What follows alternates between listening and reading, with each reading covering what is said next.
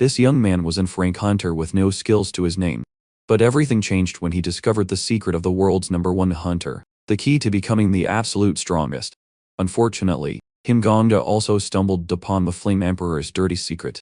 People called the Flame Emperor a genius, a man who broke every record while other talented hunters failed. But only our protagonist knew the dark truth behind his success. When the Flame Emperor realized he had been exposed, he needed to eliminate the witness. So, he slaughtered Gongja as if it were a mere pastime. However, in that moment, Gongja awakened a legendary skill no one thought possible. And now, the strongest rank hunter would pay the price for creating the greatest madman of all time. And this madman was thirsty for revenge. In this world, a mysterious tower called Babylon had appeared. It was so colossal you could see it from anywhere on Earth. The first to enter and explore its depths were those with nothing left to lose. Each floor of the tower teemed with monsters from other worlds and offered insane skills, which were awakened in a select few chosen by the tower. Hearing the news, people quickly flocked to the tower and began hunting monsters. For years, hunters aimed to clear every floor, but to this day, absolutely no one had made it past the 40th floor. But then, he appeared. The Flame Emperor. He cleared over 10 floors single-handedly, a feat that even the strongest top-tier guilds couldn't accomplish. Soon, he became a celebrity. Girls wanted him, and guys wanted to be just like him. Our protagonist was one of those wannabes. He had been stuck at Frank for years, having never awakened a single skill inside the tower. Since he was a child, his greatest dream had been to climb all the way to the top. On the day the largest guild failed a massive raid, only for the lone hunter to complete it by himself, the Flame Emperor said in an interview that success belongs to the worthy, and for those who oppose him, death would be their final destiny. At that moment, our protagonist felt such an insane surge of jealousy toward the Flame Emperor that the system itself appeared before him. It's finally here. I've awakened a skill, Gongja thought. The system declared that between heaven and earth, he was the most envious human alive, and for that, it would grant him a unique skill.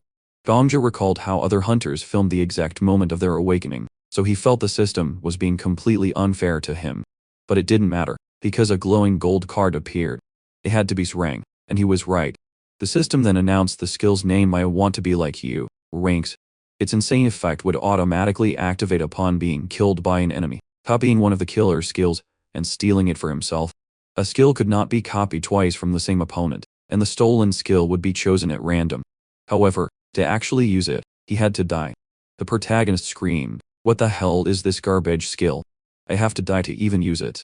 His new skill was so ridiculous that he spent the next few days in a deep depression. He didn't even report it to the Hunter Association, too ashamed to tell anyone his skill was completely useless. After a night of drinking and complaining, he was suffering from a brutal hangover and a splitting headache. Lying on the floor, he heard a voice cry out for help.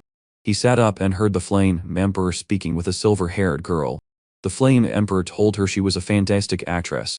Anyone seeing them now would assume she was the victim, but he knew the truth. The drink she had tried to give him was the stomach acid of a death viper, the very poison she intended to use. If it weren't for his abilities, things could have gone very badly. The girl insisted it was a misunderstanding, claiming she only wanted to join him on a tower hunt as a teammate. The Flame Emperor said he'd been waiting for this, but he'd been mistaken. Gongja, eavesdropping on the entire exchange, was in shock, unable to comprehend their conversation. Was it a lover's quarrel or some kind of hunter dispute?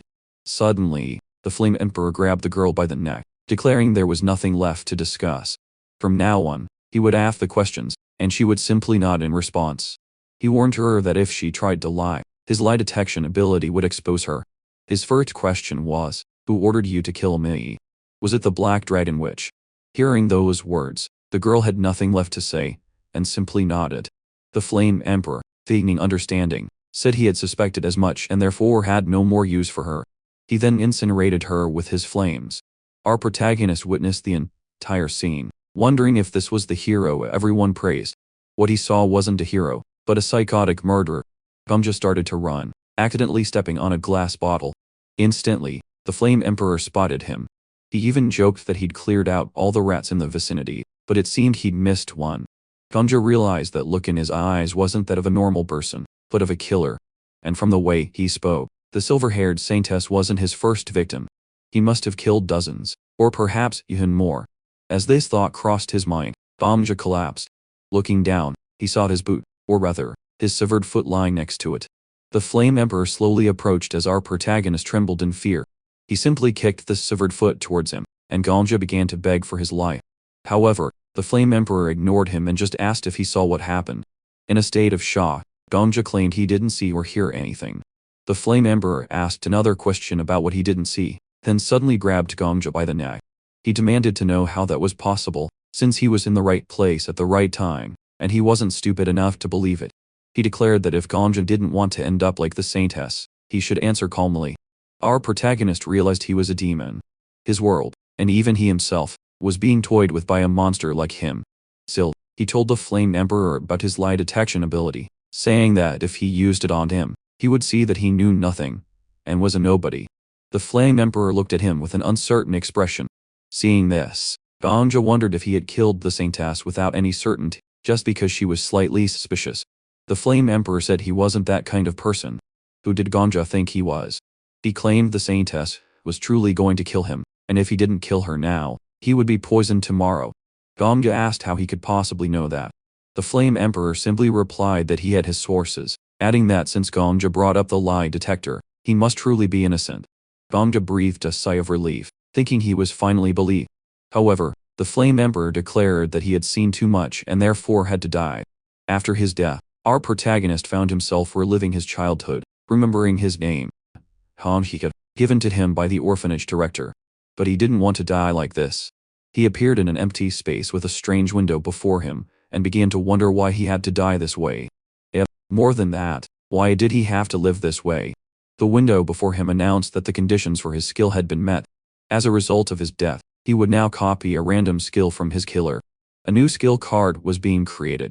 Our protagonist looked up, hoping for another gold card, and declared that he wanted to live a better life. If he got just one more chance, he would make his life completely different. Ganja suddenly woke up. In front of him was his computer, displaying the same news report he had been watching. He was back in his room and began to wonder why. Hearing the voice from the computer, he once again recognized the news story. He frantically tried to figure out what was happening, shocked to be back home. He looked at his phone and saw the same comments as before, and the news report from the previous day was playing again.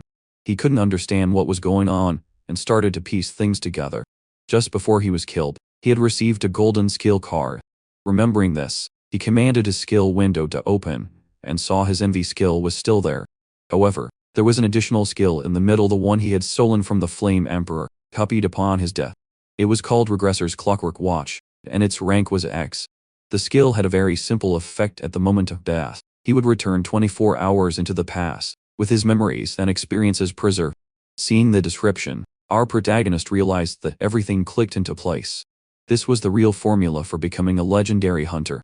This was why the Flame Emperor was so certain the Saintess would kill him the next day. But he had also killed an innocent person, Ganja himself. On the screen, the interviewer asked the same question about the secret to becoming a legendary hunter, and the Flame Emperor gave the exact same, word-for-word reply as the day before. If anyone messed with him, they would all die. Hearing these words, Ganja's fear turned to resolve. He declared, "Now we'll see who dies first." Suddenly, he heard someone shouting that something was on fire. Looking out the window, he saw a building engulfed in flames. Outside, a crowd was gathering, trying to flee or fight the fire. The story explains that the place where Ganja lived was different from the outside world. It was a city created for those who entered the tower to become hunters, located on the first floor. Ganja ran through the crowd, wondering what time it was, and realized it was the same time he had been drunk the day before. It was also the exact moment the Flame Emperor was destroying the evidence of his murder. Among those trying to fight the fire was the Black Dragon Witch, rank 2, Guild Master of the Black Dragon Guild. A little further away was the Alchemist Master, rank 5, Guild Master of the Healing and Pharmacists Guild. And the one calming the crowd was the Saintly Knight, rank 10 and leader of the city's Supervisory Corps. Our protagonist recalled some people calling his city the City of Ascension, but it was a place you couldn't leave once you entered. Since everyone was a hunter, most were accustomed to harsh situations like this. As Ganja was thinking, he overheard someone comment that they hadn't seen this Saintess, Tisai, and that she wasn't one to be absent during emergencies. However, the Saintly Knight replied that she probably had a date with her boyfriend, as she noticed her spending a lot of time with the Flame Emperor. The Alchemist Master chimed in that she didn't like him much, as something about him just felt wrong. Just as she said those words, someone arrives. It was the Flame Emperor, joking that someone had been playing with fire without his permission. But our protagonist would not be fooled by that foolish facade. The saintly knight thanked him for coming so quickly, and asked if he could extinguish the fire. He asked what he would get out of it. Hearing this, Gongja grew furious. How could someone be so shameless as to demand a reward for saving people from a fire he started? The saintly knight remarked that he was very confident for a rank 1 who was supposed to be saving the day. However, he said he didn't care what others thought of him, and since he wouldn't get anything out of it, he would simply leave.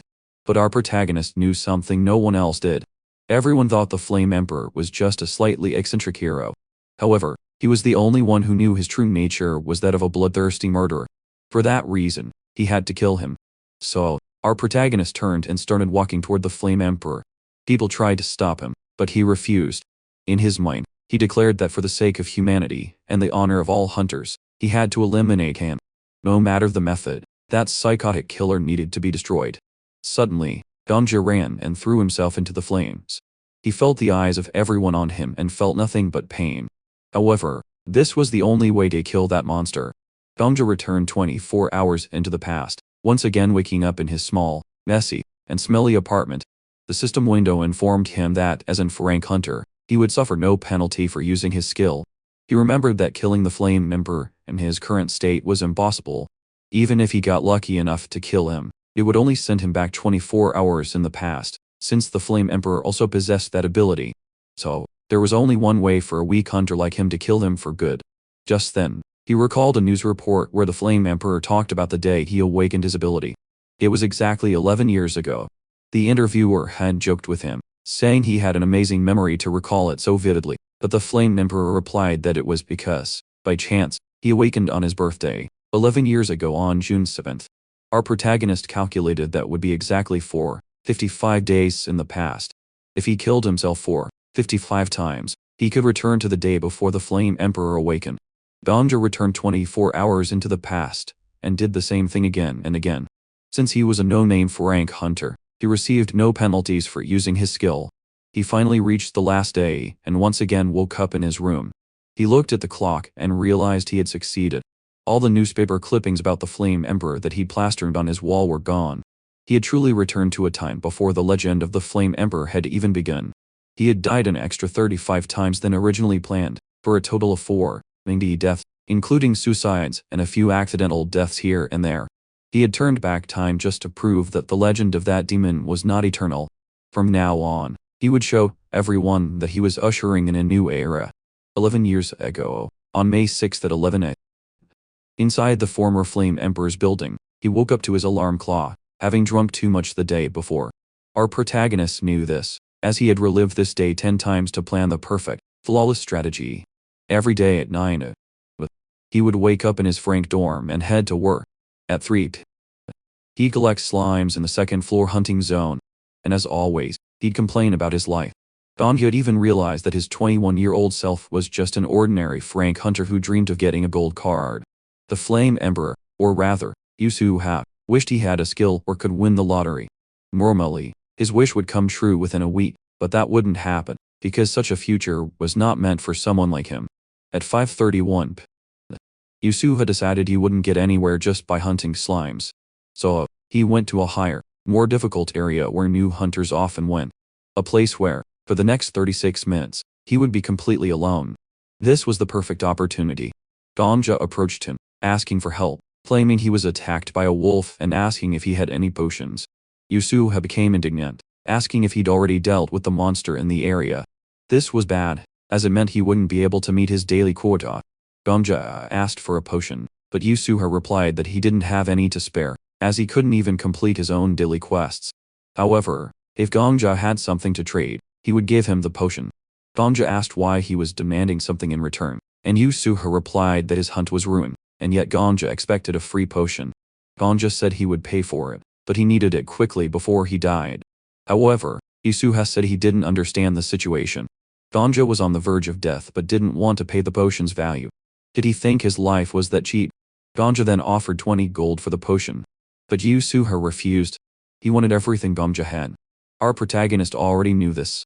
He knew exactly what kind of person Yusuha was. Yusuha remarked that Gongja was quite poor, having at most 60 cents. Ganja replied that it was all his savings. Yusuha told him not to worry, as he would spend it well, because that's just how life is. Ganja asked for the potion since he had handed over the money. However, Yusuha said that after thinking about it, if he let Ganja go, he might come back for revenge later. And of course, Yusuha needed to live a worry-free life. Since Ganja had seen his face, he should just die. At that moment, Ganja ducked and delivered a swift kick right between Yusuha's legs, declaring that he would be the one to live a worry-free life. He immediately drew his sword and slit Yusuha's throat. He began to strike again, declaring that to prevent the 1 in a million chance of Yusuha awakening and threatening his life, he would make sure to finish him off completely. With that, Ganja killed Yusuha and began to ponder. Killing him was planned, but something bothered him. In the moment before killing him, did he say his name? After 4, ain't he deaths, Ganja understood. He realized that despite being a cold-blooded killer, he still wanted to pretend to be a holy knight in a sacred duel. His actions could not be justified. To act righteous after what he had done was pure hypocrisy. As Ganja was thinking this, wolves appeared behind him. He realized they wanted to eat Yusuha's corpse, but since his job was done, it no longer mattered. He walked to a strange mound of sand and started digging. He uncovered a backpack with 3 bottles inside. He changed into clean air, blood-free clothes and wondered if it was finally over. He was transported back to the first floor and noticed people from the city guard. He was afraid to pass them because of the smell of blood, but he walked past calmly, and no one suspected a thing. He realized it was finally over, and no one knew what had happened. To celebrate, he went to a bar and drank heavily. In his thoughts, he rejoiced that the Flamed Emperor, Yusuha, no longer existed. People remarked that he seemed unusually happy that day, and he replied that he had to celebrate, because all the problems in his life were finally over. He then opened his status window. Looking at it, he realized he had no combat skills. But he was happy, realizing that wanting more would be nothing but greed and insolence. Since he had the ability to reverse time, he could win the lottery or sell methods to clear the upper floors that no one yet knew about. While he was thinking, someone arrived. An old man in a suit wearing red sneakers. He ordered some milk with a splash of vodka and sugar from the bartender. Ganja noted the guy was quite strange. However, the people in the bar began to whisper among themselves, wondering what he was doing here. Looking closer at the old man, Ganja realized who he was. The #1 ranked hunter of that era, known as the Sword Saint. His real name was Marcus Callenberry. Many had forgotten him after 11 years, as a long time had passed since his disappearance. But until the Flame Emperor rose to fame, he was the true #1 in the tower. Ganja didn't know he was standing before the strongest person of that era and wondered if he had multiple rank ability, unlike his own strange skills that were useless in combat. Following this train of thought, he remembered that his ability allowed him to steal any skill from the hunter who killed him. This meant he could steal the current #1's abilities. Even if the old man killed him, he couldn't truly die because he would just go back a day. Ganja started looking up comments about the Sword Saint online, where people said no one knew what kind of abilities he had. There were even rumors that he came from a wealthy family in the north but gave up everything to enter the tower. However, looking at all these comments, Ganja realized the Sword Saint was shrouded in mystery, with no useful information, only rumors. It would have been better if he had at least half the desire for attention and fame as the Flame Emperor. Suddenly, the old man told him to be quiet. However, Ganja realized he wasn't talking to him, but to himself. Based on the rumors of him talking to himself, at least that part was true. He wondered why all the top-ranked individuals always had something wrong with them. Continuing to scroll through the comments, Ganja found one that said you should never say a certain word in front of the Sword Saint. It was a 100 true story, witnessed firsthand. According to the poster, if you don't want to die, never mention it in front of the Sword Saint. The story went that some high-level guys got into a fight with the Sword Saint in the 9th floor hunting zone. They had mocked him, telling him to get a hearing aid because he was becoming a senile old man, and that based on his face and personality, his grandchildren would probably be terrible people too. After those words, the Sword Saint simply sliced the man in half. People might think this was nonsense, but regardless, one should never talk about the Sword Saint's grandchildren in front of him. Ganja realized that could be tested. The Sword Saint seemed a bit agitated, so he paid for his drink and left. Everyone in the bar, who had been silent, started exclaiming that he was finally gone, calling him an old man with a weapon who mumbles to himself. Ganja did the same, and left. From that moment, he went in search of the #1 ranker. Ganja started to wonder where he had gone. Since he had followed him as soon as he left, He couldn't have gone far. Looking ahead in the crowd, he found him and started tailing him. It was easy, as the only person dressed like that in all of Babylon was easy to spot. Ganja began to wonder what kind of abilities he might have. Was it like the Flame Emperor's X-rank ability that allowed him to turn back time? The Sword Saint had succeeded even before the Flame Emperor. He must have had something much better. Could he have an ability even more powerful than time travel? Suddenly, the Sword Saint stopped and said this place should be suitable. Ganja was surprised by his words, and the Sword Saint told him he could come out from behind the trees, stating that no one knew what would happen from that point on. Ganja apologized for his poor manners, and said he wanted to ask the Sword Saint a favor. However, to his surprise, he started laughing. The Sword Saint asked if he had intentionally followed him so carelessly so that he would be noticed. The most surprised person in this situation, however, was our protagonist. He had no weapon or anything of the sort, but the Sword Saint was already holding the sword as if he were about to attack. This made no sense. Just because he had followed him, the Sword Saint began to say he was a good actor, just as expected of a first-class assassin. Ganja was confused. The Sword Saint had found a reason to kill him without even mentioning his grandchildren. Ganja said he didn't understand what was happening, but the Sword Saint said he had been faking it until now, and couldn't fool him. Ganja continued to say he really didn't understand what he was talking about, because how could he possibly look like a first-class assassin? In fact, he was quite proud of looking like an ordinary person. However, the Sword Saint drew his sword and told him to be quiet. He stated that he possessed many abilities, and among them was one that showed how many times a person had committed murder. At that, Ganja realized that, as explained, murder is murder. He couldn't have known that the person he killed would become a monster, but there was no time to explain that in this timeline. He figured the Sword Saint was seeing the number 1 above his head. Ganja started to say that although it might sound like an excuse, he had done it for a good reason. However, the Sword Saint just remained silent and said he was disgusting, because a demon like him, who had killed countless people, now wanted to make up excuses to justify himself. The Sword Saint hadn't lived a particularly honest life either, but at least he hadn't committed mass murder like the protagonist. Ganja didn't understand. What did he mean by mass murder when he had only killed one person? The Sword Saint said that our protagonist was now a disgraced society because the number of people he had killed so far was 4, and he 1.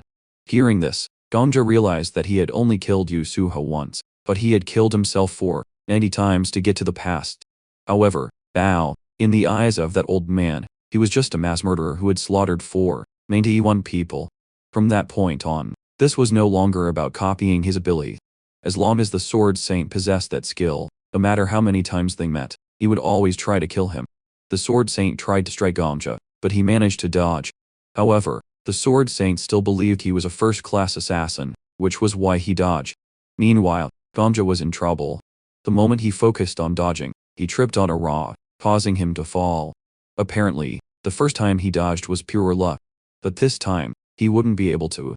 However, before the Sword Saint delivered the final blow, he told him to be quiet. Ganja realized the Sword Saint was talking to himself again and thought it was some kind of schizophrenic episode in the middle of a battle. However, it could be one of his abilities or even telepathy. He had heard rumors that such abilities existed. So, perhaps the Sword Saint was talking to someone about the number of deaths displayed above his head. But this was bad because then he would also become a wanted man, not just by the Hunters Association, but hunted by major guilds and top bounty hunters. In the end, he would be publicly executed on the first floor of the tower. But he couldn't let that happen and had to die right now before 24 hours passed. At that moment, Ganja stood up and asked the Sword Saint if his grandchildren were doing okay. He added that he heard his family was a fine one in Northern Europe and that such families weren't easy to deal with. The outside world was a very dangerous place. And if, by chance, someone found out he was the Sword Saint, what did he think would happen to his grandchildren? And of course, instantly, Ganja saw the world turn upside down. He realized he didn't even see the final attack, and once again wished he could be like him. He was so jealous because he also wanted that beautiful attack. And so, once again, the protagonist died. He arrived in the same strange empty space with a window before him. The system was creating his ability cards, and he was excited because he would have the abilities of 2 top rankers. He would just take one as a reward, like he did with the Flame Emperor. But looking at the cards before him, he realized there were no gold cards. Ganja was clearly in shock because unlike the Flame Emperor, the legend of the Sword Saint, Warkas Kalenberry, had been built without any rank abilities. He fell to his knees in disbelief. He wondered if there was some kind of superhuman ability among the silver cards. There were only 3 bronze cards and 4 silver ones. Ignoring the worst ones, the bronze cards, he would have a 1 in 4 chance. Among them was the kill counter ability, and he definitely didn't want that. He wanted a very powerful combat-oriented ability. So, he grabbed a silver card with all his might. Of course, after choosing the card, he returned 24 hours into the past and suddenly woke up in his room again. Quickly, he opened his status window and wondered if he had gotten the Sword Saint's main ability. It was another passive skill, but at least it was a rank and didn't seem to be the kill counter. He lay on his bed complaining that he wanted a cool ability like martial arts or an aura awakening. He opened the ability card again, specifically the one he took from the Sword Saint, and its name was Sword Constellation. From the name, he couldn't understand what it did. However, suddenly someone asked what that noise was. Looking to his side, Gongja was a bit confused as there seemed to be some kind of ghost talking to him. He told it to shut up and be quiet because they would be training soon. While the ghost was talking, Gongja politely apologized and asked who it was. The ghost asked if he could see and hear it, and Gongja replied that it was obvious since they were talking. The ghost was a bit surprised because things shouldn't work that way. It started to wonder where Marcus was. Gongja asked if it was talking about Marcus Callenberry, the Sword Saint, and the ghost said that although the title was an exaggeration, it was indeed talking about him. It asked if Gongja knew where he was because if he was here, the old man was probably nearby. Gongja started to wonder what the hell that ghost was in. Looking at the ability he had taken from the Sword Saint, he realized that this ghost was actually a being from another world who had completed 99 floors of the tower, but failed on the 100th. Gongja asked the ghost if it was the Sword Saint's guardian spirit, and the ghost replied that it probably was. Gongja, somewhat shocked, said that he had accidentally stolen it from the old man. Hearing this, the ghost was clearly shocked. It started to cry, complaining that since Gongja had copied the ability, he could also cancel it and asked if he knew how to reverse it because nowadays when you take something by mistake, you can return it. But Gongja was also shocked by the whole situation. He didn't know what to do and said that his ability wasn't something he could control. The ghost nearly fell into a depression because it had been stolen by a failure. It started to spout a lot of nonsense at Gongja, saying that it had warned the old man to walk the right path. Gongja asked if it could live in silence, and the spirit mocked him, saying there was no way to live in silence since it was already dead. Gongja, already angry, said that it should die in silence then. The ghost then started talking even more, saying that on top of being dead, it was stolen and now was being abused by someone in a bad mood with no shame. Gongja wondered what kind of ghost talked so much. However, he remembered the Sword Saint, who was always complaining and suddenly telling people to be quiet. He was somewhat shocked because now he not only had to hide from the Sword Saint but also had acquired a really annoying ability. The ghost asked why he wanted to hide from the old man. Because it might not seem like it, but he was a good person, and of course, he couldn't talk about his grandchildren. Gongja replied that he already knew that, and that he also had a death counter. Gongja reiterated that he knew this, and his number was 481. The ghost, hearing this, asked if he was crazy because he was a complete amateur among amateurs, and didn't even know how to use aura. So how did he manage to kill 481 people? Gongja explained to the ghost that he didn't actually kill 481 people. He only killed one person who was going to become a tyrant in the future. And the truth was that he had killed himself 490 times and finally returned 11 years into the past just to kill that guy. He had a copy ability that allowed him to steal any skill from anyone who killed him. And by chance, he ended up getting the power to turn back time when he was killed by that guy. Every time he died, he returned 24 hours into the past, starting from the moment he died. Technically, he was immortal. He wanted to get revenge on him, but this guy was rank 1 and couldn't be killed due to his revival ability. That's why he ended up going back to a time before his abilities awakened. The ghost questioned him, asking if he traveled back in time just to get revenge on one person, and for that feat, he simply committed suicide for 11 years. The atmosphere between them became tense. The ghost asked for his name, and he replied, Kim Gongja. They asked another question. Why did he decide to provoke the old man, and why did he steal his ability right after getting his revenge? Gongja simply replied, because he was number 1, and the fastest way to get strong is to take the ability of the strongest. The ghost looked at him and said that the reason he was being honest was because no one else could hear the information about the ability he just mentioned, since no one could perceive or see it. Gongja simply confirmed his answer. At that moment, the ghost told him to stand up, and began to observe him, realizing that his body was quite good and just needed a few exercises here and there, and that he was also very ambitious. In the end, it realized he wasn't so bad and wanted to make a request. It wanted him to hunt some monsters for it. Footing to the tower, Ganja asked the ghost if it just wanted him to kill slimes, and the ghost confirmed. Immediately, Ganja slashed the slime, but it was larger and enveloped his body. However, he remained very calm and quickly broke free from the slime's body. The ghost said that's what it had really seen. Ganja asked what it was talking about, and the ghost began to explain that when it was alive, it was known as the Sword Emperor. It was born in another world, and a tower had also appeared in its world, which it had quickly climbed to the top of. Ganja realized that this ghost was truly insane because the Flame Emperor had only reached the 40th floor while it had reached the 99th. The ghost added that when you reach its level, you can see a person's talent just by looking at them. For this reason, it wanted him to go hunting to observe his potential. Hearing this, Ganja was somewhat disappointed, saying that he had wasted his time and had no talent for combat. The ghost asked what nonsense he was spouting. He had talent, and a very significant one at that. Ganja asked if it was joking, but the ghost added that of course he had no martial arts talent because his movements were clumsy, his body was untrained, and he couldn't even feel his own aura. However, he possessed a talent that no one else had, which was the lack of fear of death. People normally protect themselves instinctively when fighting, but he was the opposite. He probably lost that fear after dying more than 40 times. Ganja asked if that could be considered a type of talent, and the ghost confirmed it. For it, the definition of talent wasn't something like infinite power. In fact, anyone could acquire talent throughout their life, and one of the hardest things to acquire was overcoming the fear of death. That alone was incredible. Ganja noted that no one had ever told him that, not even himself. He couldn't stand being treated like an insect by the Flame Emperor. He couldn't stand it so much that he had killed himself 80 times. And in the end, death, the one thing everyone feared, had become his talent. The ghost asked Ganja one thing. Since he had stolen the old man's ability, it meant he had died at his hands, and it wanted to know what he thought when the old man killed him. Ganja replied that the moon and that slash were beautiful. At that moment, the ghost started laughing uncontrollably and said that he was very interesting. It added that if his ability was to copy, then it meant there was another version of it that was the Sword Saint's guardian spirit. Therefore, it wanted to see which of the two would become the best hunter. To find out, it would help him. It would help him to the point where he could defeat the old man, or rather, to the point where he would be above him and also conquer all the floors of the tower. The next day, the ghost was nagging Ganja to wake up. He should get up early, because the old man was probably on the 10th floor while he was sleeping. If he didn't get up, it would sing a song for him. Ganja got up, a bit annoyed, asking if it knew the time. It was only 4. The ghost replied that even insects start crawling at 4.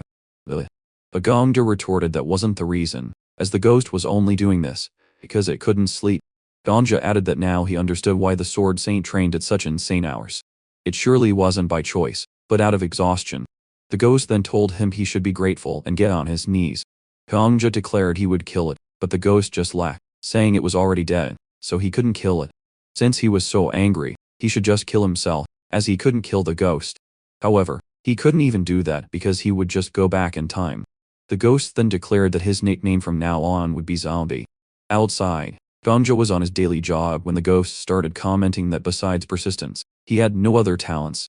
It wanted to start teaching him the basics, but even there, he was terrible. For some reason, his level was below basic. However, in terms of potential, he was like an infinite black hole, which meant he needed special support. To achieve this, he would need to pay for some high-level torture. The ghost then declared it was time for them to win some lottery money. You might be wondering where they would win money while inside the tower. In fact, there was a guild called San Hyun, though its official name was the Merchants Union. Its guild master was the third-ranked hunter known as the Countess, and she was the only one with the ability to conduct transactions with the outside world. Thanks to this ability, the San Hyun Guild held a monopoly on the tower's economy and, as a result, was the only place in all of Babylon where one could bet on the lottery. Ganja arrived and placed his ticket on the counter, saying he was there to claim his winnings. The clerk congratulated him for finally winning their guild's lottery. The ghost, a bit curious, asked if he knew why they always wore cat ears, and Ganja replied that he heard their guild master was a cat person. The clerk asked if he had checked the date because it was impossible to claim a prize from a ticket bought over 2 years ago. Ganja replied that he had bought this ticket last week. The clerk then checked the ticket and was shocked because he had won the first prize. Everyone behind him was amazed. The clerk, a bit flustered, said he would confirm the numbers and call the manager immediately. The ghost asked if he was afraid of getting robbed in an alley with that kind of money. Ganja replied that before he returned to this time, Yusuha had used this ability to win the lottery multiple times. So, he had learned a few things. It wasn't something that could be hidden, even if he tried. Even as it was revealed, it was better to explain everything. If a winner were to be attacked, the Sanghyun Guild would suffer the worst consequences. Just then, the guild manager, Arthur Tyler, arrived. He was also known as the Treasurer.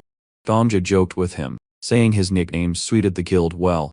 Normally, and frankly, Ganja could never associate with a high-level person, but today was different because he was now a client worth 50 Dero gold. The ghost started mocking him, saying he was easily swayed, impressed by simple courtesy, and embarrassed when his talent was mentioned yesterday. In his mind, Ganja wanted to kill the ghost.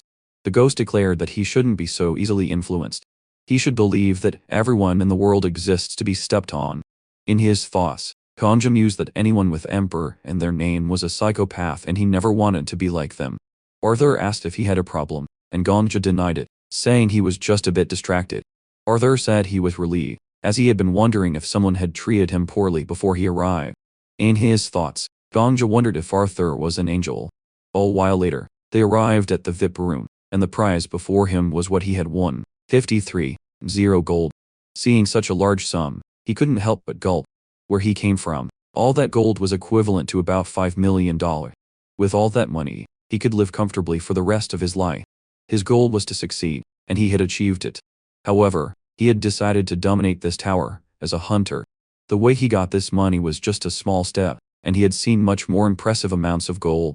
Ganja told Arthur he should keep the money in the safe, which was a wise choice as it was what he recommended to many winners. Even if he managed to carry the money with him, there were many bad people in the world. For this reason, Ganja wanted to buy an honorary membership title from the Sanghyun Guild. Arthur asked if he belonged to any guild, and Ganja denied it. The ghost noted that he was really smart, because a guild isn't just a group of friends or hunters. The biggest reason people join guilds is for protection. On the first floor of the tower, there are guards and the Hunters Association, but the city is too wild to trust just those two organizations. This was evident from how the Flame Emperor and the Sword Saint had killed him. The Flame Emperor never associated with a guild and was always proud of his freedom. He probably won the lottery multiple times, but never paid protection fees to anyone. Someone at his level refusing to join a guild probably annoyed others, which is why he was almost poisoned. Ganja told Arthur he wanted one more thing. He wanted a cheap room for one person, and also, if any newspapers asked who the winner was, he could say it was an anonymous honorary member of the Sanghyun Guild. Arthur was silent at his words and said that he had prepared very well. Ganja just said that the world is a dangerous place, so he had to be ready for what was to come. The ghost said that he was doing very well on his own, and that it had thought he would even need his diapers changed at first. However, at that moment, he seemed quite happy. Ganja said that was obvious, but this was just the beginning. 0 deaths, 0 days to turn back time.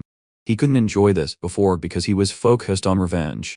However, now was the time to enjoy all that power. Outside the Merchants Guild, the ghost reminded him that hunting was the most important part of its lessons, and now that he had enough money to pay for them, it asked what the next step would be. Ganja replied that maybe he should find a competent teacher. The ghost replied that he already had one right in front of him. However, the ghost added that books, scrolls for martial arts, or potions to improve physical abilities were needed. But at his level, he wouldn't be able to learn anything just by reading a scroll. So, the only things he could manage were potions, and very good ones at that. Ganja started to wonder how good they should be. The ghost thought for a moment, and said they should come from a place called the Alchemist's Castle, because there were many healers there. Ganja said that the potions there were extremely expensive, but the ghost said that he now had a lot of money, and shouldn't be cheap. He just needed to make a deal, and maybe he could get a discount. While running to that location, the ghost suddenly stopped and told him he should hide, because it had forgotten to mention the shop they were about to visit. The old man also bought his potions there. Ganja asked why it hadn't said that before, as he should have cut that sort of thing off at the source. Suddenly, the Sword Saint stopped and looked in his direction, and Ganja was shocked, wondering what he should do. Should he run? However, The sword saint just turned away. The ghost said that was terrible, because if the old man was there, it meant he would buy up all the potions, and it told him to leave faster. Arriving in front of the shop, they realized the old man was already inside. The ghost started saying that the training was over for the day because that shop was the best in the area, and the old man would probably take all the potions. In his thoughts, Ganja realized it would be too risky to use the same shop as the sword saint. However, he wanted to take a different path. Looking at his phone, he noticed that neither the top 100 nor the top 300 were listed there. Suddenly, he said that maybe he wouldn't have to spend as much money as he had mentioned before, and they could get very good potions for a very cheap price. A while later, Ganja was in a slum where people were looking at him with unpleasant glares. The ghost asked if there was really a decent alchemist there. Ganja replied that she wasn't just decent, but a genius who appeared only once in a generation. Obviously, the ghost said he was crazy because how could a genius live in a place like that? While the ghost was talking, people were looking at him with unpleasant glares again, but that wasn't actually the case. They were trying to see if it was worth robbing him, but they gave up because they saw him talking to himself and probably thought he was crazy. As they were walking through the slum, they heard a woman screaming, and Ganja said they had probably arrived at the right place. The girl was screaming that if they took her equipment, she simply wouldn't be able to survive. The man told her to take everything they found there, and the girl tried to grab the cart with her belongings, but the man sped up, causing her to fall. The bald man told her she was better off doing something else. People complained that her potions were too expensive, but she replied that they weren't expensive at all. She barely made a profit from them. She claimed that finding potions of similar quality and price throughout all of Babylon was impossible, and therefore they should be grateful she had opened that shop in such a dump. However, people just ignored her and left. She asked if they would buy potions, since they were there, and everyone replied that they wouldn't buy anything from someone as rude as her. Seeing this, the ghost asked if the failure in front of them was the generational genius he had been talking about, but Ganja asked if it was blind. He then approached her and asked if her shop was still open. Apparently, this woman was not some crazy alchemist or failure. She was simply the alchemist master, an alchemist who would reach rank 5 in the future and become the leader of the alchemist's castle. The girl said she was still open and could make any kind of potion he needed and asked what product he wanted to buy. Ganja said he wanted about 20 gold worth of products. And this clearly shocked the girl. Well, Ganja had all of this in mind. If he could form relationships with high-level people to reach the top, it would simply become his golden goose. And for that reason, he would become her #1 customer. A while later, the girl led him to her shop, and when they arrived, they noticed everything was a mess. The ghost started asking him again if he really wanted potions made by her. The girl asked him again if he was really giving her 20 gold. Ganja believed that if she really doubted him, he would pay upfront. The girl said that if possible, an upfront payment would be great. Ganja realized she was so desperate she couldn't maintain a polite demeanor and told her to get the money from his safe. He would inform the Sanghyun Guild. She asked if she could really take as much as she needed, and he confirmed yes. However, he didn't want to go too far from the original 20 gold budget, because his resources weren't infinite. The girl said that before making any potions, she wanted to say one thing. If the potion he wanted was an illegal one, she wouldn't make it. Ganja realized that even though her shop had just been shut down, she still didn't have the courage to refuse thousands of gold. Although it seemed crazy, she was very suited for the role of alchemist master. Ganja told her to relax because he wouldn't be asking for any such potions. The girl then asked what kind of potion he wanted to order. The ghost said she probably didn't have the skill yet, but it would provide the recipe. So, they told the girl the ingredients one by one, and she wrote them down. When the ghost finished listing the ingredients, the girl said that it would create a potion to increase reaction time and that the recipe was extremely high level. The ghost was surprised, and confirmed it. The girl became excited and started rambling about optimism and so on. Ganja and the ghost realized that this type of expert really did exist. Ganja interrupted her, asking how long it would take to make everything, and she replied it would take about 4 days. She started to explain the reason. However, in his thoughts, Ganja recalled that in his past life, getting a potion made by her and her guild would take months or even years. He told the girl that 4 days was nothing. As they were leaving, the ghost said it still didn't approve of the girl, as she might just be good at talking and probably a scammer. However, Ganja didn't care and asked where it got that recipe. The ghost explained that it was a potion it had created itself, the best recipe it managed to come up with. After consuming all the potions, Ganja started teasing it, saying that she had praised its recipe as extremely high level, and added that even if it didn't believe her now, in 10 years, she would be the head of the alchemist's castle. The ghost didn't believe it, and said she would probably take his money and run. 4 days later, she was there with all the ingredients and potions he had ordered. She then handed 3 boxes to him with 30 potions in each. Gongja said that amount of potions would be worth 30 days of work. But in his thoughts, he realized this was 15 times more effective than buying from the shop suggested by the guardian spirit. However, while he was thinking, the girl got his attention and asked why he had placed such a valuable order with an unknown alchemist like her. Although she was confident in her skills, just by looking at that recipe, she realized that only 2 people in all of Babylon could make it. He himself had seen that all those people treated her like a crazy person. In his thoughts, Gongja said it was because in front of him was the most famous pharmacist of her entire generation. But that wasn't the only reason. It was because she was the one who had run to the city faster than anyone when the fire started, and was also the one who wasn't deceived by the Flame Emperor. And on top of that, she was skilled and kind. Besides having good judgment, it would be a great loss if he didn't approach someone like her. However, all of this was in his thoughts. He told her that he helped her because she seemed kind, and also because she would have achieved success even without his help.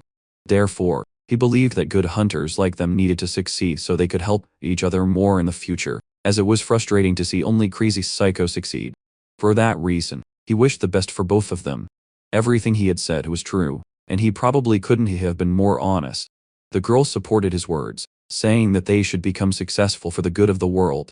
As he was leaving, she added that if he had any other requests, he should let her know any time, as she would always prioritize his orders. Gongja said he was very grateful. However, the ghost annoyed him by asking what he meant by hunters like his. He himself admitted he had said something embarrassing, but they should get to training soon. Now, on the 3rd floor of the tower, Gongja realized that the monsters in front of him were actually stronger than him, and he asked the ghost what he should do. The ghost simply told him to drink the potion, which he did. He said the potion's taste was quite normal. It had a bit of a lemon taste, and even a honey flavor. However, at that moment, something started to happen. It felt like the world around him was shaking, and his entire body started to sweat. The ghost told him that the girl's skills were really good. It asked how it felt. It felt like he could count every strand of his hair, and even his sweat seemed to be alive. This was the effect of the potion, and it greatly enhanced his perception of reality. The ghost said that the thing around his heart was his aura, and it existed in every hunter who entered the tower.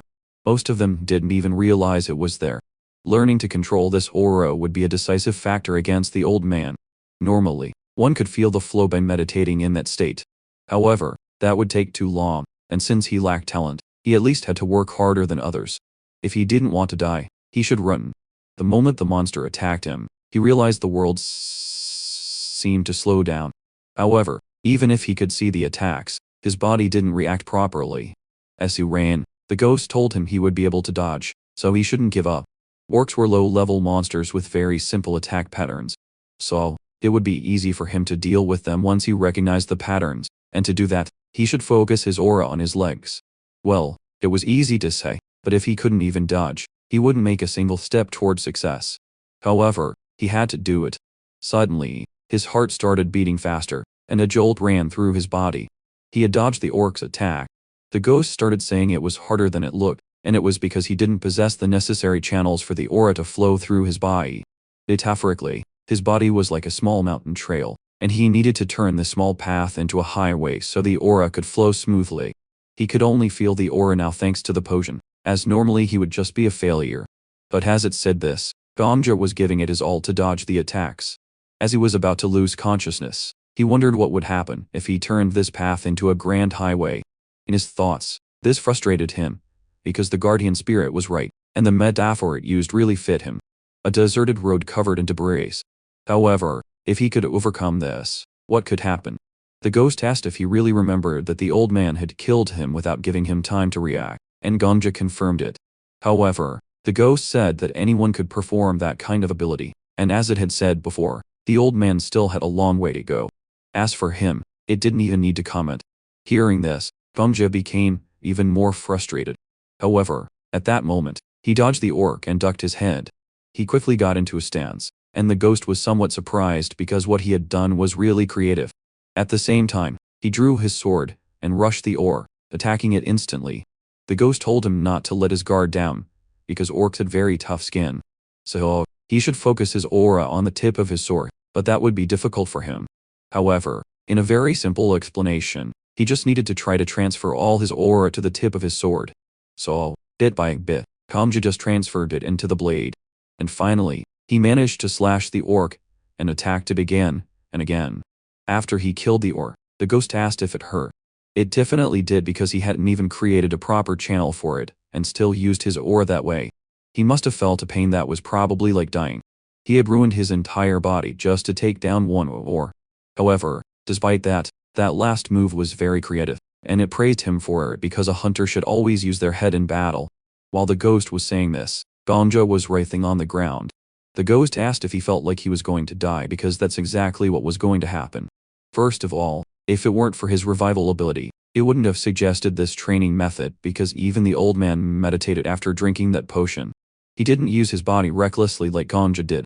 However, every time he died, he would be able to come back. And wasn't that great?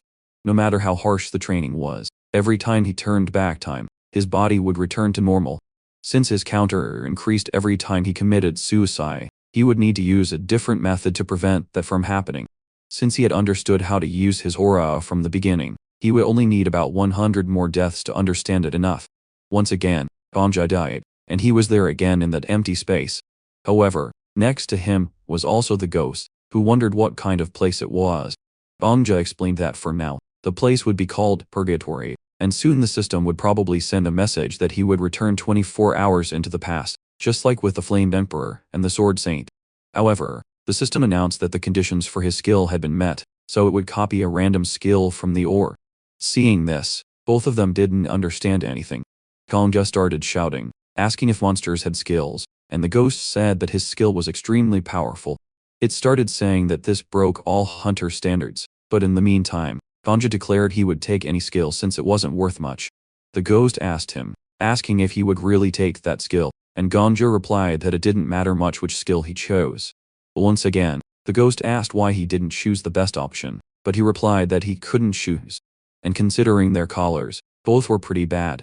The ghost was confused, saying it didn't understand how he couldn't see which one was better. Ganja explained that their colors were the same, and he could only see their backs. So how could he know which skill was better? However, the ghost said it could see behind them. Hearing that, Ganja became confused because the skill cards always move so that their backs were facing him, and they remained that way, even if he tried to turn his head to see. However, since the guardian spirit could fly freely, it could see both sides of the cards. Realizing this, Ganja became very happy, and suddenly shouted. He simply told it to quickly reveal what the two skills were. Card number 1 displayed Reproduction's Blessing, and card number 2 displayed Tweet. Seeing the descriptions of both skills, Ganja was shocked. The ghost said the Tweak skill was cool, but he could have the Orc's skill. Regardless, Ganja declared that Tweak was better than Reproduction's Blessing, so he would take it. However, the ghost tried to stop him, but it seemed they were both thinking the same thing. And still, Ganja chose that skill.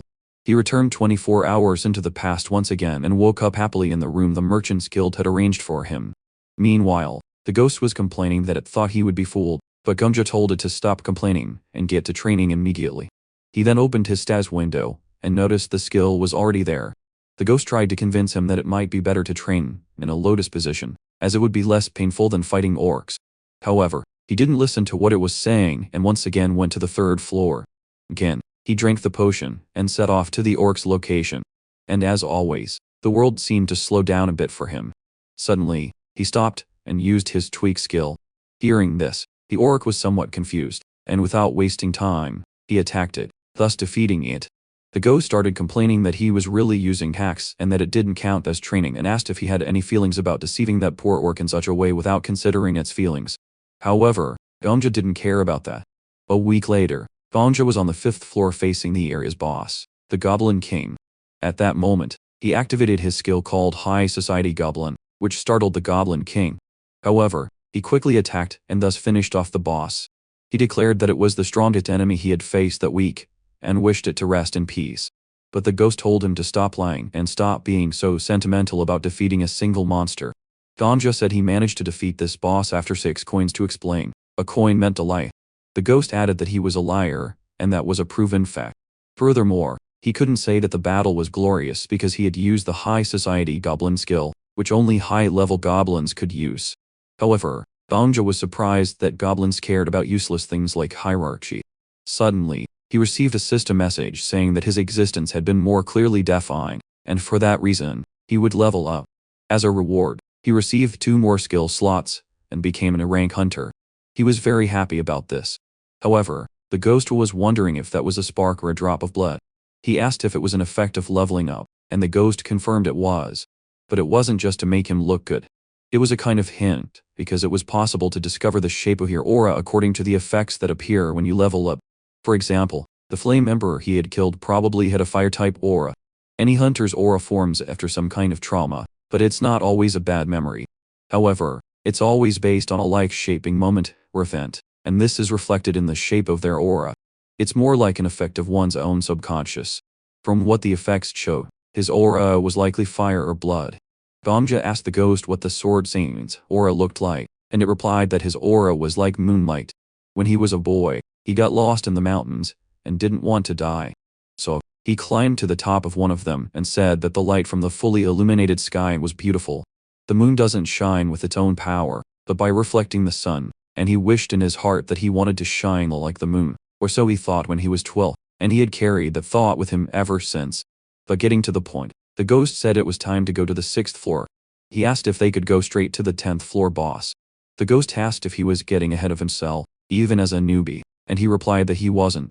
He said that if he couldn't clear the 10th floor with 2 coins, he promised he would call the ghost master. The ghost asked how he would defeat the boss with only 1 death. He said he didn't care, but there was one condition. The ghost needed to reveal the exact skills of the 10th floor boss. Furthermore, if he won, the ghost would have to call him Gonjanin, a more polite form of address. He then asked if the ghost was giving up, or if it was that The ghost said he was getting too cocky trying to pick a fight with the Sword Emperor, and told him to prepare thoroughly because from then on it would start calling him master for the rest of his life. However, he didn't falter, saying that he would be the one serving someone, and they both laughed at each other. However, to outsiders, he was simply laughing to himself. Upon arriving at the 10th floor, the guards told him not to enter and asked him why.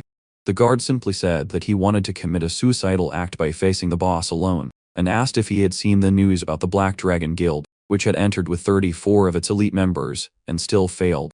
However, Banja didn't care, saying that according to the association's rules, any solo hunter could start a raid. The guard replied, saying that he had to record everyone who entered, and his superiors would be looking at him later. He would feel heavy-hearted if he let someone commit suicide. Banja started to wonder what he would do. He then began to tell the guard that he appreciated his work, and that what he was saying was actually correct. To be honest, he really wanted to commit suicide. Both the guard and the ghost didn't understand what he was saying.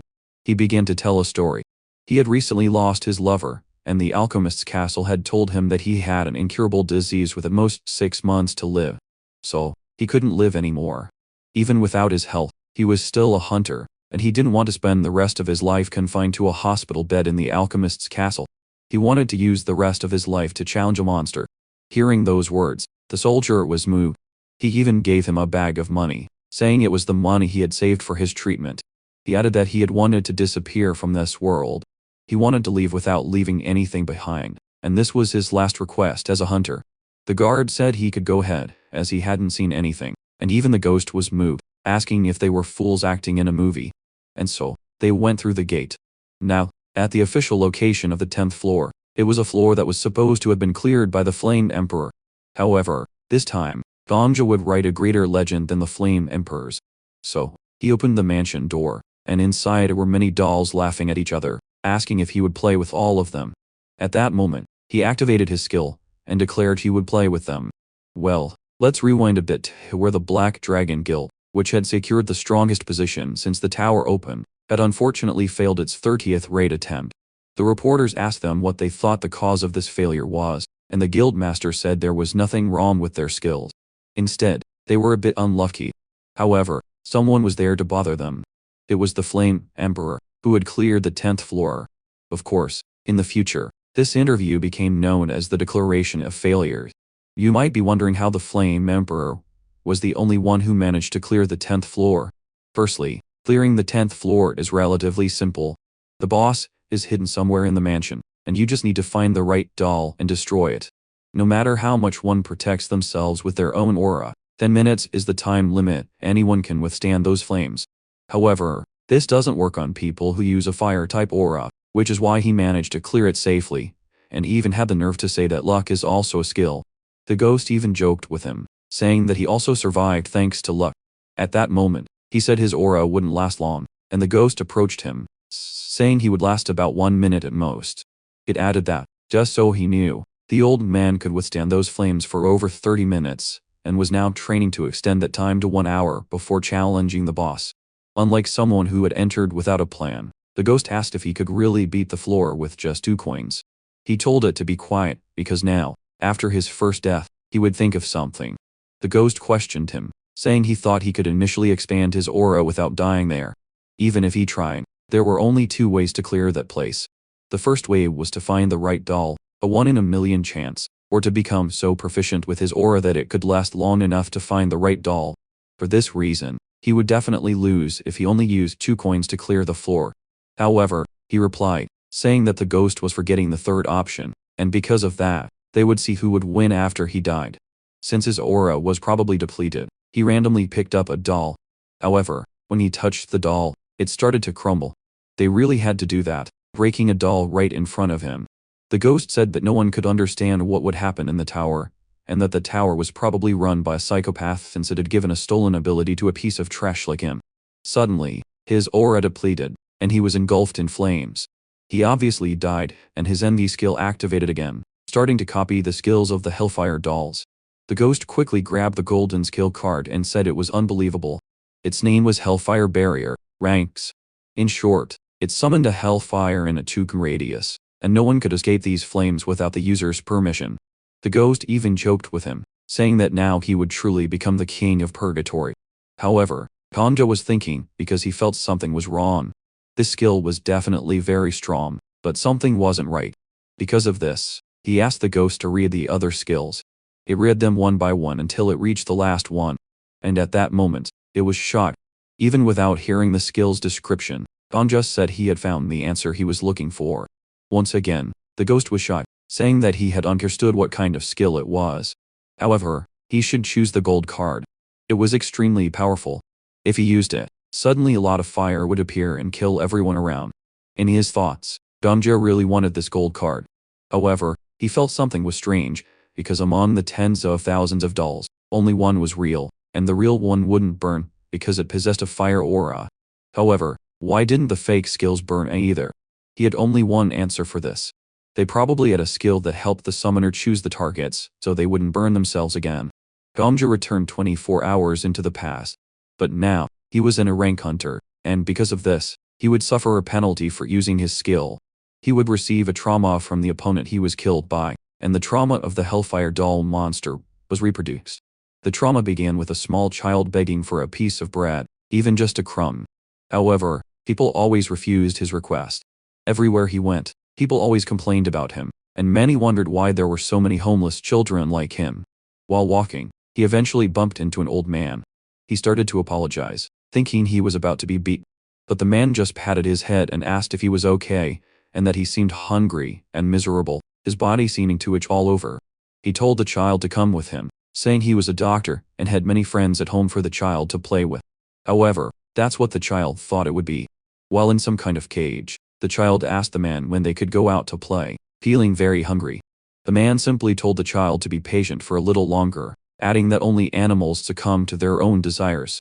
Just because it was born a beast didn't mean it had to be raised as one. He knew very well that orphans like it didn't were, claiming they were too young and spread diseases from village to village. He was a good person whose duty was to eliminate children like them. Suddenly, the scene shifted to a kind of slave auction, where people brought these orphan children and sacrificed them using the village's interests as a reason. It was more like a bloodthirsty cult. People commented that the number of sacrifices was decreasing, and so they needed to find more children for the next ritual. The child wondered where the kind gentleman was taking their friends and wanted to know why they kept getting hurt. The ghost started to wonder what kind of story this was. Ganja said that they were probably 2 souls now. However, the ghost said that didn't matter.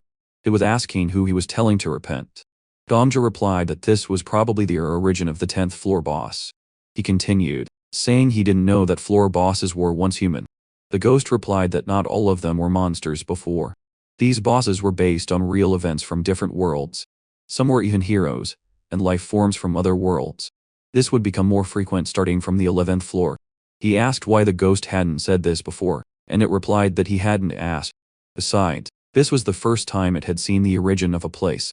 It knew it came from another world, but it couldn't figure out exactly what had happened. Now, it was completely different seeing it with its own eyes. Gamja wondered if such things happened somewhere in all the worlds. Suddenly, the house caught fire, and the owner and his servants started to flee. Gamja stopped them, saying this was not the time to run. Since the children were in the basement, they were all shocked, wondering if anyone was there, and it was getting very hot. In the end, they still called for help from the kind gentleman. They started to wonder what they had done wrong. They just didn't want to starve and just wanted to play with their friends. They just wanted to have fun and live a happy life. That's how the trauma of the Hellfire dolls ended. The ghost was silent for a moment, and said that the situation was really sad, but they couldn't do anything now. Gamja asked if that was the ghost's first thought after seeing that. The ghost confirmed it had a bad personality.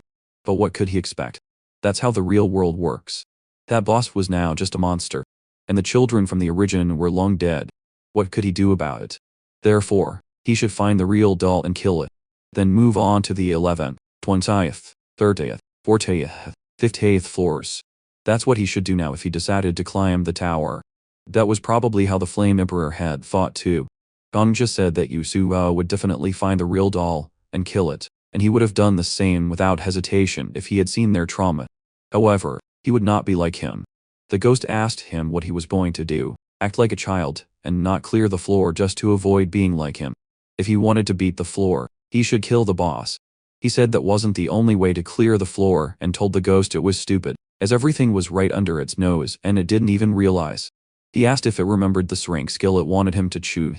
The ghost said it remembered, and he began to say resentment, indignation, and regret as described in the skill refer to endless indignation. Their indignation will never be heard, and their desires will never be achieved. Burn everything. As long as you wish for it, a hellfire will always appear in a 2 km radius, and no one can leave this hell without your permission, no matter who they are. This was the description of this rank skill. He asked the ghost if it thought something was wrong. It asked what he was talking about, and what was wrong with the skill. However, he was referring to the last part. No one can leave this hell without permission, no matter who they are. He even asked so, how did the Black Dragon Guild manage to escape without killing the boss? There was only one answer to that. The boss probably let them leave. This was a floor that humanity had not yet cleared, and there was only one thing the boss wanted from its guests. At that moment, Gamja activated his skill and started walking through the flames. The dolls started to wonder if he would get burned and even asked him if he wanted to play with them. He confirmed he did, and the game would be hide and seek. It was even a bit ironic to play this game since it was part of the hide and seek where the children couldn't go anywhere. However, this was the answer he had found. So, he went to touch each doll one by one, and we can see a glimpse of the children's souls trapped inside them. The ghost realized what he was doing. He was appeasing their souls. So, he kept touching each doll until he reached the last one trapped in a cage. The doll asked if he would play with it, and he picked it up, saying it was its turn. Suddenly the doll started to melt, and the child's soul thanked him, saying, "Thank you very much, kind sir." This was the ending he had chosen.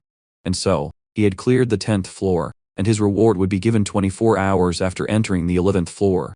The ghost asked him why he had that expression, as clearing a hidden stage wasn't something anyone could do, and he had done it on his first try. However, he said that wasn't it. He realized the world was truly garbage, both in the boss's scene and in the situations that happened regardless of the world they were in. Then, an awkward silence fell. However, the ghost shouted that the situation didn't suit it, and it patted his shoulder, saying it was very impressed, and that he had cleared the floors in his own way. It added that this time he had cleared a floor with pure skill without any luck. Fireworks started to appear in the sky, and an announcement was made. The 11th floor would open in 24 hours. People started to wonder what had happened, and what those fireworks were. These fireworks were visible on all 10 floors of the tower. They realized that someone had probably cleared the floor and wondered if it was the Black Dragon Guild. However, they realized it wasn't them, because the Black Dragon Guild was on the first floor drinking coffee, and the others were also in completely different locations. Everyone wanted to know who had cleared this floor. Of course, the ghost wouldn't miss this opportunity, and asked him how it felt to be the protagonist while being a nobody. He replied that it felt very good, almost as if it wasn't him. However, the ghost told him not to get too excited because he had only cleared the 10th floor, but he was the closest to the top, and he knew that. At that moment, the guard came shouting at him, and asked if he had done it, as he was the only one who entered the floor that day, and now all his bosses were calling him, asking what was going on. However, Ganja just patted his shoulder and told him to relax. The guard asked for his name or nickname so he could tell his superiors. However, he didn't want to say, not because he didn't want to, but because he didn't have a nickname. The ghost said he did well because it was better to train in secret than to show off to others. But we already knew what the ghost meant by that. He said he realized one thing, that now the ghost had to call him Ganjanam, and even teased it, saying it thought he really couldn't clear a floor with 2 coins. The ghost tried to reason with him, saying they were friends, comrades, brothers. However, he didn't care and said that now it should use the nim suffix if it wanted to talk to him. Soon after, rumors spread throughout the floors of the tower. Some people thought it was the Sword Saint. He started to wonder if the ghost thought victory wasn't good to enjoy. He started tapping his ear, asking if his earpiece was broken because he wasn't hearing any response. Of course, for those who didn't understand, this was so he wouldn't appear to be talking to himself. The ghost agreed with his statement, but then asked why he wasn't calling it Gongjanam or Lord Gongja. This was the last straw, and it started complaining that it wanted to go back to Marcus. But teasing aside, an hour and a half had passed since he cleared the floor, and suddenly he heard a small sound, a simple cat meowing at him. However, he already knew who this cat was, but he decided to pretend he didn't. While he was playing with the kitten, many people approached him. He already knew who they were, and he even wondered why it took them an hour and a half to find him. Quickly, they stated their respective guilds, and just as one of them was about to introduce themselves, he told them to wait, as he had his own rules. First, they shouldn't say anything to the media until the countdown hit 0. The second rule was that he wanted a private place with no nearby customers. After they cleared the customers from the shop, they would start negotiating. He asked them to start making their offers, and they all started saying the same thing. However, he knew the reason for their desperation. The Sword Saint was a lone wolf, an isolated rank 1 who didn't belong to any guild, an existence that made everyone question the importance of guilds. If someone of his caliber appeared, people would be desperate to recruit them. Suddenly, at that moment, the cat spoke, offering 500 gold. That cat was none other than the master of the Merchants' Union, rank 3, the Countess. She started by saying that he was quite brave for not being surprised by a cat turning into a woman. However, he replied that he had seen many strange things recently, even the dead. An executive tried to assert himself before the Countess, saying that 500 gold and the position of vice leader was too risky. Even if he had cleared the floor this time, they didn't know his abilities. However, the executive succumbed to the pressure and said he was done talking. The Countess said they should talk to their respective leaders, but those leaders would come to make personal offers because the current representatives were not on the same level. Quickly, everyone in the cave disappeared, and soon after, screams were heard.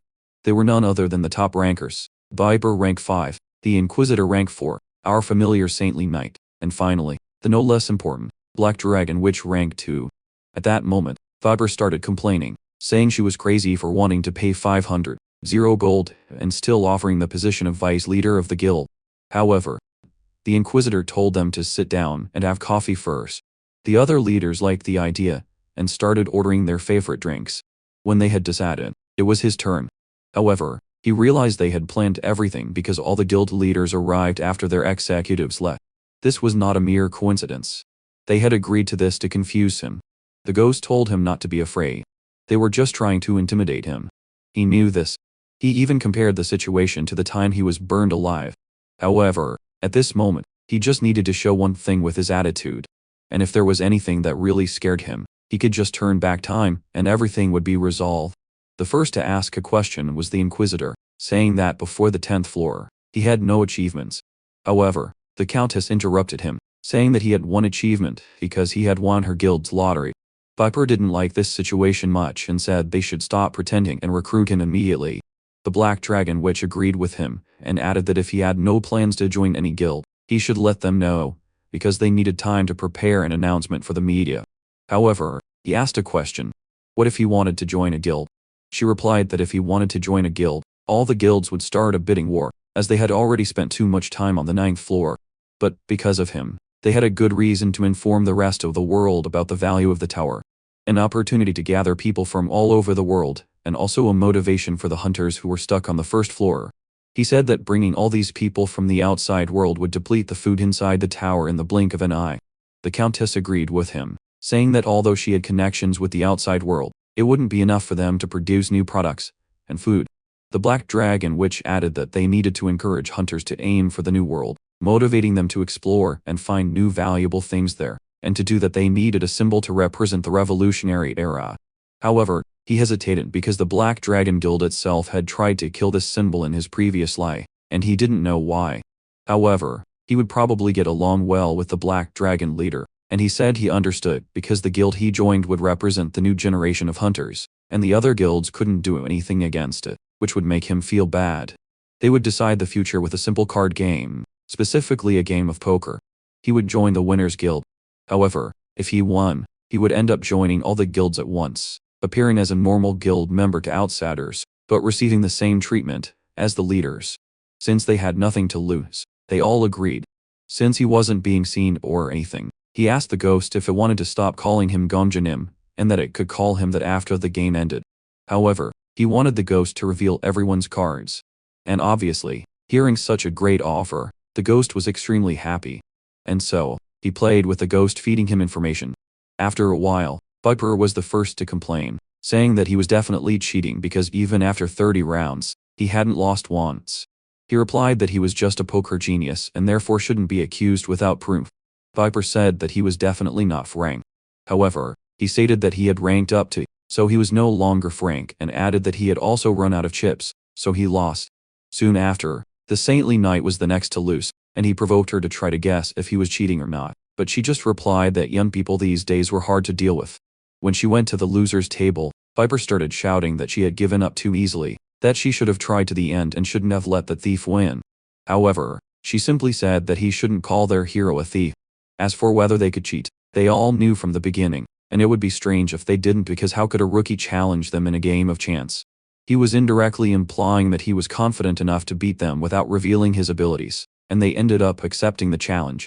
She also told Viper that he should train his mind a little more instead of just his muscles, and that they had nothing to lose with this game. Winning would be great, but there was also nothing to lose. However, Viper replied that they had to protect their pride because how could they let a rookie at his level beat them? However, the Saintly Knight just said that pride wouldn't help them advance in the tower. Returning to the poker game, the Black Dragon Witch said she was glad that at least he was a sensitive person. She began to say that she was originally from Ukraine, or more precisely, a place called Ukraine. Due to prolonged civil wars, she ended up losing her parents and became a wanderer living alone, and it was very boring both inside and outside the tower. However, he asked her, asking what she meant by that. Since everyone who came to the tower, especially the first generation, had a very sad story. And he was no exception, as he was also an orphan. The Black Dragon Witch added that the tower was basically her home, because there, no one asked where you came from, whether it was Korea or Ukraine, celestial art knowledge from China or anywhere else. None of that mattered inside the tower. They could understand each other thanks to the tower's blessing. And all the food and challengers were equal, at least compared to the outside world. There, it was at least a bit fair because, according to the witch, everyone outside treated the tower like a dumpster. Just because many people said something didn't mean it was true. Besides, when that counter in the sky hit 0, his life would change completely, and she believed he would definitely handle it wisely. He said he would give them what they wanted. Moreover, he liked being the center of attention. He wanted people to admire and respect him, nothing more, nothing less. As the game continued, he knew she had the advantage, and he was at a disadvantage, but he would go all in, because he was simply confident. He told the Black Dragon Witch he wanted to clarify one thing. He didn't expect to be treated like this just because he had cleared the 10th floor, because he would still clear the 20th, 30th, 50th, and even the 100th floors. No matter how long it took, he would conquer this tower. And he respected that the Black Dragon Witch had strength and feelings. He also had no intention of fighting them. However, he would consider her his rival. His goal was not to see the world inside the tower, but the world outside it. She could use his name whenever she wanted to solve problems of hunger, or anything else in the tower. However, he would need her help to climb the tower. The Black Dragon Witch was silent for a moment, but she realized he was just like the Sword Saint. Oh, and as for the game, rest assured that the protagonist won. Before leaving, he said he was looking forward to the equal treatment he was promised.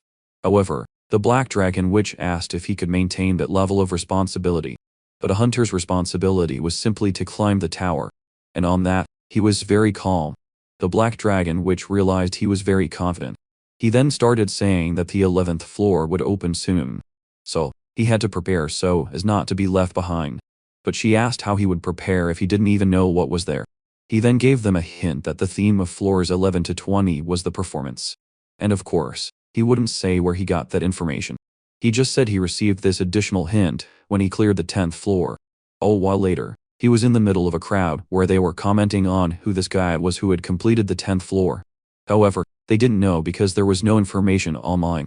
Then, the countdown reached 10, and people started counting along with the time. Meanwhile, our protagonist was looking at his phone, specifically at the search tab where he refreshed it, and the information about who had cleared the 10th floor was announced.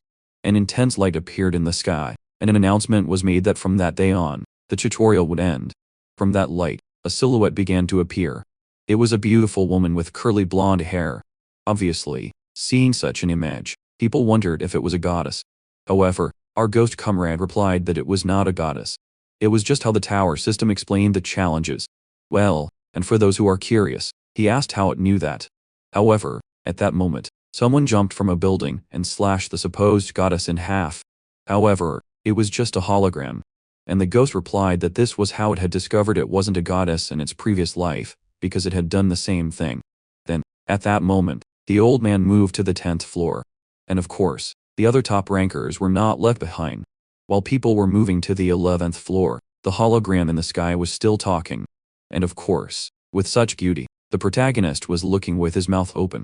The saintly knight came to his side, saying it was a pity because the message that the hologram was giving was probably from the creators of the tower for them. However, it seemed no one cared.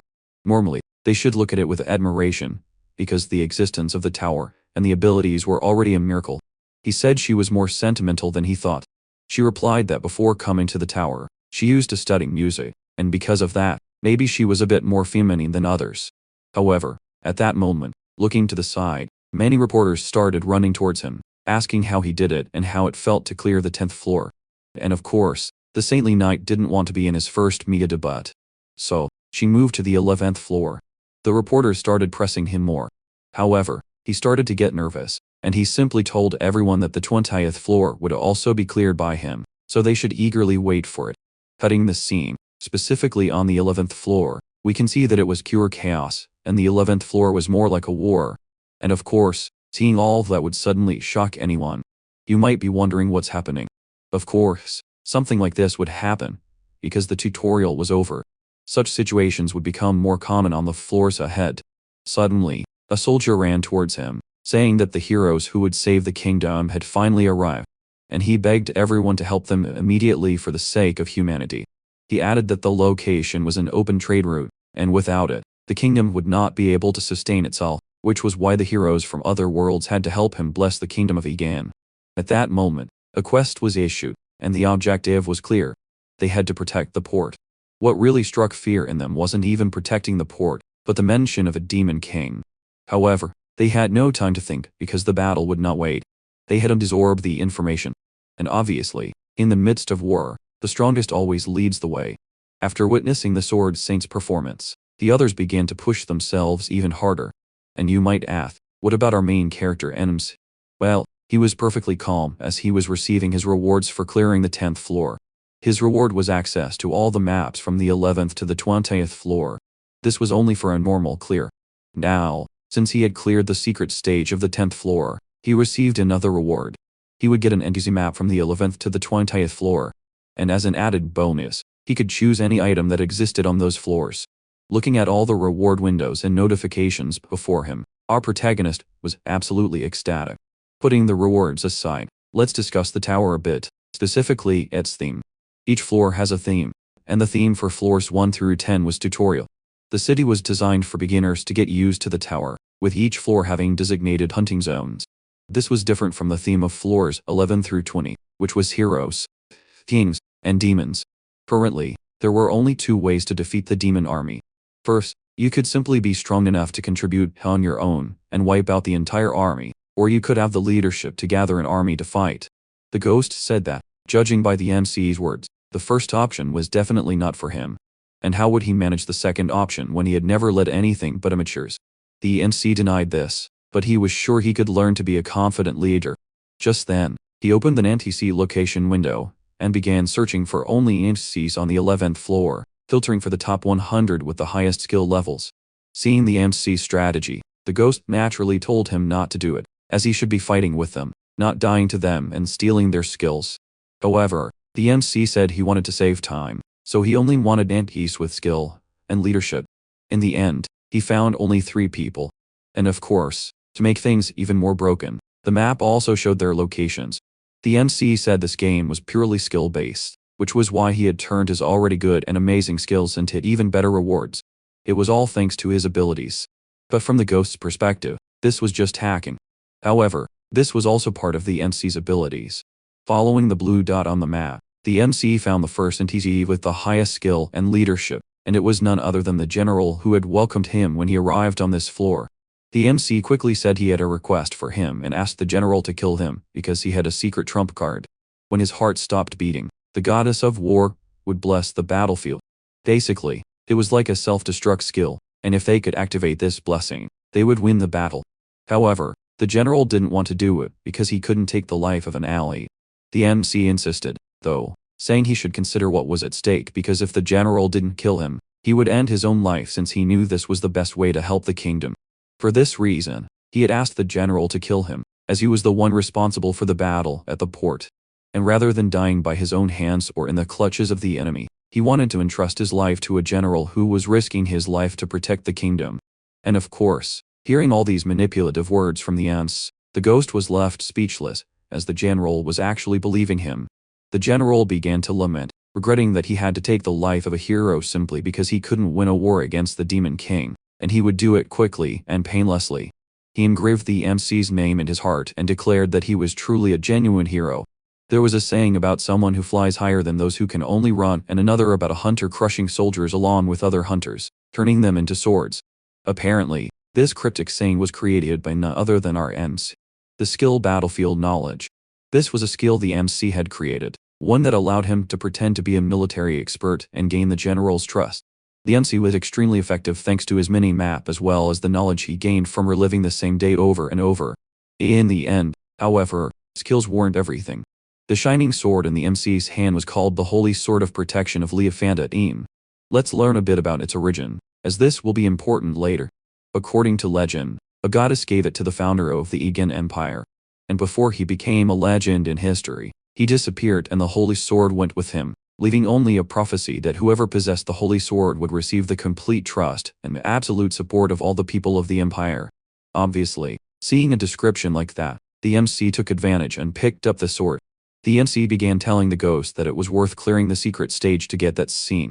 However, the ghost said that he had traded his reward for such a piece of trash, as the sword was only shiny and hard. And among the many epic items available, he had chosen that one. However, the MC said it had high durability and was shiny, which made all the NPCs from the 11th to the 20th floor go crazy for it.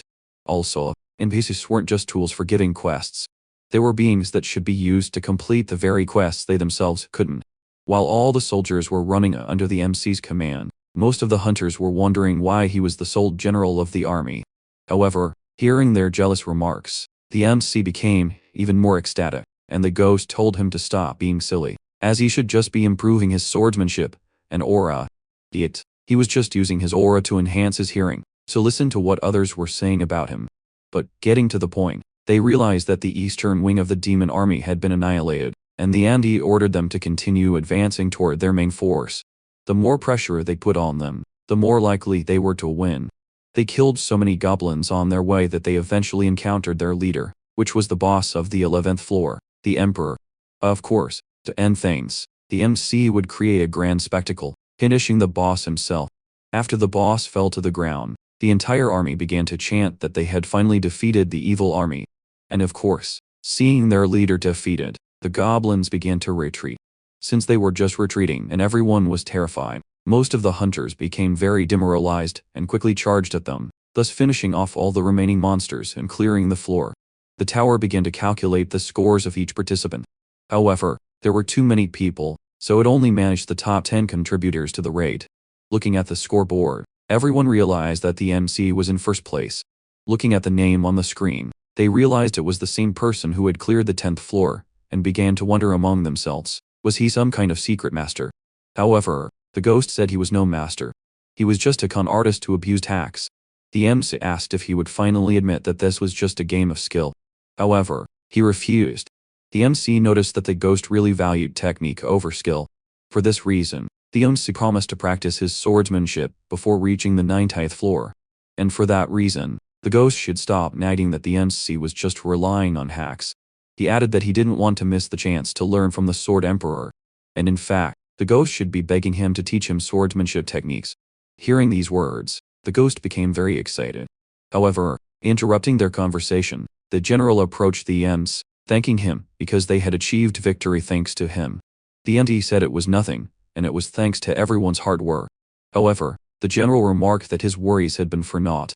Long ago, there had been a prophecy that one day the demon army would come for them, but they shouldn't be afraid, because heroes from another world would also be summoned. Regarding this prophecy, he had been somewhat skeptical. Would these heroes really fight with all their might for a world that wasn't even theirs? But seeing how dedicated everyone was, it seemed his worries were unfounded, and that was why he wanted to thank them properly. Well, although they came from different worlds, the act of shaking hands still carried the same meaning. Was it because no matter the world, humans still have two hands? And so, the two shook hands. The system had finished analyzing the floor's rewards. The first reward was for the top contributors of the raid. All 10 contributors would get early access to the 12th floor, and until all 10 had received their rewards, the others would be barred from accessing this floor. In the final scene before the MC went up to the 12th floor, the general said that he entrusted the fate of the empire into his hands. While being transported to the 12th floor, the ghost asked the MC if he was okay with having the Sword Saint there with him. The MC told him not to worry, as the worst that could happen was that he would be killed. By this, the MC arrived on the 12th floor, specifically at the palace of the Egan Empire. Suddenly, the Inquisitor approached the MC and praised him for his performance on the 11th floor. The Inquisitor asked if the sword he used was a reward from the 11th floor, and the MC confirmed that it was. The Inquisitor added that he was very impressed with how efficiently the MC used what he had, and the MC felt a little embarrassed. However, just then, the Sword Saint tried to attack him, but the Inquisitor managed to block it in time.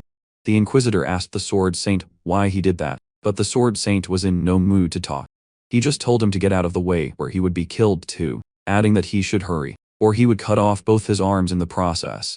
The Inquisitor said this would be a nuisance, and if he allowed the Sword Saint to kill the MC, the reputation of the 5 great guilds would be ruined. The question was why he was after him, but the Sword Saint said he was under no obligation to say. The Inquisitor, however, said that since the Sword Saint had no intention of backing down, he would have to resort to force. Just then, both the venomous snake and the Crusader attacked the Sword Saint, but he obviously defended himself. The venomous snake shouted, asking how he could be so strong and healthy at his old age. However, the Crusader told him to shut up as they should be focusing on the fight, because before them was the #1 ranked individual. Just then, the Inquisitor asked the Countess for just 10,000 gold. She said she would even give him a loan, but with a 15 interest rate to be paid in up to 3 installments. However, the Inquisitor said he didn't want a loan. He was asking her to give him money. She asked if he thought her money was for charity, but the Inquisitor just replied that her money was dirty money, and if she donated to the temple, she could go to heaven happily. She didn't want to argue about it, and a bag of coins began to fall on the Inquisitor. He then activated his ability, specifically a buff, and all the coins around him disappeared. The Inquisitor declared that both the venomous snake and the Crusader would be completely different, and even if the Sword Saint was #1, he would still have a hard time against the 3 of them. However, there were 4 of them, because the Black Witch would also be joining them. This was because the day before, the MC had made a formal agreement with all 5 major guilds. Currently, the Hunter Kim Gomja had joined all 5 guilds with a status equivalent to a guild master. Therefore, if the Sword Saint pointed his sword at him, it was the same as pointing his sword at all of them. But the MC had known this from the beginning, and in fact, he had planned for it. He asked the ghost if he remembered the words he had said before, that there were two ways to fight a strong opponent. One was to have enough power to defeat an entire army alone, and the other was to build and command your own army. A lone hunter was useless against a hunter and a powerful alliance. That was completely overwhelming. The MC had a plan from the start. So, he approached the Sword Saint and asked if they could talk. He said he was very shocked about what had happened and didn't understand the reason for the attack since this was the first time he had seen him. Furthermore, the MC was a huge fan of the glorious Sword Saint. Of course, the Sword Saint didn't believe him, probably still thinking the MC was an assassin sent by the Black Dragon, who had killed 483 people. In other words, a complete conspiracy in his eyes. The Sword Saint then declared that the outside world and Babylon weren't that different, because ever since he entered the tower, people had been pressuring him every day to join a guild. However, he had steadfastly refused all those offers. The reason was that he wanted to show everyone that in this tower, it was possible to reach the top alone without bloodline, solitude, or connections, unlike the outside world which was tainted by useless things. He declared that a single person could become the best with a sword, and he wanted to bring hope to everyone. However, what did they do instead? They had all become stones that stagnated the world. The venomous snake started shouting, saying he didn't help in the raids on the 5th, 7th, and 9th floors either. The Countess added that if she had used her influence in the outside world, the food shortage in the tower wouldn't have been so severe, and the tower's society could have been stabilized more safely. Finally, the Black Witch added that if he was the number 1 ranker, then he should take on the responsibility of the number 1 ranker. However, the Sword Saint told them to shut up, and asked if they were adults, since they kept crying constantly, and if he was their grandfather. If they had so much nonsense to say, they should talk with their swords. Hearing these words, the NZ began to question them because they were still fighting even when there were only 10 people around, because even the NPCs on the 11th floor had gathered to save their country. But as hunters, they should be focusing on clearing the 10th floor instead of criticizing each other and holding grudges. Wouldn't it be better if they focused on their goal? If this continued, they would be even worse than the NPCs themselves. All of them were asking for their help. Even if he was probably just a hologram created by the tower, they were still saying their nation was on the brink of collapse. How could they, as summoned heroes, put the Empire second? Because if you solve problems that others can't, then you're a hero. For this reason, they should focus on clearing the remaining floors, just like they did with the 11th floor. The Crusader was the first to sheath her weapon, agreeing with the MC's words. And even if she didn't understand why the Sword Saint had attacked, it was clear this wasn't the time for them to fight each other. And so she would make a small sacrifice. She then showed everyone that she possessed a lie detection ability. And it was no exaggeration to say that this ability was what had gotten her the position of vice captain of the militia. Now, if the MC and the Sword Saint believed her word, she would ensure the validation of their claims. The MC realized she was the perfect opportunity, so he declared that he would trust her. And the Sword Saint said the same because among all of them, she was the only one who had never harmed another human being. She then declared that they could give their testimonies. The first question came from the Sword Saint, asking if the MC had assassinated more than 40 people. The MC confirmed that he had, and just then the Sword Saint began to declare that he was a mass murderer who had deceived them. However, the Crusader said that was a lie. In other words, he had not killed more than 40 people. The Sword Saint began to get confused and break out in a cold sweat, and he declared that this was because he was an elite assassin. The MC confirmed that he was, but of course that was a lie. The Sword Saint began to say he thought the Crusader would mediate the questions without lying. However, she herself asked if they had trusted her from the beginning or perhaps he was eating his words. The Sword Saint said it was impossible that he hadn't killed anyone. But the MC declared that he had killed, and it was just one person. And because that person deserved it. And if he hadn't killed that person would have become a mass murderer. After all these claims, everything the MC said was true. Even the ghost was embarrassed, saying he had told the old man not to just rely on things like abilities. The MC then approached the Sword Saint, saying it seemed there had been a big misunderstanding, and of course, he was glad it was just a simple misunderstanding. However, if the guild masters hadn't protected him, he probably would have died. The MC thought he needed something from the Sword Saint, perhaps an apology. The Crusader agreed with the MC's words, as the Sword Saint had been completely wrong. The Sword Saint began to stammer. How would he act? Despite having a reputation for being a clean person, the Crusader was still part of the 5 major guilds. Would he lie or reveal his ability to explain his actions? He could silence the MC by killing him, just like the Flame Emperor did. Sometimes when people are wrong, they blame or distrust others. Just as the Flame Emperor had revealed his evil nature by trying to silence the MC. For this reason, the Sword Saint's true personality would be determined by his choice. He then apologized, admitting he was wrong. He had thought carelessly, leading to conceited actions that nearly caused him to kill a person without reason. Until now, he had always relied on his judgment to decide someone's death. Believing that anyone who deserved to leave this world should die as soon as possible, the MC noticed that instead of doubting the Crusader, making excuses with his ability, or even killing the MC to silence him, the Sword Saint had chosen to accept his sin. And for that, he did not hesitate to beg a rookie hunter for forgiveness. And the sentences that appeared in the MC's mind were, "I'm sorry for being wrong. From now on, I will never kill anyone because of my ability again. I want to live. Please forgive me." And it was all true. Seeing such sincerity from the Sword Saint, the MC said one thing. He asked if the Sword Saint could teach him the art of the sword. To be precise, he needed a sparring partner. He had a master, but no one to duel with, and he hoped the Sword Saint could be his partner. However, he corrected himself. Actually, he wanted to forgive him without getting anything in return. But he would feel embarrassed, because that would make him seem superior, when in reality he wasn't even that impressive. For the MC, having the Sword Saint as a sparring partner was enough. Since their swords had crossed, he felt a bit awkward having to apologize to someone, as if he was in a superior position. For this reason, he wanted the Sword Saint to teach him his best sword technique. Hearing everything the MC had stated, the Crusader confirmed that everything he said was true. Witnessing all this, the Inquisitor was the first to rejoice, exclaiming that he had never seen such a sincere apology in his entire life, calling it almost a divine miracle.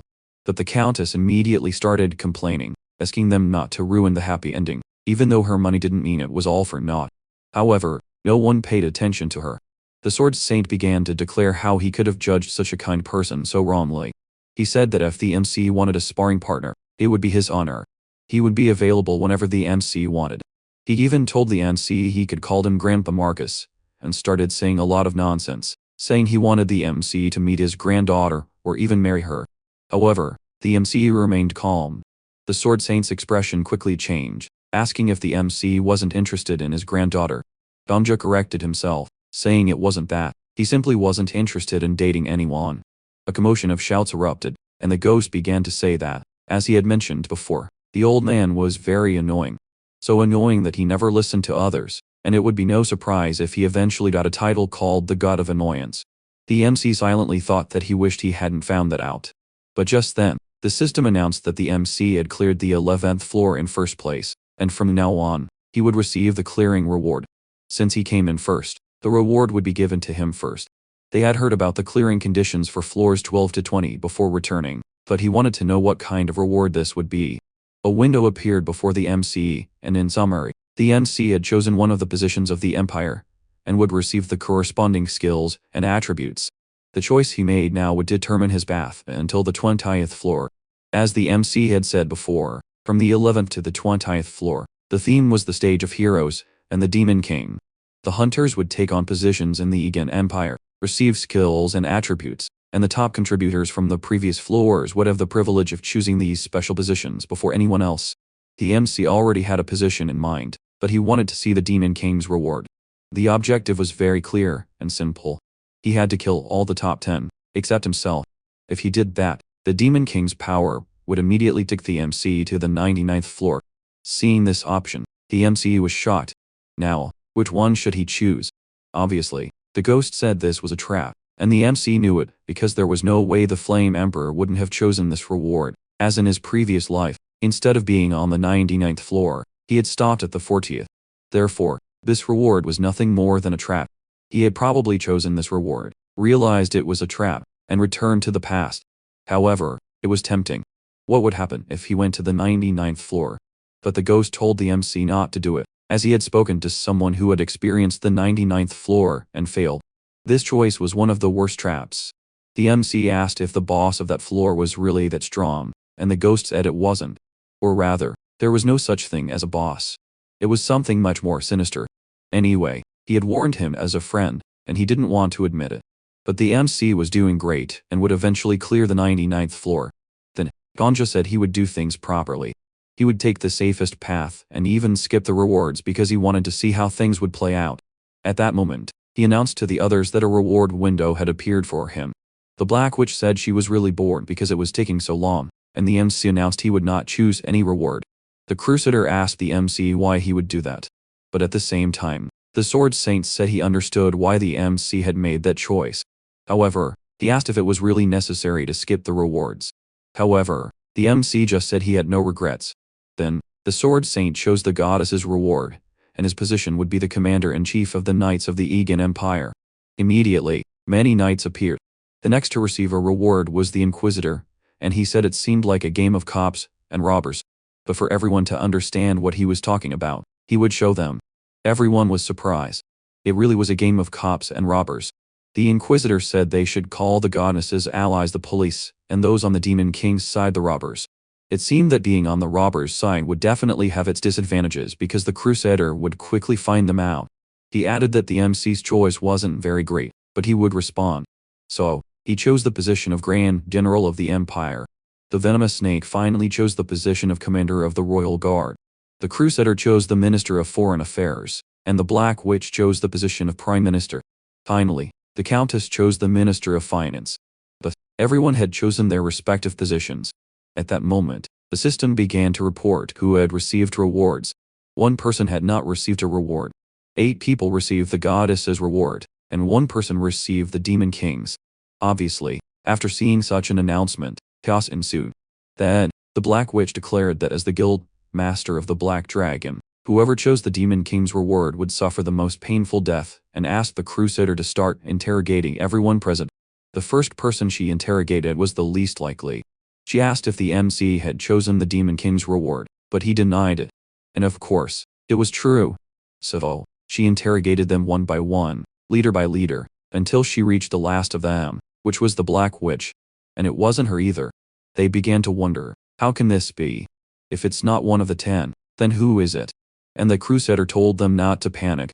The Inquisitor then said that it had taken them over 10 years to become the 5 major guilds and cooperate with each other.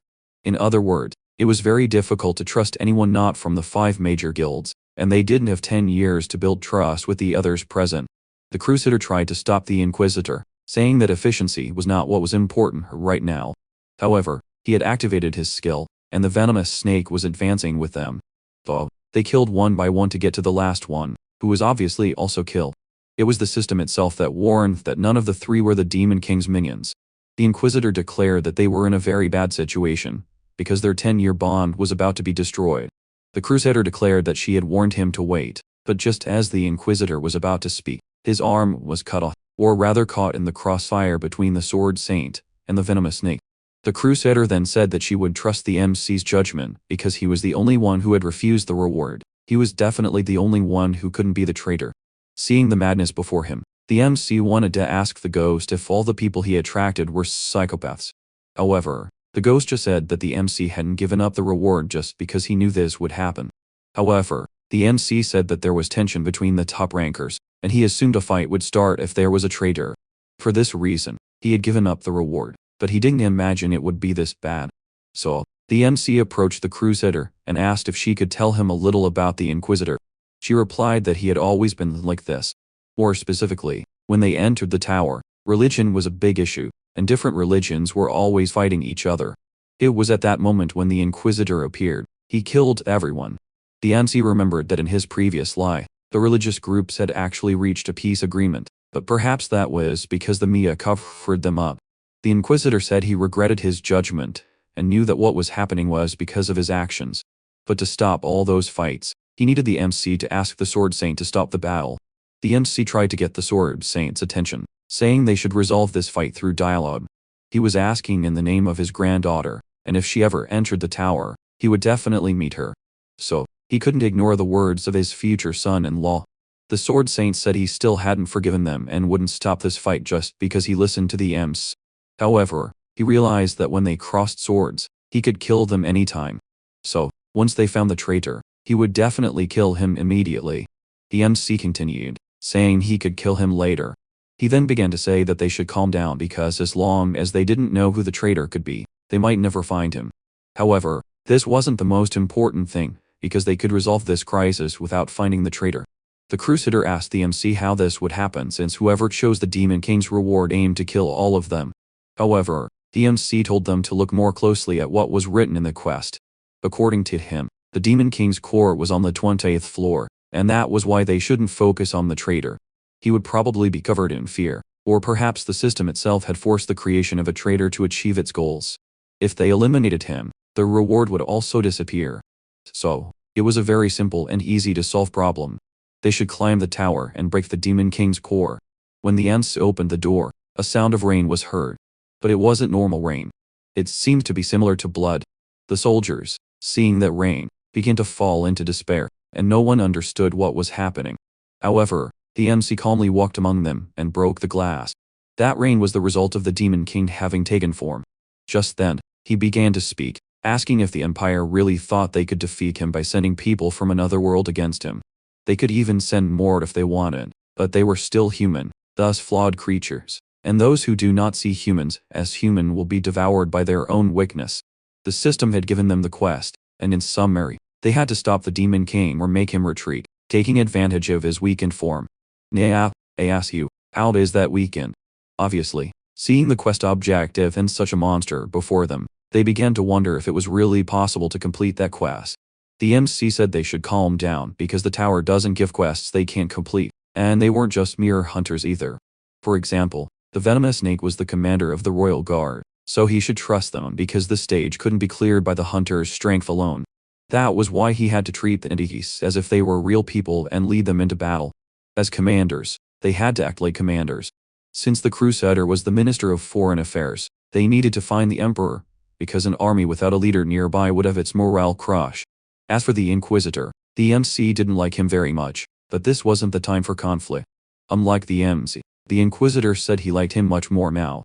However, the MC just said that the soldiers were in front of the walls, so the Inquisitor should control them himself, and whatever happened, he had to protect the walls, because if their defenses collapsed, the stage would be over.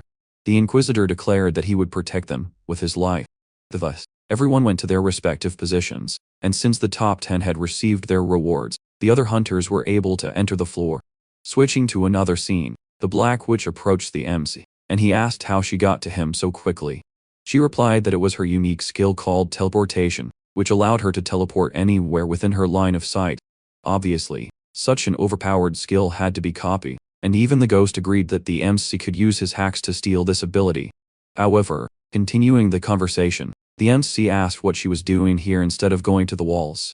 She replied that she obviously came to take him with her, because the MC possessed a sword that all the entities on the 11th floor admired.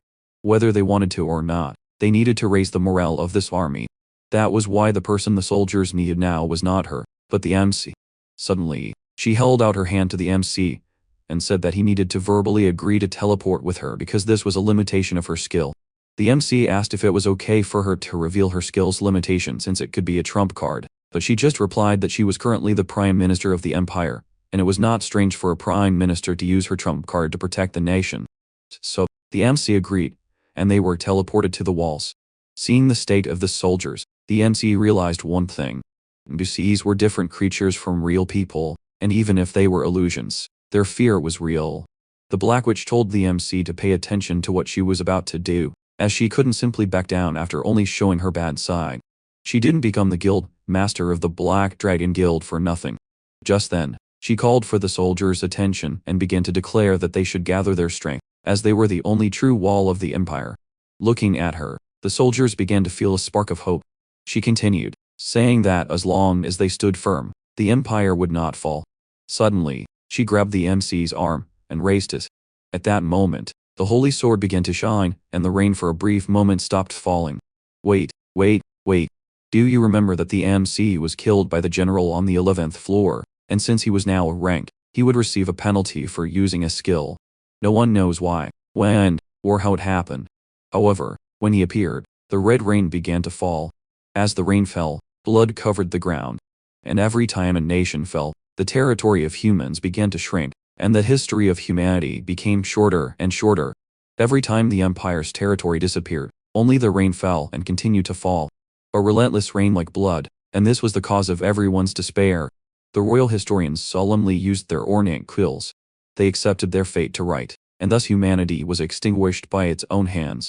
The master of nightmares, the king of all demonic creatures. The historians named him as follows: the Demon King. When that dazzling light appeared on the walls, everyone began to feel a spark of hope, because they thought the goddess was protecting them. But that was wrong. It wasn't such a great power, and the rain only stopped where the light of the holy sword shone. However, small things are sometimes enough. And for people who had nothing, far from being small things, this was enough to reignite their strength. Initially, the reason there were no exes in the royal room was because each dignitary had abandoned the empire. And perhaps for this reason, the tower had chosen the empire as its stage, just like the abandoned children in the mansion on the 10th floor. Just then, the Black Witch finished her speech and asked the MC why he was looking at her like that. Was a Ukrainian-style speech really that bad for him? She said her old country was full of communists. And although she didn't like them very much, they were very good at giving speeches, so she had learned a few things there. The MC didn't understand what she meant, but maybe it was a joke. She asked the MC what he was going to do now, as they needed to protect the walls. Well, the Black Witch's rank ability was called teleportation. So, he could simply teleport near the Demon King immediately, but they would be instantly surrounded by monsters. So, the MC told her they needed to create a situation where he would be in a one-on-one fight against the Demon King, and thus while the NPCs were resisting, they should gather the hunters because at least with their help, they wouldn't be slaughtered. Returning to the previous topic, he asked her to teleport him directly to the Demon King. She asked if he was trying to commit suicide. Well, it was fair for her to justify and have those doubts. However, the MC had a plan to win, because he also had a trump card. The Black Witch just said she hoped his sword was sharp enough to pierce the boss. At that moment, the Demon King began to speak, that the goddess liked fun games, but wasn't it pathetic to be called the last fighting light? What good would it do for those who wouldn't even live to see tomorrow? Since he so desperately wanted to show his light, he would give them a taste of his light. Just then, the Demon King attacked, defeating many soldiers instantly, while others were seriously injured. In the midst of this attack, one of them was killed.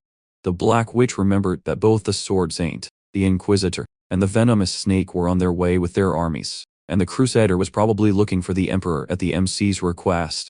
So, the only one left was the Countess, and in the end, she wasn't the traitor either.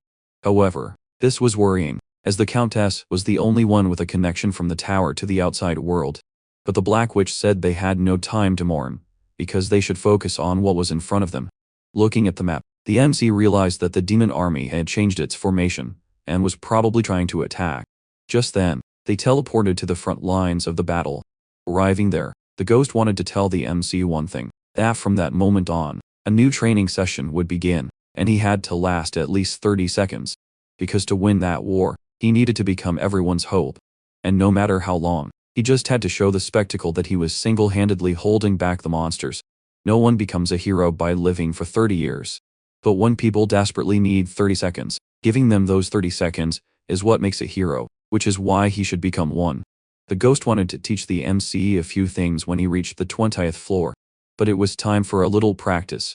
He should pivot his back foot, plant his front foot firmly on the ground, and look forward calmly. He noticed there were 2 goblins in front of him, and the ghost added that in a fight, what's important is not an absolute second, but a relative second. That's why he should use his sword to blind them, and steal that 1 second from them. At that moment, the MC's sword became faster than his second. And in that instant, what everyone needed was a true hero. So, the MC killed one after another, and he was so fast that before the head of one goblin fell, he had already killed the next. It was the symphony of the sword. And his movements were like music. A low note preparing for a high note, and he was connecting one note to the next. His sword was flowing continuously, and since the MC was a novice, he should have that 1 second at all costs.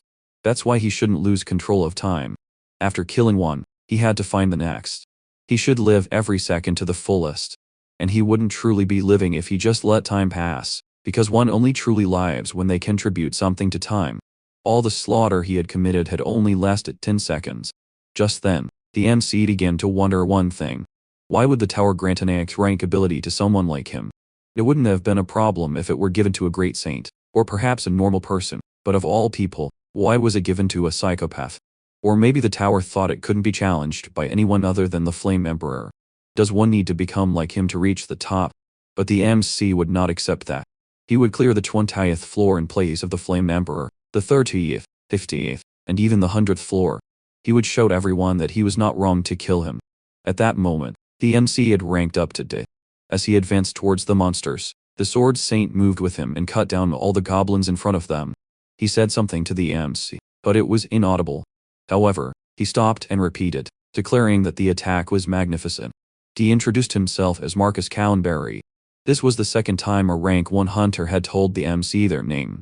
However, they were different names, and different people. This was why he could now do what he had never been able to do in the past. Proudly say his name to everyone. Was the rank 1 hunter, the Sword Saint, Commander-in-Chief of the Knights of the Egan Empire, Adrit entered the fight. At that moment, more people arrived. They were the knights led by the Inquisitor, and another one of them had joined the battle. But the MC noticed that everything around him was silent, and only one thought crossed his mind: to move forward. He focused on the battle and nothing else. Even the venomous snake who was following him noticed his complete concentration. After that, the only thing he said was that his name was Lion, and he declared he would protect the MC because he was a rising star. Just then, the Demon King began to speak, asking if they thought they had time. The goddess was very weak. And now, who would they rely on? Perhaps their own existence, and if so, he wanted to see it with his own eyes. When he attacked, the Black Witch stepped up and repelled his attacks with her mirror, reducing their power, and the venomous snake and the Sword Saint managed to block the attack. At that moment, the Black Witch called the MC, asking him to take her hand. However, he remembered that everything that was happening would soon disappear, as no one would remember anything that had happened. Just because they didn't remember didn't mean everything would disappear. This was how a person who died on the 1st floor and a soul who died on the 99th floor had gotten there.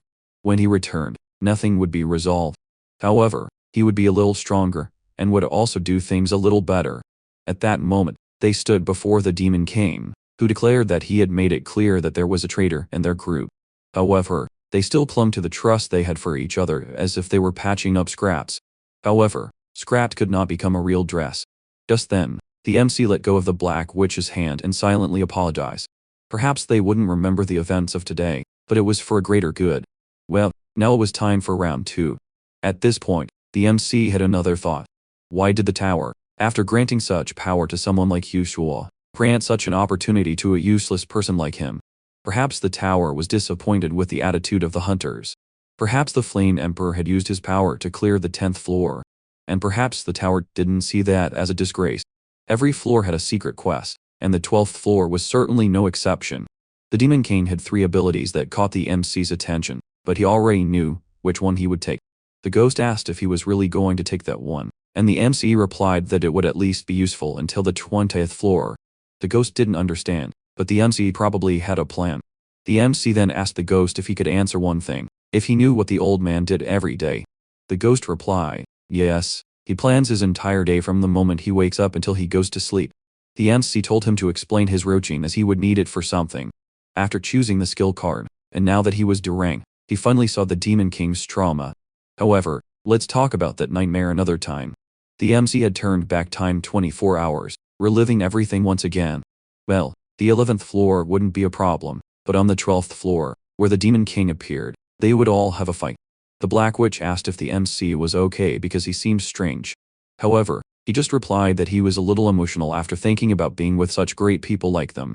He then declared that he knew the situation of the 11th floor, and not only that, he knew its quest. Hearing this, they asked if he could share that information with them. The MC said he could. However, there was one condition. There would be a time when he would ask them for a favor, and they should listen to that request. He couldn't say what it was yet, and it wasn't anything related to someone's life or asking for money.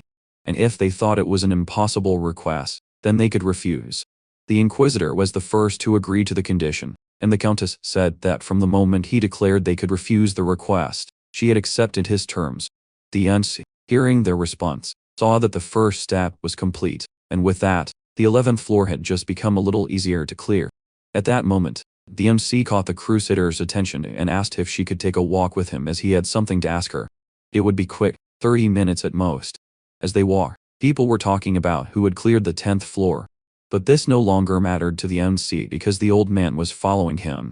The ghost told the MC not to look back because the old man had an almost perfect concealment ability. So, even if he looked, he wouldn't be able to see him. But there was one thing the MC realized in the last attempt. It would be too late to try to resolve things with the Sword Saint on the 12th floor. He needed to resolve this misunderstanding before continuing up the tower, because the Sword Saint had a really complicated relationship with the guild masters, and if he pointed his sword at the M's, he would automatically become an enemy of all the guild masters, and add a traitor to the mix. How would that play out? The Crusader asked the MC where they were going, and he just replied that he had a shop he wanted to show her. But in reality, what the MC had done so far was provoke the Sword Saint. He had intentionally baited him by using the information he received from the ghost, and the Sword Saint began to follow him as soon as he saw him. Of course, the Crusader knew nothing about this. The MC began to talk about the shop he was taking her to, run by an unknown, but very talented pharmacist who would probably become famous in the future if she received some recognition. That's why he wanted her to help with the business. She asked if this was true, and the MC realized she had activated her ability. He just said he was trying to get her help, and was sure this was probably considered true by her ability. A moment later, they arrived at the shop, and the girl asked who the person next to the MC was. He just said she was the vice captain of the militia, or perhaps better known as the Crusader. The girl immediately panicked because the MC had brought a very important person to a humble shop like hers, and quickly knelt down thinking it was a drug raid. She immediately declared that she had never touched any drugs or created any harmful potions. The Crusader probably activated her ability again and was certainly confused because it was all true. The MC approached the girl telling her to calm down, because he was the one who brought her here. The girl asked why he did that, but the MC said that although she was very talented, she had no work to do, and for that reason he wanted to introduce her to the Crusader so she could give her some sample potions. Hearing these words, she became incredibly happy, saying the MC was an angel.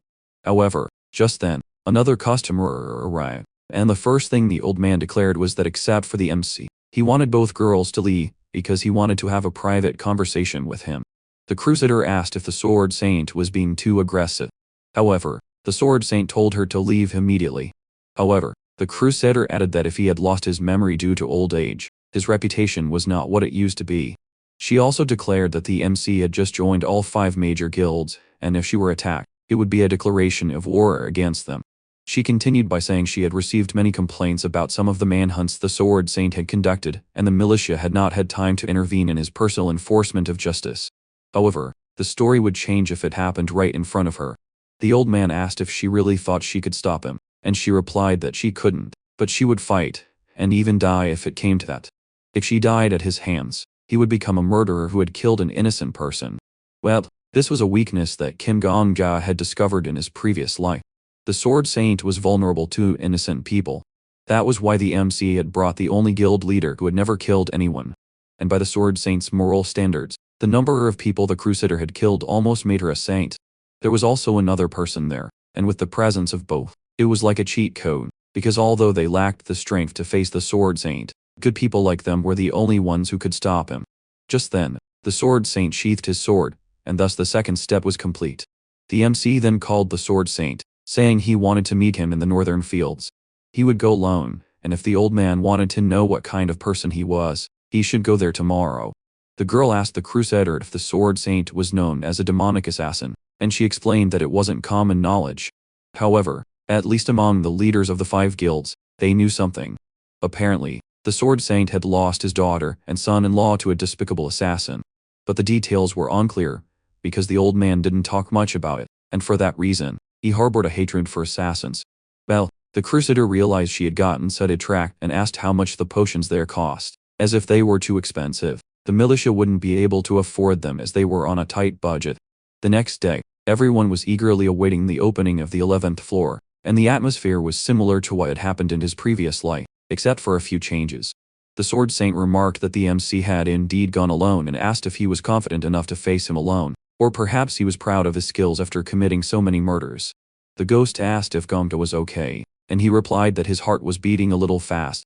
The MC told the Sword Saint that he knew why he wanted to kill him so badly, saying the reason was his skill, detective's eye. The old man asked how he knew that, but the MC asked him to believe what he was about to say. Gaining someone's trust is a very difficult task because everyone has their own stubbornness, and the Sword Saint's stubbornness was his skill. The MC was about to try to make the Sword Saint deny the very life he had lived. This was difficult, but he would have to bet his life on it. The MC then told the Sword Saint that he was actually a prophet, or rather something similar to a prophet. And thanks to this, he found out that the Sword Saint possessed the skilled detective side. If he said nothing, the Sword Saint would try to kill him as soon as he finished asking why he deserved to die. And then the MC would tell him that according to his skill, the number above his head was 483. To prove this, the Sword Saint asked the MC to guess how many fingers he had. But Ganja already knew he would do that, and in fact, he had anticipated it. Just then, he killed himself and returned 24 hours before. He said he would try to prove it to him, saying that guessing how many fingers he had wouldn't be hard for a real prophet. Therefore, he should believe what he was saying, as killing him there would be as easy as pie. However, without his help, clearing the 12th floor would be impossible. However, the old man said that he probably had a mind-reading ability. The MC killed himself again, knowing that it wasn't enough. He knew it wouldn't be easy to convince anyone, especially an old man who had become a master of his craft. But it didn't matter because he could try him as many times as he wanted. No matter how long it took, he would eventually convince him, because his death was longer than his life. The MC then came to his answer, saying he didn't need the Sword Saint to spare him forever. He would need 5 days. And in those 5 days, the Sword Saint could observe him himself, and judge for himself whether he deserved to die or not. It seemed the Sword Saint didn't believe him. However, Ganja had a trump card. He said that the Sword Saint from a distant future had told him that he would prove he was a real prophet. Then, the only thing he said was Sword Emperor. He continued, saying he didn't know whose nickname it was, but his future self had told him he just had to say that name to him, and that would be enough. Again, the Sword Saint asked if he really just wanted 5 days. If so, he would watch him for the next 5 days, observing him closely at all times, analyzing his words and behavior. Then, he would judge for himself whether the MC deserved to die or not. The MC thanked him from the bottom of his heart, and realized what he had achieved. He had made a deal with the guild masters, and at least for now, the Sword Saint trusted him. As he had met all the necessary conditions to prevent unnecessary deaths on the 12th floor. When they reached the 12th floor, the beginning was the same as last time. However, one thing was different. All the leaders were more united, and as a result, their subordinates were more ready to fight than ever. The battle was proceeding efficiently and safely. The ghost asked the MC if he was okay with this because he wouldn't get noticed that way, adding that Gongju was someone who liked attention. If he just stood still like that, he wouldn't get any attention. However, the MC replied that it wasn't so bad. While the MC was talking to the ghost, someone was watching.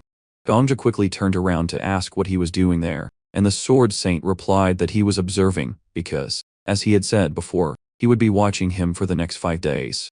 The MC asked if he was going to watch him 24 hours a day, and the Sword Saint replied that was his intention. Just as the MC was about to say that if he didn't join the battle, he wouldn't get any contribution points. The Sword Saint immediately killed the monster, and declared that he would not forget to swing his sword. When the MC tried to approach the Black Witch, her subordinates stopped him. The Black Witch said she was a little busy and asked if he could summarize everything he wanted to say in 30 seconds.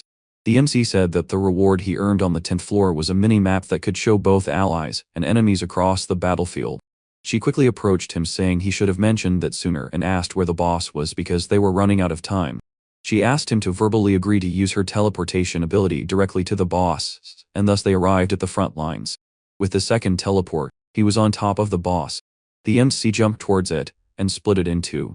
From then on, everything went the same as the previous cycle. The goblins began to retreat, and the hunters killed them. However, one thing had changed. The Black Witch was absolutely thrilled because they had defeated the boss so quickly, and probably less than 30 people had died. Seeing this, the MC was shocked.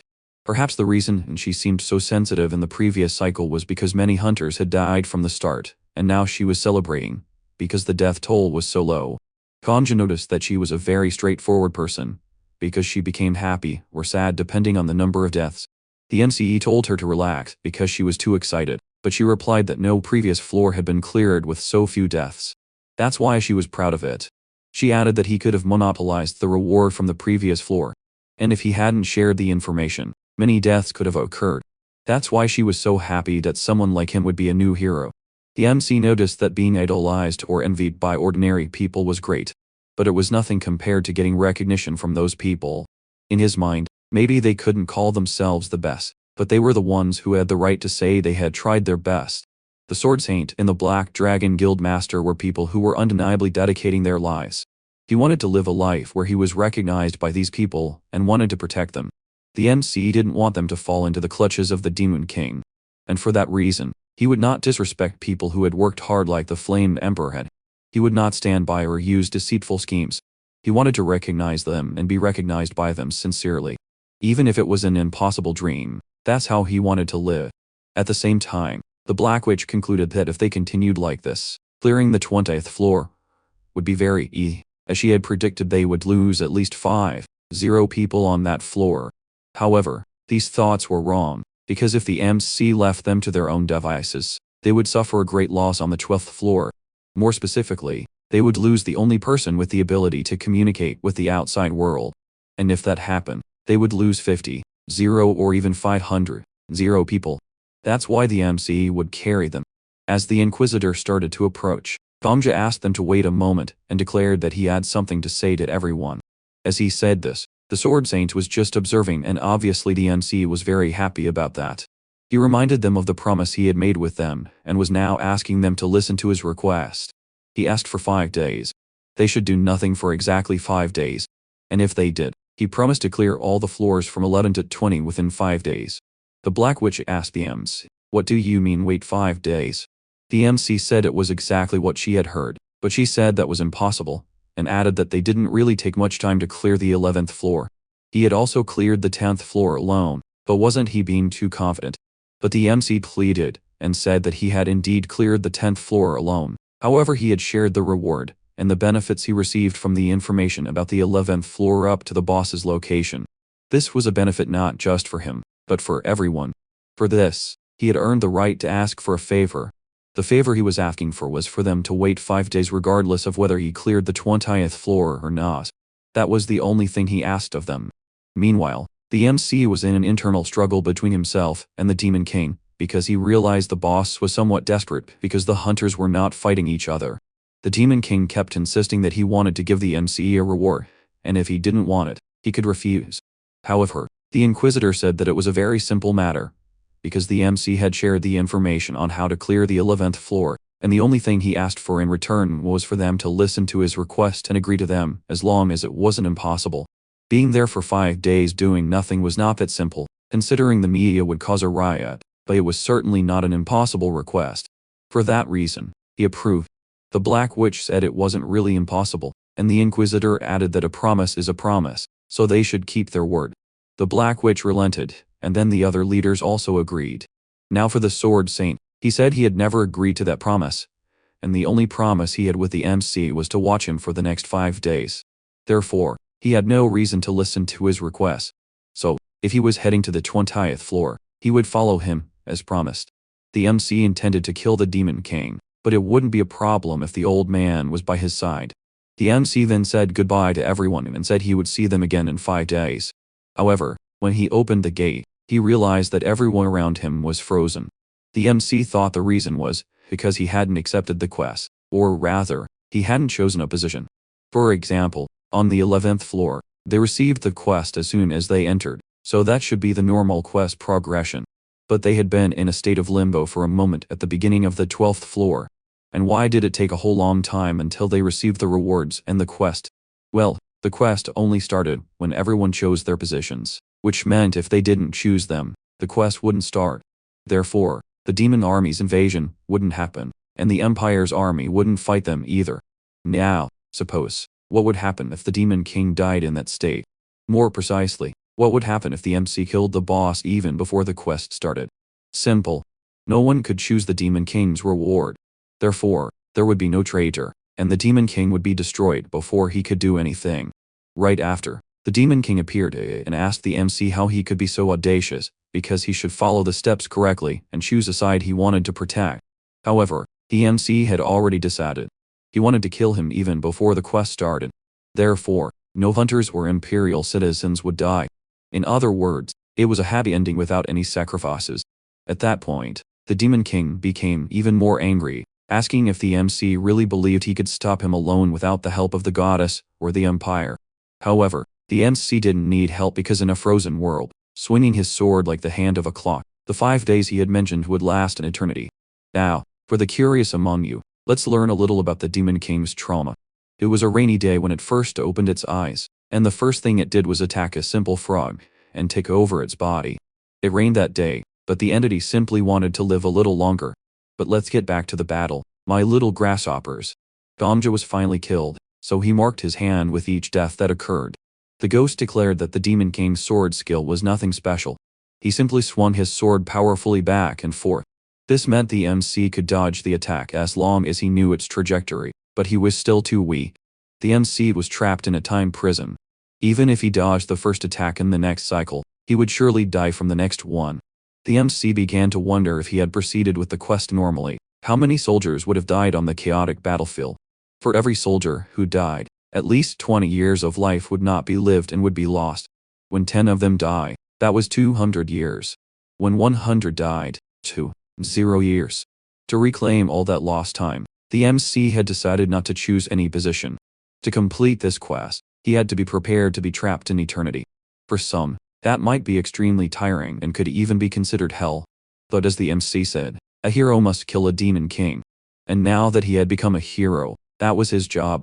He told the Demon King that he was the sword of the Empire, and the MC's sword could be considered a clock hand. To grant the world one more second, he had to swing it again. He was simply a sword that won one more second. However, the world had imprisoned him in its 1 second so that he could live once more. For the tide to rise and reach the heavens, it must begin with a drop of water. For him to live in eternity, he would have to live 1 second at a time. And so he would live his life his way. Gradually, the results began to show.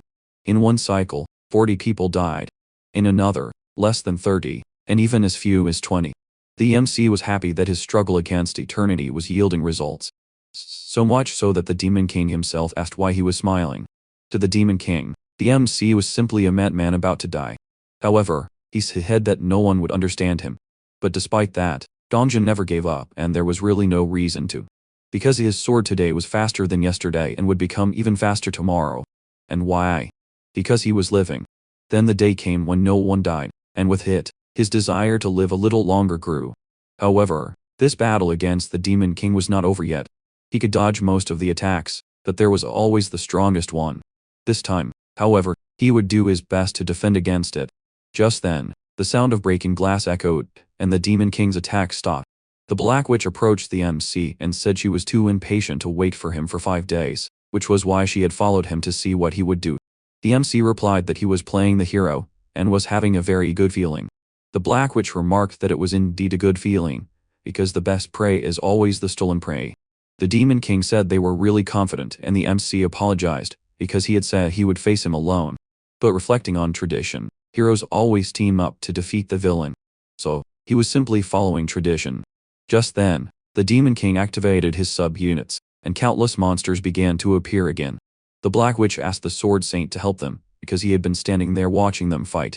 But they probably wouldn't be able to defeat that many monsters, so they should leave. However, the MC said that everything was fine. And just then, he activated the Demon King's own ability. Let's go back a bit to the Demon King's trauma. He grew bigger and bigger. And every time he got a new body, he also got a new pleasure. The pleasure of slaughter. Apparently, he had chased the girl with a relentless bloodlust, wondering where that fragrance, that scent, came from. Every time he devoured his prey, it seemed he had possessed them. He devoured them, their memories, and they seemed to become his own. Just then, the girl's father came, calling her name, stay, telling her not to run around, because her body was weak. And the doctor had said she was sick and shouldn't go out. However, the girl said she thought she was cured. That was the Demon King's first name. Returning to the MC, he had activated his skill and many skeletons began to appear. The MC began to explain that at first when he died at the hands of the Demon King, the other skills he possessed had caught his attention. For example, a technique to enhance his aura would have been great, or if he could summon lightning like the Demon King. But after thinking a bit, he realized it had to be a little different. A skill to summon the people he had killed as monsters. Now the question is, how many people had the MC killed? The ghost began to say that including the Flame Emperor and himself, it would be 2. Well, that would be a good thought. However, why did the number of people the Sword Saint had killed show up as if he had killed 40 people? In other words, there was another way to count kills on the tower. And now knowing that, how many people do you think the MC had killed? or rather, were the skeletons standing before him actually himself. The Black Witch was surprised by the MC's skill and said she understood why he had cleared the 10th floor alone and asked them for that favor. However, the one most surprised by this situation was the Demon King, because he was seeing his own skill being used against him. The MC said he didn't want to explain how he achieved this. Hearing these words, the Demon King became angry.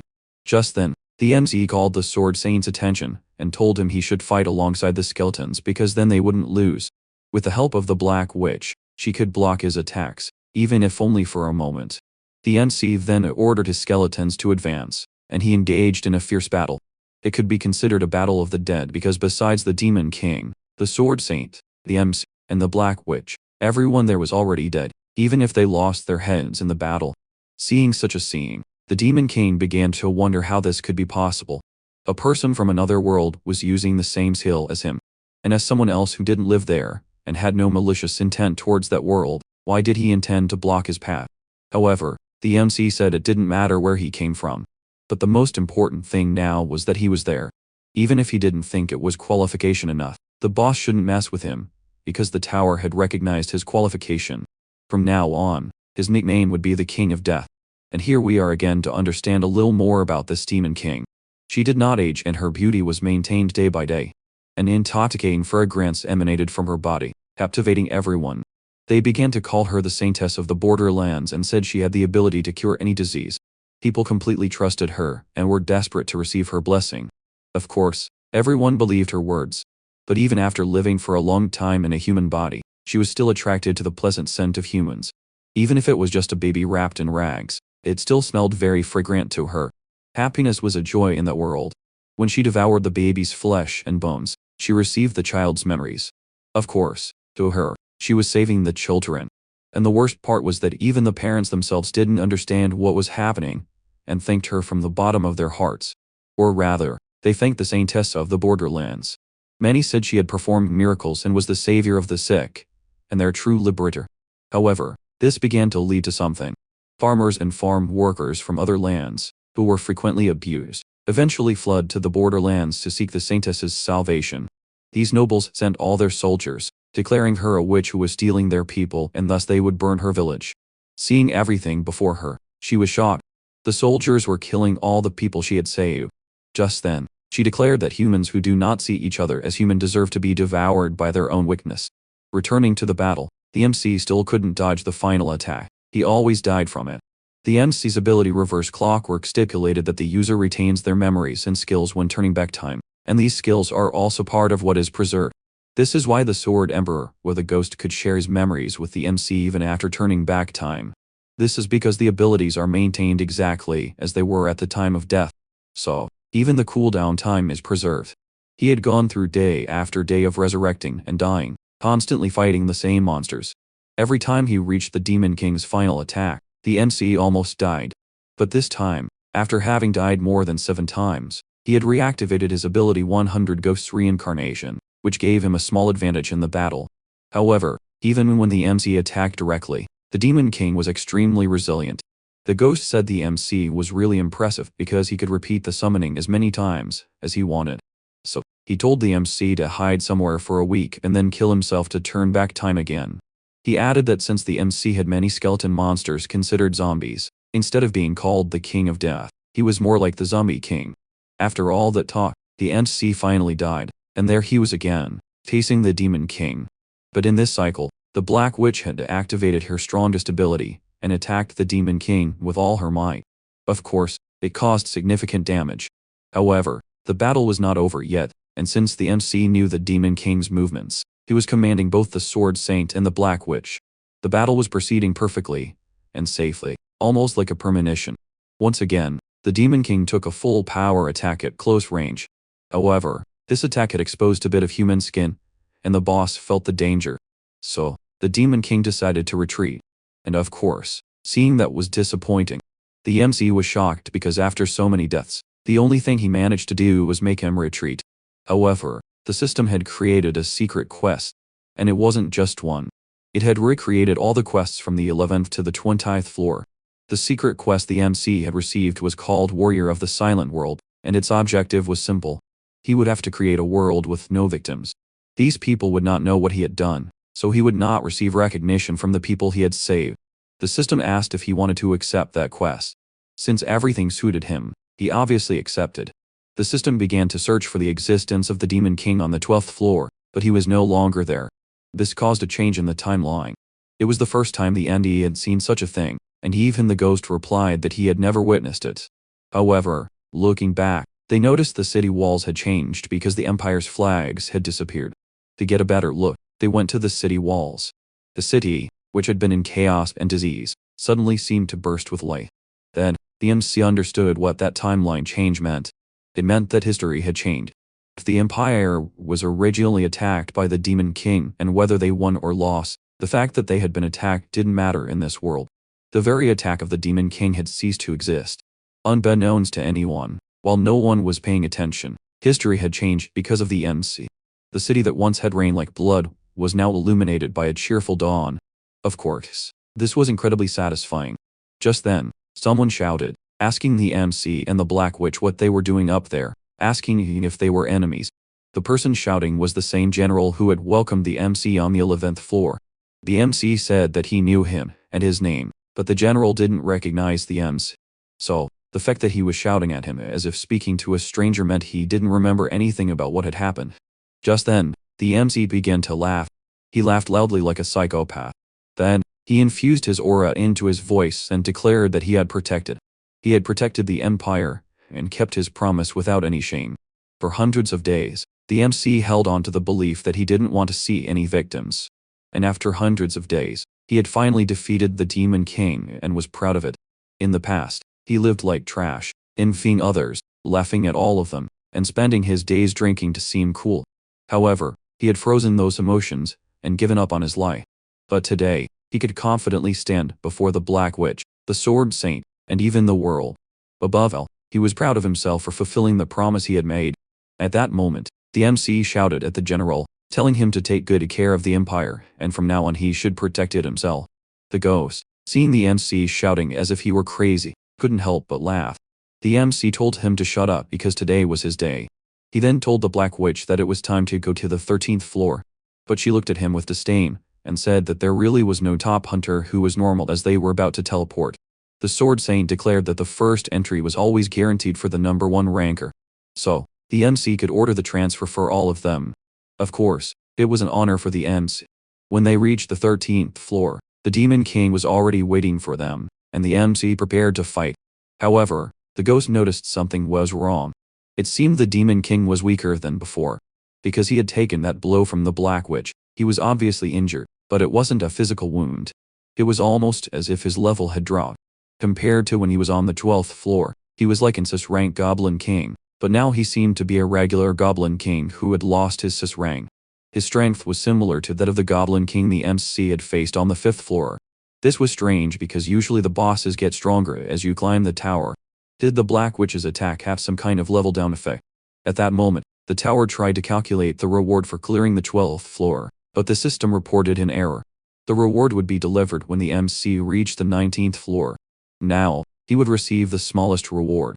All the maps from the 11th to the 20th floor would be open. In short, it was a world map.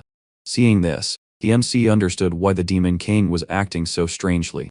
Because the history of the Demon King's attack from the previous floor had disappeared, and even things like shelters and refugees had completely vanished.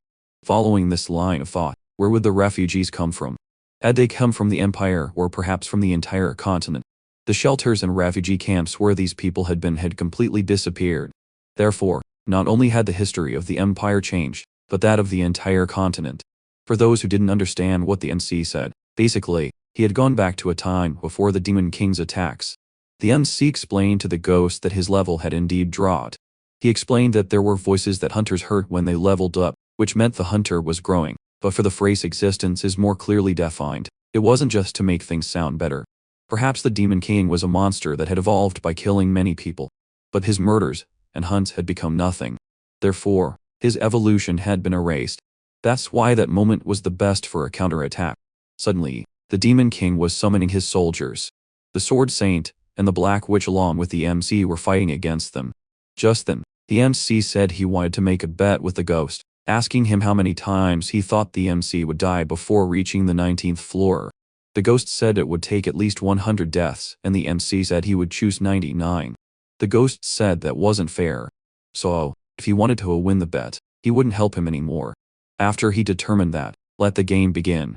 In the first cycle, the MC asked if the Black Witch could do anything else against the zombies. And she said she was trying her best because she was the only one with area of effect damage, and asked if the MC could use his monster summoning ability like last time. However, he replied that he still needed 3 coins to use his ability. She didn't quite understand. The MC asked the Sword Saint to open the coffin in front, because there was something inside.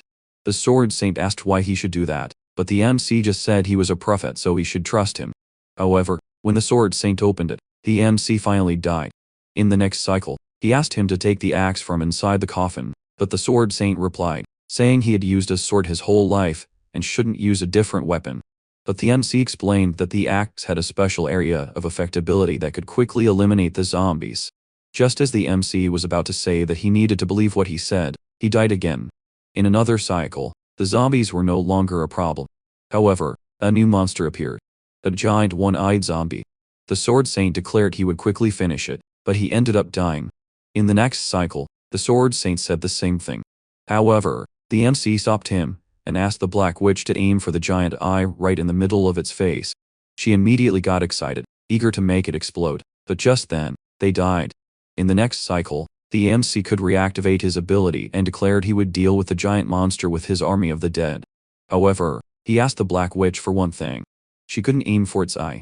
She was shocked, because the giant's eyes seemed to be baiting to be shot. It was almost a glowing target ready to be hit. She wanted to say something more, but the Sword Saint told her to follow his orders because the MC claimed to be a prophet. So, the Black Witch declared she would restrain herself as much as possible to avoid hitting that eye. Soon after, they defeated the giant zombie, forcing the Demon King to retreat to the 14th floor. Just like before, the story began to change. Now, it was time to clear the upper floors, and to avoid the boring loop of fighting and rewinding, they did the same things floor after floor, 15, 16, 17. And thus, the Demon King's story was regressing. It reached a point where he could barely be considered a Demon King. Then, the MC approached him, saying he could finally see his eyes because after a long time, he could truly look deep inside him. The Demon King and the warrior who fought him couldn't look each other in the eye before a tragedy. Therefore, this time he should fight with all his might. If he ran away again, how much weaker would he be next time? With all the strength he currently had, the Demon King would not be able to win. The Demon King began to ask what he was talking about because he knew nothing about what had happened. Just then, the MC called him by his real name, which was Stay. The MC had warned him that he should fight with everything he had, or his time would be longer than his story. Well, let's finally conclude the Demon King's trauma. People shouted that they had to burn the witch's nest, and all the people she had cared for would be considered cursed monsters. For that reason, no one would leave alive. And why now? Because humans were burning each other. They said the kings had ordered their deaths. Had they found an excuse to kill people? Even creatures of other races supported this. But who were they? What gave them the right to burn others? What had they done? They just wanted to take care of their children and families and live a peaceful life. All the people who had been kind to her were killed in the process. The sick who had received her help were not spared. Why was this happening? Just then, Stay began to eat their ashes. She then began to declare that they were all born human, and knew the beauty of life. Wait, even knowing the pain of shedding a tear, did they still do it? Seeing such a situation, how could she not call humans monsters? Just because of their judgment, they would be human while the people she saved would be considered monsters. Were they the only ones who deserved to live in that world? If so, they should prove it to her. She cursed all of them, because their wickedness had made her this way. Thus, the rain had fallen so that no village could be burned again. At that moment, the ghost told the MC to wake up, because this was not his hell. Returning to the battle on the 19th floor, the MC continuously fought against the Demon King, forcing him to retreat. His body grew smaller and smaller. The water clinging to his body was separating, and even blood began to seep out. Then, the MC told him to retreat. He should return to the 20th floor to his base, which was the Demon King's castle, because this was his destiny. Since the Demon King couldn't argue with this, he retreated, and thus the battle on the 19th floor ended. The MC humbly asked them if he could personally finish off the Demon King. The Black Witch agreed, because she had broken her promise to wait 5 days. The Sword Saint also agreed because it had been 5 days since he started observing him. Once he cleared the 20th floor, he should meet him. The MC thanked both of them and went to the 20th floor. When he arrived, there was only a small body before him. At that moment, the system was calculating the reward Gongja would receive, and his power was being readjusted. As a reward, he received the limited power of an apostle. With this, he could enhance any of his abilities that were not X rank. It was unclear why or who had built the tower. However, now the MC could try to guess what kind of entity the tower was. It was like a guardian of his decisions, making the MC remember the choice he had made. He then declared to the Demon King that her end had come. But she said that the village was hers, and he shouldn't dare destroy her paradise. In her mind, she still remembered the burns and all those flames. She asked if the MC had come there to burn her paradise. This was the lowest stage of the world with the week's boss. The MC didn't even bother to dodge her attacks. The situation had now changed. On the 12th floor, the Demon King attacked while the MC defended. But now, who attacked and who defended was completely reversed. The Demon King told the MC to die. But he said that word had no meaning for someone like him. At that moment, he split the Demon King in two and continued to attack, saying she had grown weaker. And with each attack, the Demon King lost her power to a point where her title was stripped. But she returned to being a normal human. The MC said she had really weakened a lot, and she asked him not to come closer, but Gongja just said that if she didn't want him to come closer, she should use a blade, not words. Otherwise, he would continue to advance towards her. Suddenly, she declared that she deserved to do everything she had done. However, the MC replied that she was wrong. And as he had said before, the MC was a foreigner from another world. The kings, emperors, and military forces had joined forces to burn her village, and no one on that continent was free from that responsibility. But the MC was not responsible for it. He was a complete outsider. As a hunter, he was exempt from that responsibility. No, she was saying she had done nothing wrong. Estelle was probably as scared as she was. The little girl had screamed for her father and cried for help. And what had he done to a child like her? He had devoured her and pretended to be a savior to everyone, which was why everyone trusted her. She had hidden the truth, devoured a child, and taken Estelle's form, remaining silent, because she would feel misunderstood and afraid of being treated like a monster. However, she shouted that she didn't know, saying she had no memories or knowledge of humans and therefore didn't understand what it meant.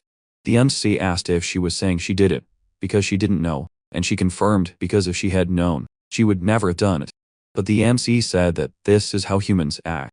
The king she had killed when she was the Demon King should have given her the same reason. Of course, some of them probably lied to try to get away with it. And how could she be sure that they were all the same? Did the soldiers really come to attack the village on their own? And couldn't the people who left after losing their territory use the same I didn't know excuse? In this world, the only justice the MC knew was retribution. And if he believed that the things she had devoured and then expelled were still human, to be fair to them, she should experience the same thing he did. Just then, the MC received his reward. He already knew which skill he wanted to evolve. He could evolve his rank skill to sis rank. But the MC didn't want to evolve the skill. He wanted to change it. He just wanted to change one part. That the dead he resurrected would not inherit their previous memories and lives. That's why he wanted the summoned creatures to be able to retain their memories only when he wanted. This was a reasonable request as he wasn't asking for a cooldown reduction or anything like that. The tower accepted these conditions. Then, it was time to kill the Demon King. If she didn't like the word kill, she should think that the MC was devouring her, as she had done to others, just as she had done to Estelle and the other sick people. He would save her in the way she had saved others. The MC felt relieved that she was still human, because otherwise, how could she use her ghost summoning skill? She then tried to attack the MC, but he easily dodged. The ghost said her posture was very clumsy. She was simply running while swinging her sword and not even looking forward, which couldn't even be considered swordsmanship. That's why the MC should end it quickly. The Demon King then knelt down, and the MC remembered what the Demon King had said, that the one who saws death will eventually meet death. However, as Gongja was about to deliver the final blow, the ghost stopped him and said he shouldn't kill her now, as he seemed too sure. Suppose the MC was sure that she was no longer a monster, and was now a human like him. However, since she was an ant, could she be summoned by his skill? And if the tower didn't consider her human and he had killed her, could he live with that burden on his conscience? But the MC declared that entities were also human. However, The ghost said that perhaps that wasn't how the tower thought. So, the MC called the tower and asked if his skill could be used on NPCs or only considered hunters like him. However, his question was rejected, and this matter was outside the tower's jurisdiction. It recognized his question as an official matter, and therefore the tower would request a high-level conference with the 6 constellations of Murim. With the 6 constellations of Murim, the MC wondered what this was, not knowing what was happening as he seemed to have been taken to the director's room. "You're asking too many questions, my friend. You're asking too many questions. This is going to end badly." And then many butterflies began to surround him, and he opened his eyes to see where he was and remembered it was the same ability selection room. So, he asked why him, and the system confirmed the participants. The constellation the author of all plays was participating along with the lady who walks in illusion, the moon that reflects on blindness, and the creator of laws. Gongja thought he couldn't see anything, but he could feel something, and the god who dances from the void also appeared. He noticed the overwhelming presences there, and the tower confirmed that the 6 constellations of Murim were participating, and the matter of the tower's temporary apostle, the King of Death, was being presented. The tower asked if the ability 100 Ghosts Reincarnation applied to NPCs. If they agreed that this ability applied, they had to confirm. And if they disagreed, they had to reject.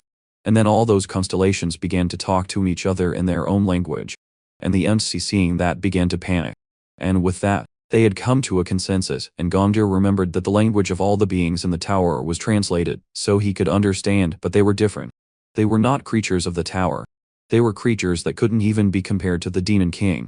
They might even be the creatures that created that tower. And then the tower declared that the vote on the matter at hand was beginning. And the 6th constellation, the author of all plays, voted against. The 5th and 4th constellations voted in favor, the 3rd voted against the MC. And the 2nd simply abstained. And so there were 2 votes against and 2 in favor, and 1 abstention. The beings with the power to decide on his reincarnation ability finally did not come to a conclusion after the vote. And he wondered why until he realized that one of them had not yet voted. A being who did not need to be there because he had been there from the beginning. The being who knows everything, the master of the tower. And Gongja said he thought voting in favor was the right thing to do. Because if Indus were not included in the ability, then how could the Demon King have summoned so many monsters? And all the people of the Empire killed by the Demon King were entities. And of course, he knew they were worried. They were worried that he would start killing entities randomly to use them as pets. But he was sure that he had sufficiently proven what kind of person he was. And he was not the type of person who would do that. And he said he would not live that way in the future. And so the tower said he had done quite well, but also said it was complicated, telling the King of Death to speak from his heart and not from his head.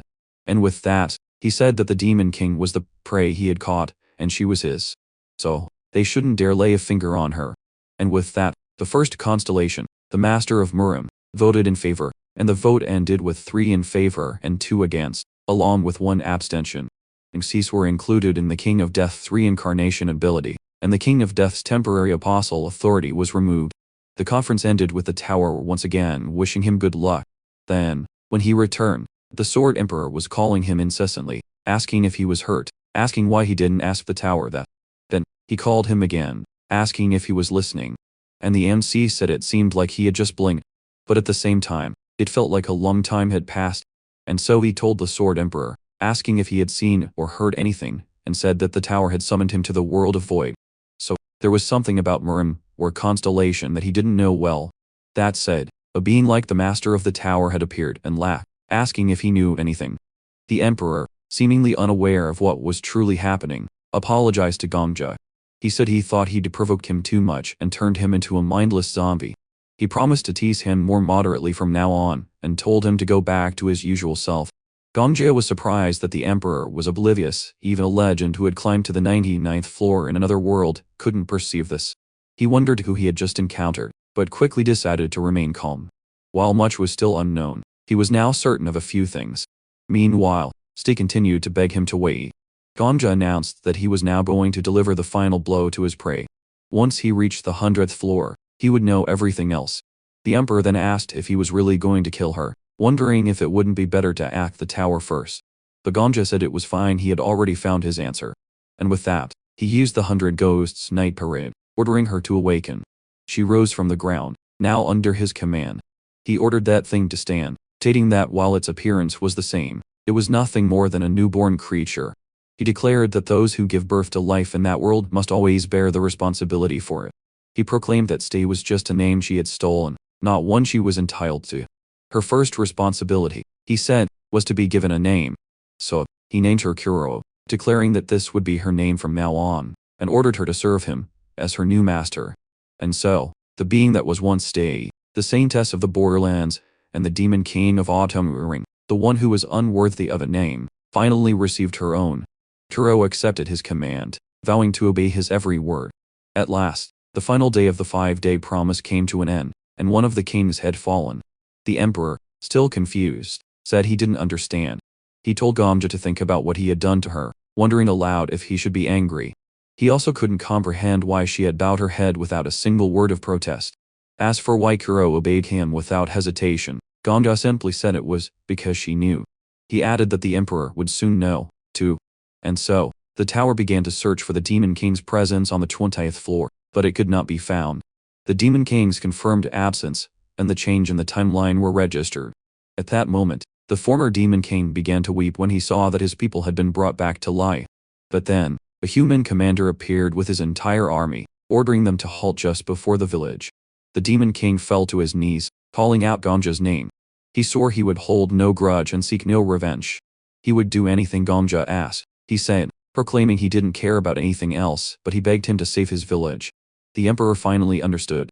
This was what it meant for a master to have a responsibility to protect his subjects. He apologized for his misunderstanding, but Gamja told him he had also lost their bet and to consider this a consequence. Just then, General Sarbast ordered his troops to stop, demanding to know who dared to block his path. Gamja replied that he was the one who wanted to ask the questions, wondering what they were doing in a place like this. Sarbast declared it was the will of His Majesty, the Emperor, and that he'd heard a witch had been harming the good citizens of the continent. Even some monsters had fallen into the witch's trap and succumbed to darkness.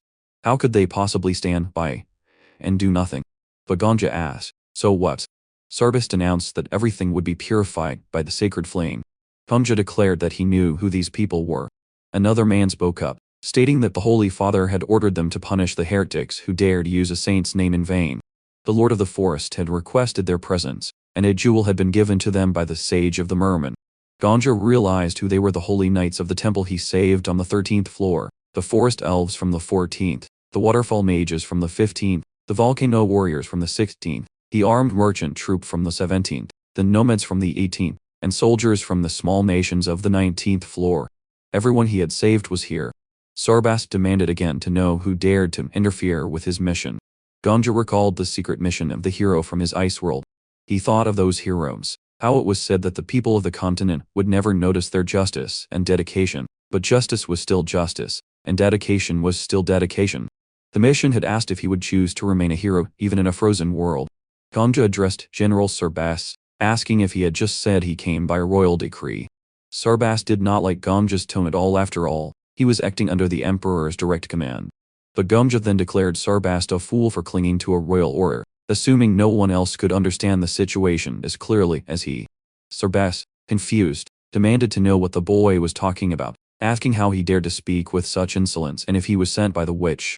However, Gamja revealed that he knew Sarbast was a man who wanted to defeat the first prince in order to place the third prince on the throne.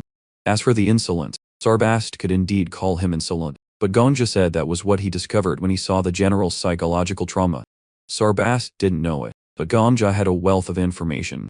He told Sarbast he shouldn't live like this, telling him to think of all the grace His Majesty had bestowed upon him. A man who might have spent his life pulling nets at a harbor had become a royal guard, then a general. He told him to look with his own eyes, raising a gleaming sword for all to see. Gamja declared that the messenger sent by the great founder, Lafanta Aim, was standing before them all. Gamja told Sarbast he was aware of the chaos in the imperial family, recognizing the wicked behavior of the first prince and knowing that Sarbast sided with the third prince out of pure loyalty to the empire. The reason he had accused Sarbast of being power-hungry was merely to test his character. Are you upset by this? Gamja asked. Sarbast wondered how he could be upset when it was all a test of his loyalty.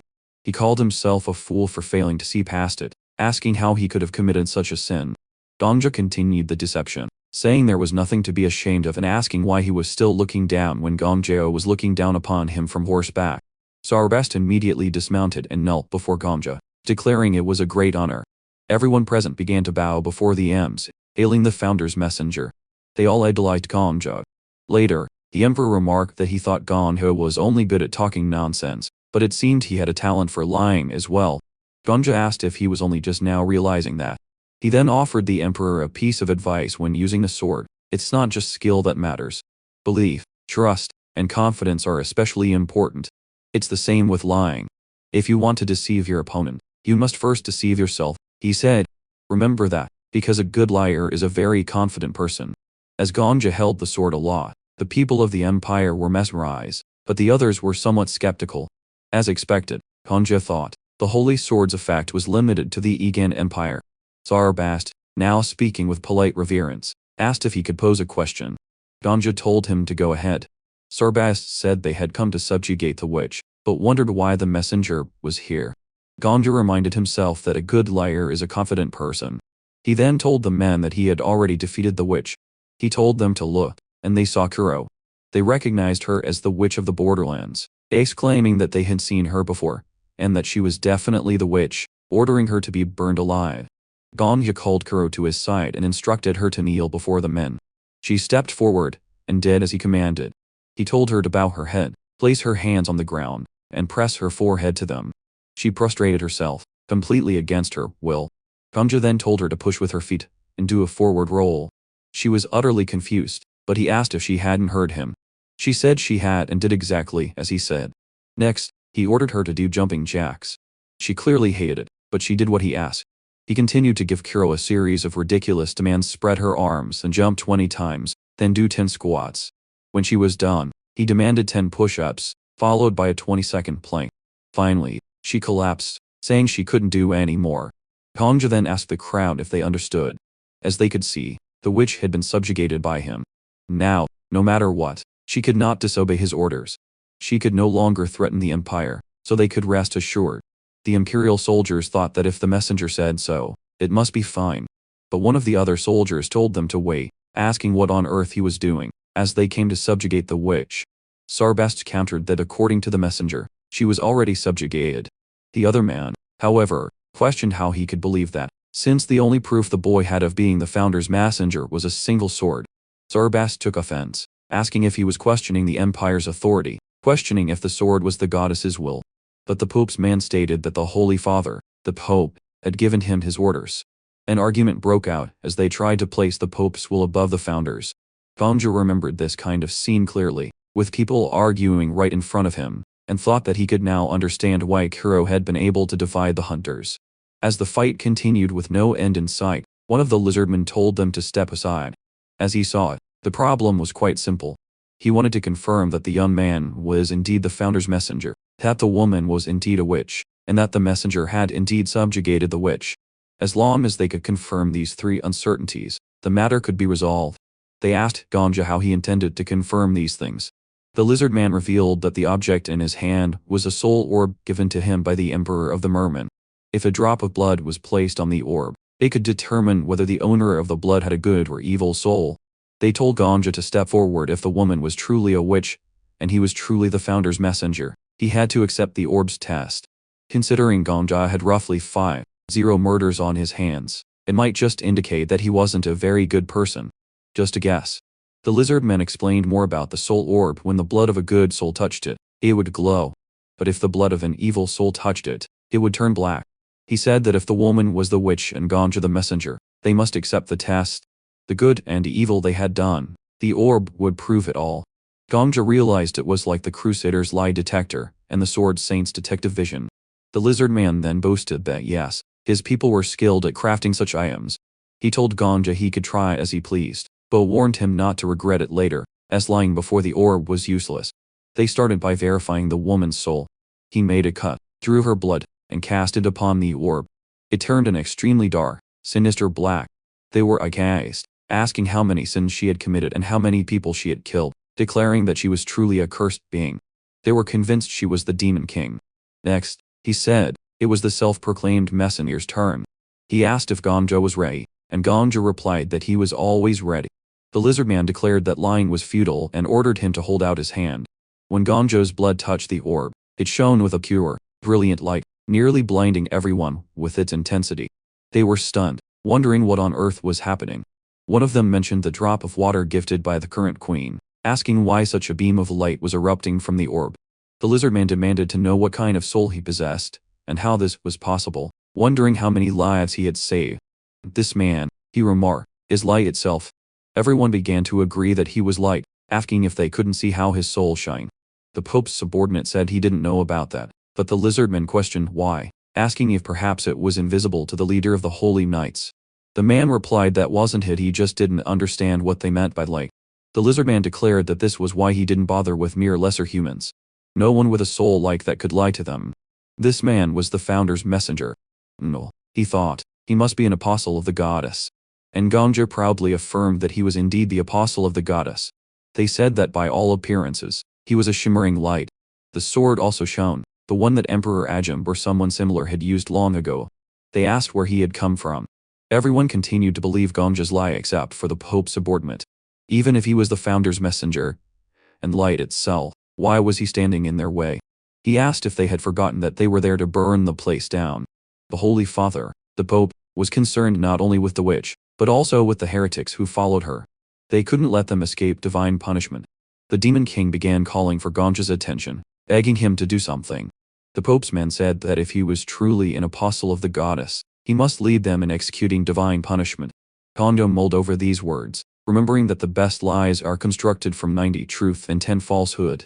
He then told the Holy Knights to be careful with their words, saying it was not their place to decide how divine punishment was to be applied. He was the one to decide. He had already gathered all the evil, and divine punishment had been delivered. He declared he would show them. He then summoned a horde of skeletons, and the men cried out in terror, asking what these monstrous things were. Ganja announced that this was his mission. How could this witch be the only evil in the world? He said that every single one of the phantoms he had gathered was an evildoer with deeds as wicked as the witches. They were astonished that he had collected all these monsters. He said the goddess had ordered the punishment of all evil that had defiled the world in her name. His duty was to subjugate all the world's evil and lead all its demons to hell. And what they were seeing now was his hell. The lizard man was deeply moved that the apostle of the goddess had done all this alone, without their knowledge, and Ganja agreed. He lamented that no one had even noticed the apostle, asking how he, a mere human, had managed to walk through this hell alone. Ganja simply stated it was his mission, declaring it was no longer necessary for them to punish the witch or her minions. They would suffer forever in his darkness, he was their hell. And they all believed the lie that the apostle had been saving them all this time without their knowledge, even though it wasn't entirely a lie. Ganja agreed with them. The emperor said he had nothing left to teach him and told him to carry on, declaring that his mentor was nothing more than a child and couldn't handle a scoundrel like him. Ganja thought he was being rather humble, saying he didn't have much to learn from his wicked personality anyway. He then announced that he was sure everyone could now see that this was the goddess's will, her divine punishment, assuming they had no intention of challenging the strict will imposed by the goddess. But the Pope's knight asked again if those hideous demons were truly imprisoned, saying that if they were to escape into the world, the damage would be immense. He asked if Ganja would confirm that he had personally imprisoned those beings. Ganja called one of them forward. The knight asked what he intended to do with the skeleton. Ganja replied that he wanted to dispel their doubts, and ordered the skeleton to regain its memories. Suddenly, the former Flame Emperor appeared, cursing at Ganja, asking what his problem was for turning him into something like this. He declared he wouldn't be satisfied even if Ganja were boiled in oil, vowing to kill him and calling him every name in the book. He screamed about how he dared do this, and swore he would wipe out Ganja's entire lineage. Ganja then announced that, as they could see, this man was a wicked wrongdoer just like the witch. But he went even further, saying he was arguably a worse monster than the witch, because the witch was born a monster, but this man had committed heinous crimes despite being human. They were completely astonished as the Flame Emperor continued to curse everyone around him, asking if they had lost their minds. Then, Ganja simply ordered him to dance, and the Emperor complied with every command. Everyone was amazed that Ganja could order them around like this. Ganja declared that the demons could never defy his orders, asking if they still had any worries. With that, the leader of the Pope's knights knelt before Ganja, asking if they could at least have the honor of knowing his name. Ganja introduced himself to all of them, and they pledged to follow his command. And so, he cleared the normal stage, the secret mission hero of the frozen world, and the boss stage.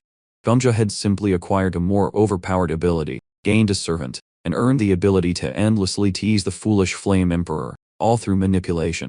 He had manipulated everyone the entire time, using trickery, but still keeping his promises. The system announced that the clearing party consisted of a single individual, the Death King. The reward calculation was complete and would be distributed within 24 hours of him entering the 21st floor. The Emperor thought it was insane that Gomja cleared the boss stage this way, and was now just casually chatting. Gomja thought it didn't matter if he was crazy or not. He had cleared all floors up to 20 exactly as he wished. No hunters had died. No one from the Empire or the continent had lost their lives. And he had even saved the girl. The 20th floor probably would have cleared on its own, even if he did nothing, as the fire and the village's disappearance would have constituted an ending of sorts. As long as there was a proper ending, the tower didn't care if it was a happy one. Otherwise, the Sword Saint wouldn't have been able to pass to the 40th floor. Therefore, this was not the world predetermined by the tower, nor was it an ending that occurred because there were no other options.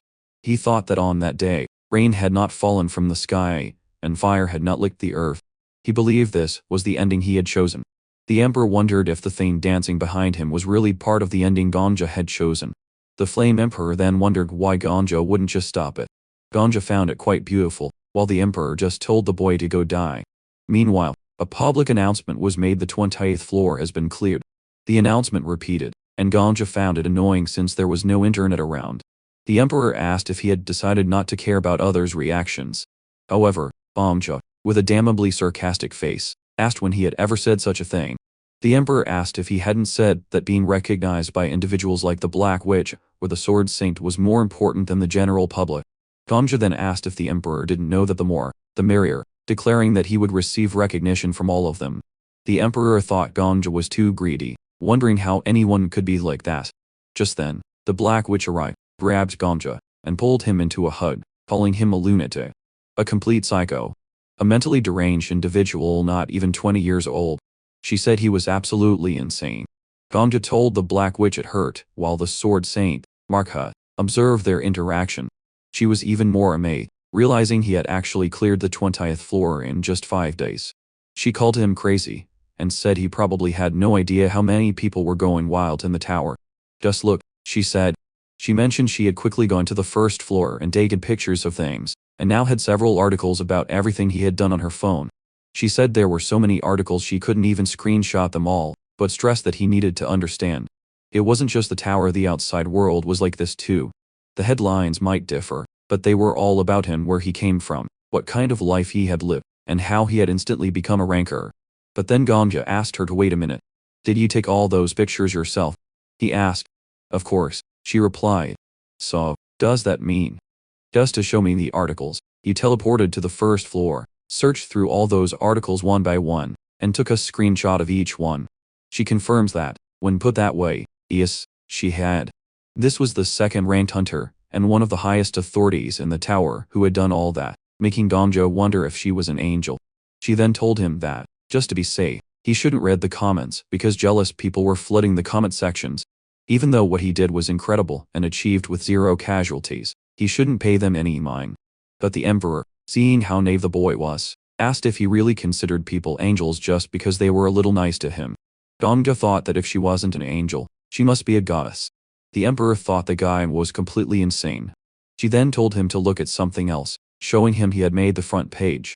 It was the first time something like this had happened in the tower's history. She couldn't believe he had gone from unranked to 3rd place all at once. Gomja became very excited. She then told him he would have to be a bit more mindful of his actions from now on. When he asked what she meant, she explained that he had now joined all 5 major guilds, even though he was technically independent. A 3rd-ranked hunter should have a title on par with a guild master. While it was true he was in all 5 guilds, being a regular guild member no longer suited him. Gomja thought about becoming a guild master, but she said if he preferred being a lone wolf destroying everything in his path like an old man, she wouldn't force him. Hearing that, Gomja asked if they were talking about themselves. But she told him to put that aside. She wanted to know who those people were. Gomja explained they were soldiers who had gathered from all over the continent, saying it was a long story. But after defeating the Demon King, there was an event where these entities invaded the 20th floor. Or so he thought. Using a skill, and an item's effect, he had tricked them into believing he was the messenger of the Empire's founder, and they had believed it. She then remarked that he seemed quite talented at lying, but Gongja asserted that thanks to it, he had managed to clear the floor without spilling a single drop of blood. She clarified she wasn't trying to speak ill of him. In fact, she was quite happy because, thanks to him, they could now negotiate with that continent, which meant they would no longer have to make bad deals with the old men from the outside world. They were annoyed that those bastards always used food to drive up prices, and they wanted to see if they could keep doing that in the future. Marco stated that the deals between the tower and the outside world were fundamentally unfair, whether it was capital, resources, or technology, as the outside world had an abundance compared to the tower. Sidho, she thought, food was always the problem. Gongja said that when he first met her, he thought she was an unfriendly person, and this must mean they had gotten closer. He then asked the Black Witch if she was saying the hunters would start negotiating with that continent. She replied that it was only natural. So, Gongja said he would lend her his name. In this world, he was the founder's messenger, and the apostle of the goddess. If he made them believe that they were all apostles of the goddess too, business would be easier. She expressed her deep gratitude for the offer, but then asked if he really expected to lend his name for free, asking what he wanted in return. Gongja then spoke of the 20th floor, and she wondered if he was referring to the entire floor. He confirmed, saying that more precisely, he wanted all the land on the 20th floor to be his. In return, he wouldn't take anything for clearing floors 11 through 19, and they could split the profits from the negotiations with the continent just like the other hunters. She thought this was an extraordinary offer, but it wasn't something she could decide on her own. They would have to discuss it with the other guild masters, but she asked if he really wanted this place, as it clearly didn't have much value. It was small and didn't seem good for agriculture. But then she remembered to ask something she'd been meaning to for a while. What the hell is that guy dancing behind you? And he just said, you see nothing. Man, I completely forgot about that guy. Seriously, I forgot. And I laughed a little at his misfortune. And so, they teleported to the first floor. She asked if they could meet in the same cave as before, and Gongja said it didn't matter to him. For everyone else, only 5 days had passed, but for him, it was his first time there in hundreds of days, so he felt nostalgic. She asked what was wrong, and he said it was finally sinking in that he had cleared the floor. She told him it would probably sink in a lot more soon because, as she'd said, everyone in the tower was going crazy over him. He should prepare himself.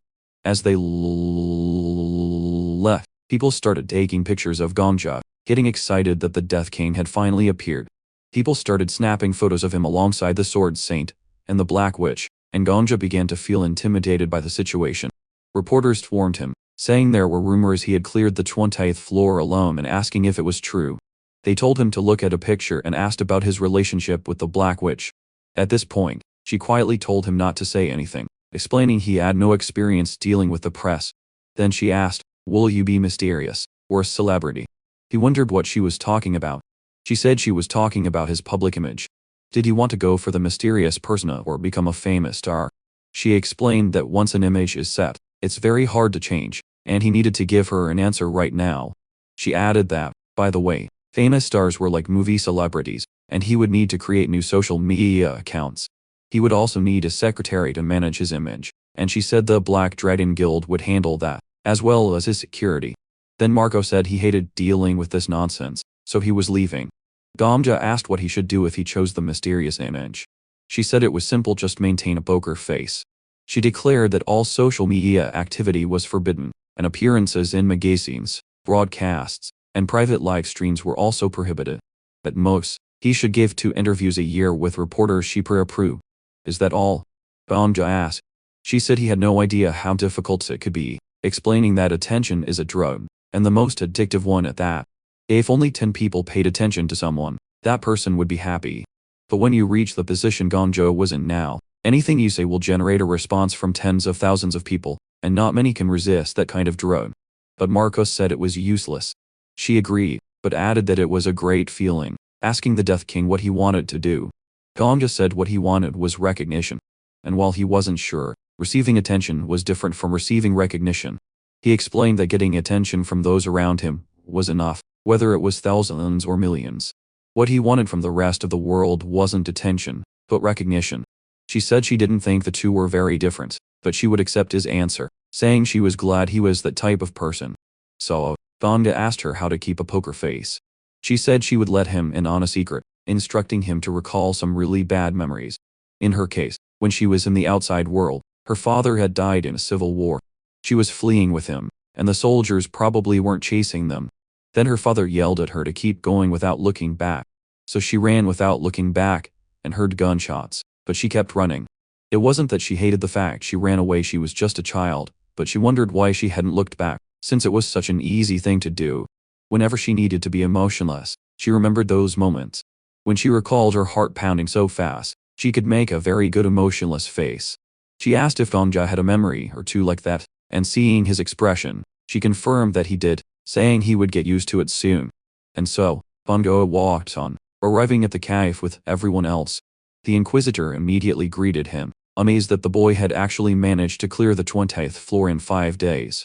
He declared it the greatest achievement since the tower's appearance, saying he had great respect for him, and adding that he would stop calling him King Gongja and would call him the Death King from now on. The Crusader said that, honestly, she had thought the three of them, the Black Witch, the Sword Saint, and the Death King, would fail the Death Ray, but he had gone and cleared the 20th floor all by himself. She said if he had any secret tricks, he should tell her. Gongja just said it was about living a good life. She thought the advice was super realistic. Anyway, Gongja said it was good to see them again after a long time and asked how they had been. The Countess wondered what he meant by a long time, as only 5 days had passed. She said they were in the throne room at first, as promised, but after a while, the Empire's entities started moving around. Gongja figured that was when he defeated the Demon King on the 12th floor. The Inquisitor said the entities thought they were invaders trespassing in the Imperial Palace, and the Empire's elite knights and soldiers came to arrest them. Gongja thought that sent a shiver down his spine, but Viper said the guy had a lot of tricks. The MC first surrendered to them, and then escaped from prison, with Viper exclaiming how amazing he was. But the Inquisitor claimed it wasn't even that fun. How could they have known there was a secret passage in the dungeons beneath the prison? He said it felt like he was back in his childhood days. As they continued their discussion, the Black Witch mentioned she knew they all had incredible lives in the outside world. She revealed the Countess was born in a very poor village in India, and Viper's parents were gang leaders. The Crusader also faced hardships in Venezuela. She then agreed they were all trash back in the outside world. She then declared this wasn't something they should discuss there, and pointed out that even the Death King was now one of them. She went on to say they probably didn't know, but the Death King had made decisive contributions to their clearing of the tower, and they hadn't lost a single hunter in that raid. Even on the 11th floor, where many hunters fought together, they managed to get out without a single casualty. She declared she wanted to make this man the hero who represents their tower.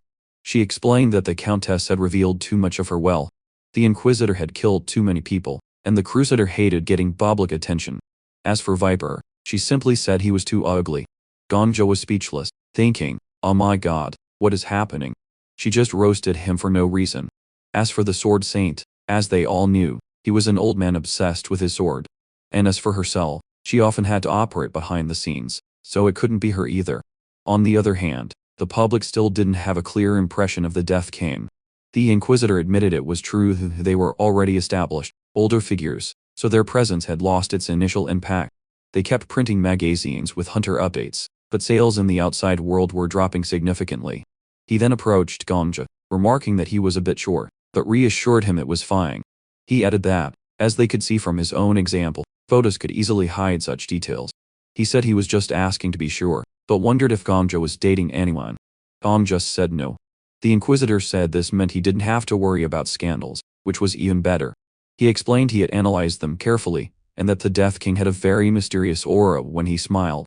Therefore, he would go with the mysterious image. However, he lamented that Gongja had never dated before, declaring they needed a scandal. With that, they started arranging things, and Gongja became completely flustered. He tried to talk to the Black Witch, mentioning her earlier comment about the mysterious image, and saying he didn't think they'd need a stylist.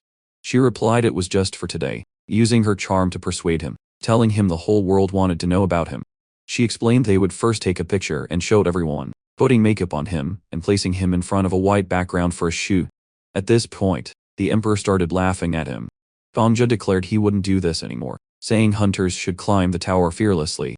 He asked who cared about media image or photo shoots. He argued that because these useless things occupied their minds, they hadn't been able to clear the 10th floor for years. However, they loved his outburst, commenting that his speech was great and began discussing the article they would write about him. but Gongja reminded them that she was the one who had brought up the 20th floor. He then stated he would grant them the rights to all floors from 11 to 19. Therefore, they had to ensure the 20th floor was his. Meanwhile, Gongja was in despair as they completely ignored his opinion. Marcus told him to just give up, explaining the same thing had happened to him when he became number 1, and this was what they wanted to show the outside world. He added that they were living lives of honor, and this situation was partly a product of their own inferiority complex. He declared they had given up everything in the outside world to come to the tower, asking what was so pathetic about that. He then urged Gongja to leave, saying this would never end if he stayed. With that, the two of them ran off. The Black Witch called out to Gongja, telling him they had a press conference tomorrow and to come back soon if he could.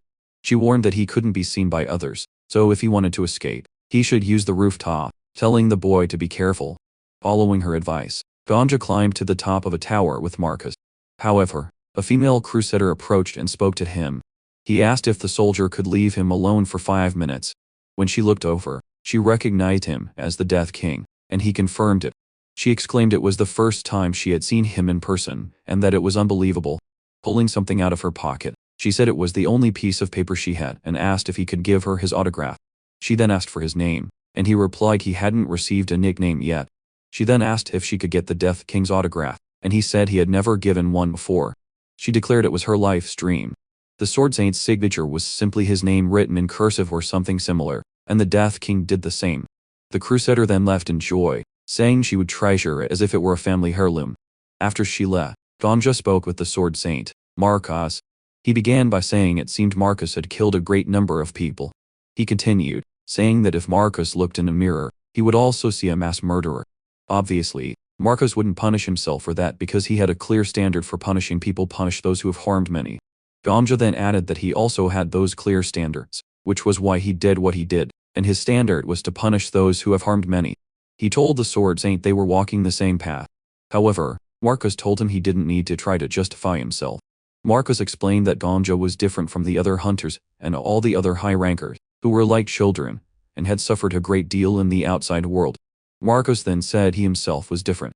He had never lacked for anything and had lived a good life.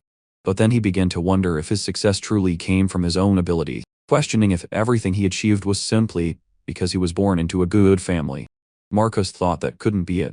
And though he was born into a good family, he was clearly proud of his achievements, but he wanted to prove that his pride was not an illusion. Gongja realized this was why Marcus had come to the tower. Marcus then said it seemed he had unconsciously let his guard down, and a skill card was given to Gongja. Marcus admitted he was a fool. He had decided to believe in his own eyes and hands, but before he knew it, he was relying on things called skills. Marcus then said he would ask Gongja one last time if he ever killed an innocent person. Gongja replied that this was why he said Marcus didn't need to try and justify himself, declaring that lies were only for deceiving the mind. He then reminded Marcus of the tower, telling him to answer with his heart, not his mind. Marcus then said no, asserting that he had never done so and would not do so in the future.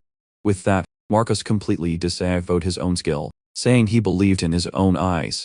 He said he had fought his hardest for the past 5 days and thanked Gongja for putting up with that old man's stubbornness, referring to himself. He added that it might be a little late to say it, but it had been a very enjoyable experience being with Gongja from the 12th to the 19th floor. Marcus then told him to rest well today, because as soon as the press conference ended tomorrow, the 21st floor would open, and he looked forward to seeing him on the next floor. With that, Marcus left. Gongja wondered if the Sword Saint had just acknowledged him, and the Emperor confirmed that it seemed so. Gongja then collapsed to the ground from all the pressure, thinking that it was finally, truly over. He was happy that the 21st floor was now his, and the guild masters would handle the press. He thought everything was finally finished. But then the Emperor asked, "What do you mean?" As if he had cleared the 50th floor or something. But then the guardian deity told the boy that she was very impressed with his achievements, and that she acknowledged all of them, deeming him worthy enough to be considered her apostle. Gongja wondered what that meant. And so, she allowed him to use her name in the future, and he continued to wonder, still not understanding anything. The guardian deity then told him to look down, asking him to look a little to his left. He saw the sword and recalled someone saying that the guardian deity had used up her last strength. He realized that the goddess was a sword, and she confirmed his question. Some time later, on a news broadcast, the anchor said that what they were watching now was an incredible video.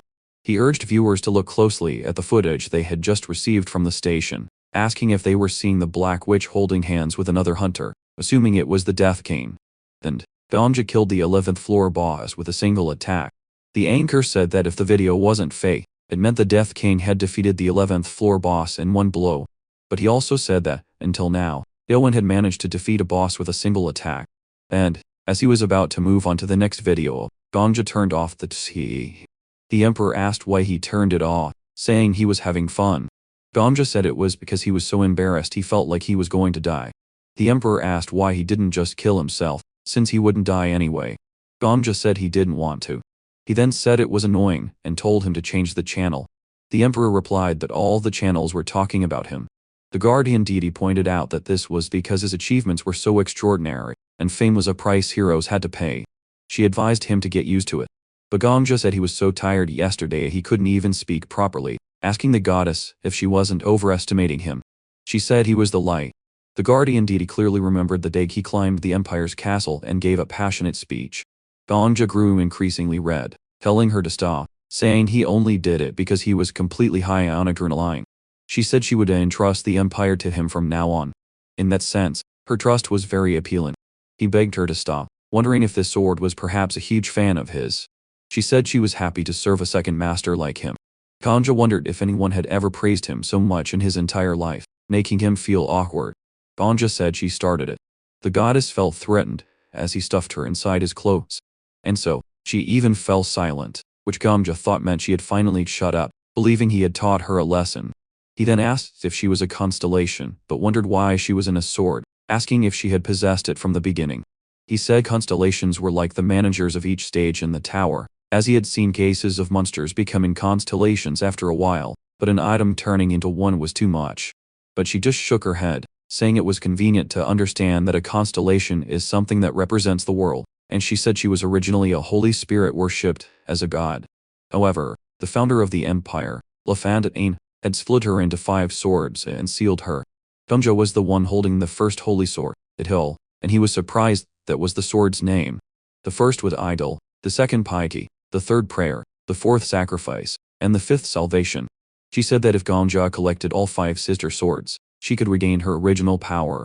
Ganja thought that, in short, she was just a fragment of a sword, meaning he needed to acquire the other 4 to get her full power. He found this interesting, and asked where the other sister swords were, but she said nothing. So, he asked again, saying he was asking where her sisters were, but she remained silent. Ganja then wondered if she didn't know, and she exercised her right to remain silent, making him realize she really didn't know. She argued she could feel the presence of the others if they were nearby, but Ganja then said he was in no hurry to find them. Anyway, she possessed 1/5 of her original power. So, he asked what she could do. She replied that she could gain the absolute support of the citizens of the Aegean Empire. Ganja said he knew that better than anyone, and asked if there was anything else. And so, she shined, boasting that she was confident and glowing. Ganja said he had seen enough to know that very well, his eyes tearing up from the flashbang right in front of him. He asked what else she could do besides gain people's support and shine. She said she was very confident in controlling monsters, adding that she was also confident in controlling humans, but it wasn't as effective. Suddenly, someone knocked on the door, asking about all the noise and if something was going on. Ganja said everything was fine. Then the Black Witch asked if he was sure. He said the press conference started in 5 minutes, and when it was over, the 21st floor would open. After they properly answered the reporters, they would head there, and Ganja agreed. She thought his response was quite lively and told him not to be late. As Ganja left, he spoke to the sword again, scolding it for not doing anything useful besides shining. She said she was protesting his unfair opinion. Ganja said that from now on, he would call her Shiny, saying she wasn't worthy of names like Guardian Deity or Holy Sword. The sword, despite being a sword, was shocked by this. Ganja said that, in the first place, she couldn't even protect her own country and was also very nosy. He was already going crazy with the Sword Emperor, so he would start going crazy. From now on, she shouldn't talk to him unless it was absolutely necessary. So, she fell silent, not even responding. He threatened her that he wouldn't let her be returned to the Aegean Empire, asking if she understood. And so, she replied, saying as little as possible. At the press conference, with 1 hour and 31 minutes remaining, they thanked everyone for coming. Gongja saw a lot of fans, thinking the Black Witch had an overwhelming charisma, but she didn't even talk to the fans, and got straight to the point. She announced that, as everyone knew, they had cleared all floors from 11 to 20, and as reported by various media outlets, this was an incredible feat. They had been thinking about how to deliver this good news, but it seemed they didn't have to worry, as the news had been spread very well by others.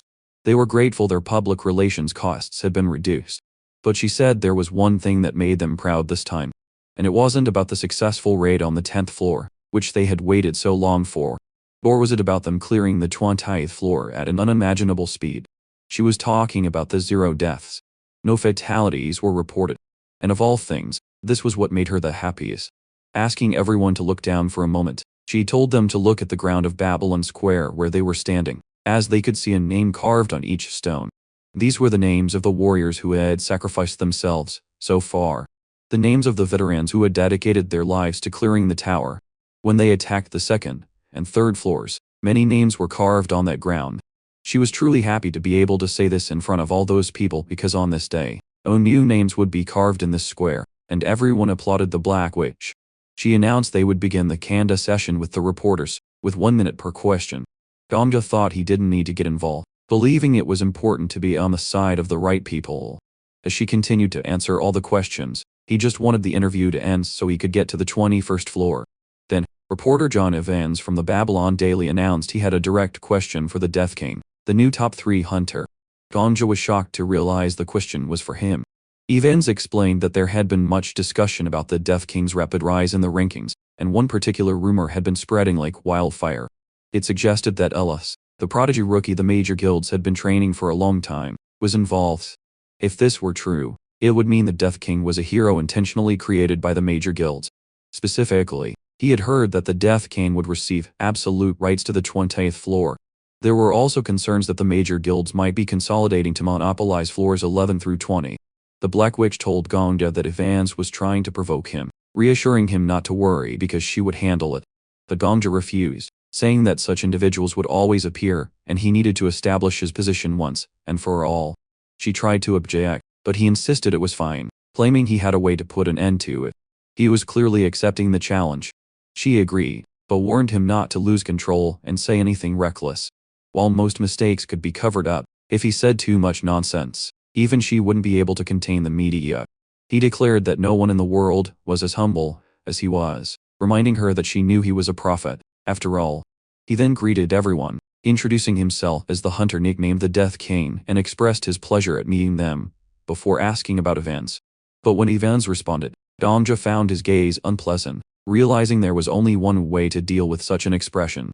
He stated that, in his opinion, these were just concerns stemming from Evans's own shortcomings, and he believed he would definitely be different from the Flame Emperor. He reiterated that, in his opinion, these were simply concerns rooted in Evans's own inadequacies. He admitted he didn't have the charisma or experience of the Black Witch, but he knew one thing others didn't: how to conduct interviews with the world's most reckless hunter. He recalled the Flame Emperor cursing everyone, declaring they only managed to clear the 20th floor thanks to his greatness. The Emperor had put his all into conquering the tower, asserting that everything he obtained there was naturally his. If he didn't claim the items for himself, who would? He even asked if they should belong to the reporter's father. Gongja explained this was the infamous reporter's father incident from back then. Although the Black Witch had tried to intervene and whisper, a fire had been lit that couldn't be extinguished. All sorts of insults had been thrown at him, and the recording of that scene had gone viral on every broadcast station. Gongja realized that to be the best, one simply had to do the opposite of what the worst had done. So, he announced that while he knew public opinion was excited about him, he found it all a bit exaggerated. He explained that without the help of the Black Witch and the Sword Saint, he would never have been able to clear the 20th floor alone. He added that, of course, he had also tried his best to clear it with 0 casualties, but he didn't believe that could be considered his sacrifice. He simply felt it was the right thing to do, both as a hunter and a human being. Therefore, he had no intention of claiming those rights. That was why he had entrusted all floors from 11 to 19 to the guild leaders.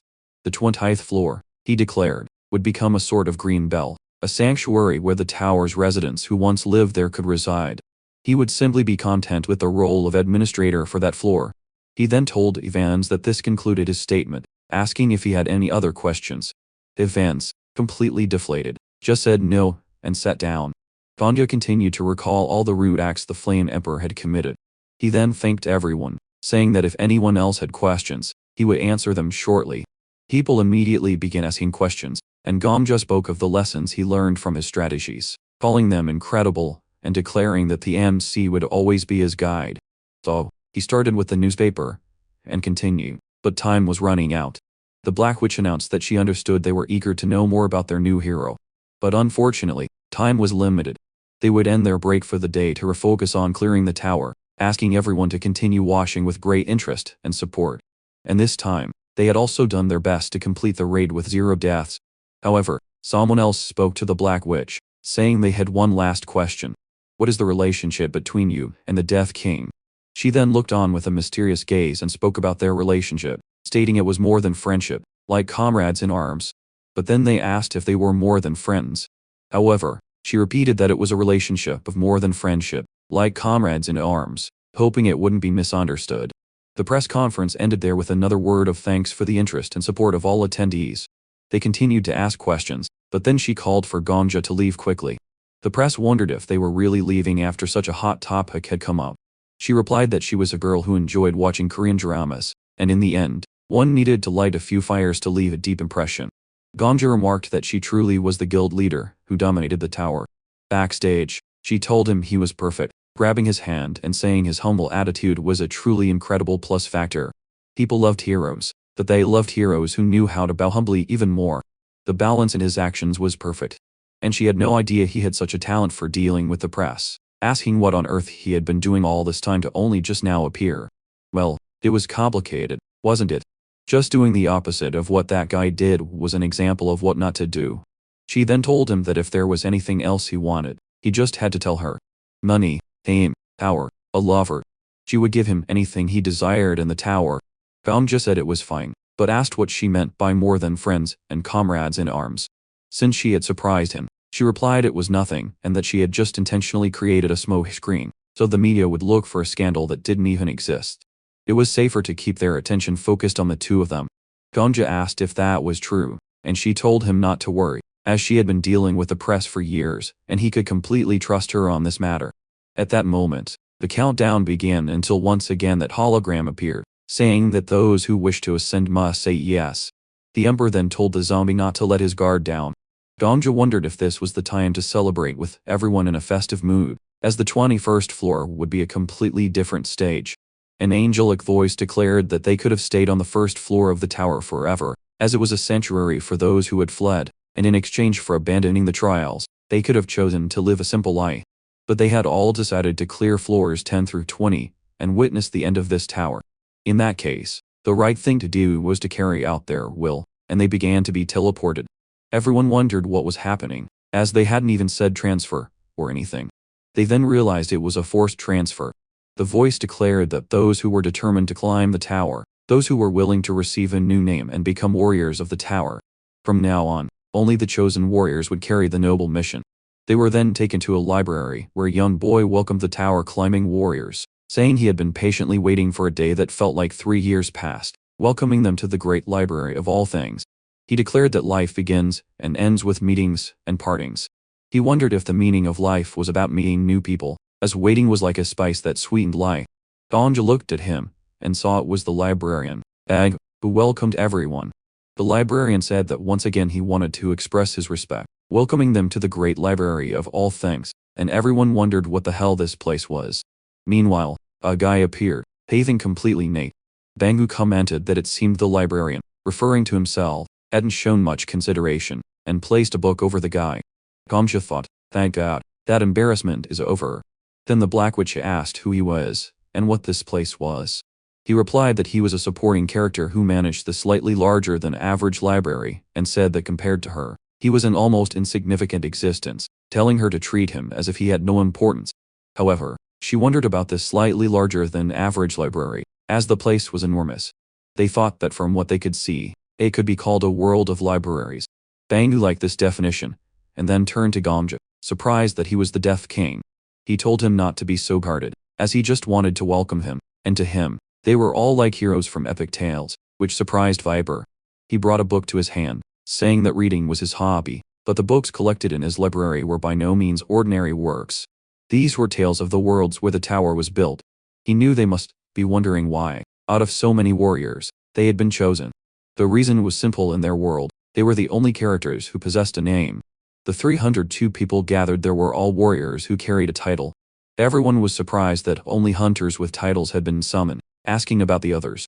The Black Witch then asked if he was saying they would be the only ones to attack the tower. Bangu told them not to worry, as they had defended the Yin Empire with only 3 people, and 300 people meant 100 times that number. So, they would be able to clear the stages he had prepared without much difficulty. But then Ganja asked the librarian to get straight to the point, knowing he was excited to meet living people, but they wanted to continue climbing the tower as soon as possible. He said he understood, but he had gotten so excited he hadn't even given them their mission. However, he wasn't one to explain things with words. So, he brought out a few books, asking what kind of project was best suited for them. He said the apocalypse he had chosen was too boring, and its destruction occurred very peacefully.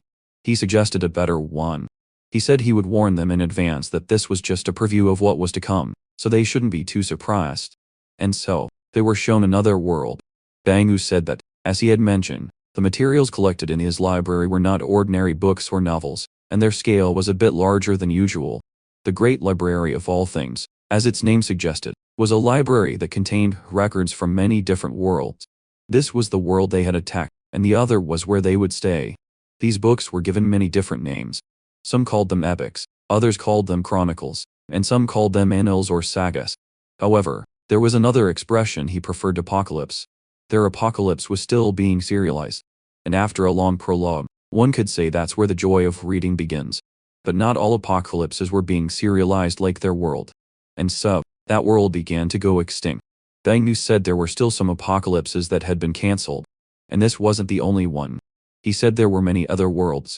If the cause of that apocalypse's cancellation was stone, then the cause of another's was water. He thought it was a tragedy what was happening, because the characters of that apocalypse had once lived just like them. However, before they reached a proper ending, before they could achieve an epic conclusion, everything ended for unfair reasons. And though he called it a cancelled series, to him, it was simply called destruction. Everyone there began to vomit from what they had just seen. The Emperor thought there was no reason for them to vomit, as they had seen far worse things than what ordinary humans could endure. Bangu then said the missions he would give them were simple. They had to choose 8 series from the cancelled apocalypses. He said he wanted them to read the cancelled apocalypses to the end, to continue the stories of the worlds that had been destroyed. He said they would enter 8 books of the apocalypse, and save them from the crisis of being cancelled. Ganja looked at him intently while thinking it over. Bangu said this was the mission he would give them, and they needed to rebuild the worlds. The difficulty was yet to be determined, and the goal was that, just as there were countless worlds, there were also countless destructions. The librarian Bangu described this as a cancelled series. He wanted the worlds that were cancelled for unjust reasons to have a chance to continue their stories once more. First, they had to choose one of the apocalypses, and if they succeeded in saving the world, it would be registered as their 22nd floor. However, if the mission failed, the 22nd floor would not open. At this point, Bangu became excited for them to begin their selection. After the challenge began, people started feeling nauseous. Bangu told them to clean up their own vomit, asking if that wasn't basic education, as the library's hygiene could only be maintained if they all worked hard. He then summoned some bookmarks, which everyone found strange. Bangu said these were servant bookmarks, and they would take care of them until they cleared the 30th floor. The Black Witch asked if they were monsters, and Bangu said she could think so if she wanted, as they needed to know a few things while there. First, they were never to touch any book without his permission, as all those books were the fruit of his efforts, blood, and sweat. And these were the only apocalypses in the universe. But then someone told him to get lost, saying he was just speaking nonsense, and warned, "Look, there's the final boss right there. Are you ready to attack?" Bang. He then addressed everyone, ordering them to grab their weapons, as he just needed to kill that guy to get to the 30th floor. The Bangu looked at him in a very amusing way.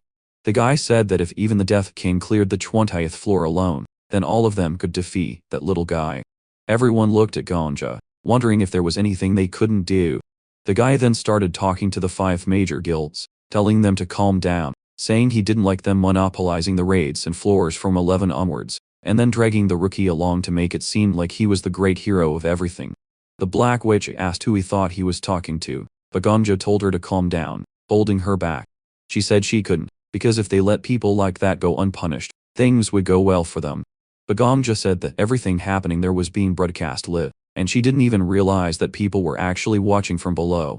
Ganja explained that in his previous life, he had also watched the ray on the 30th floor at the square.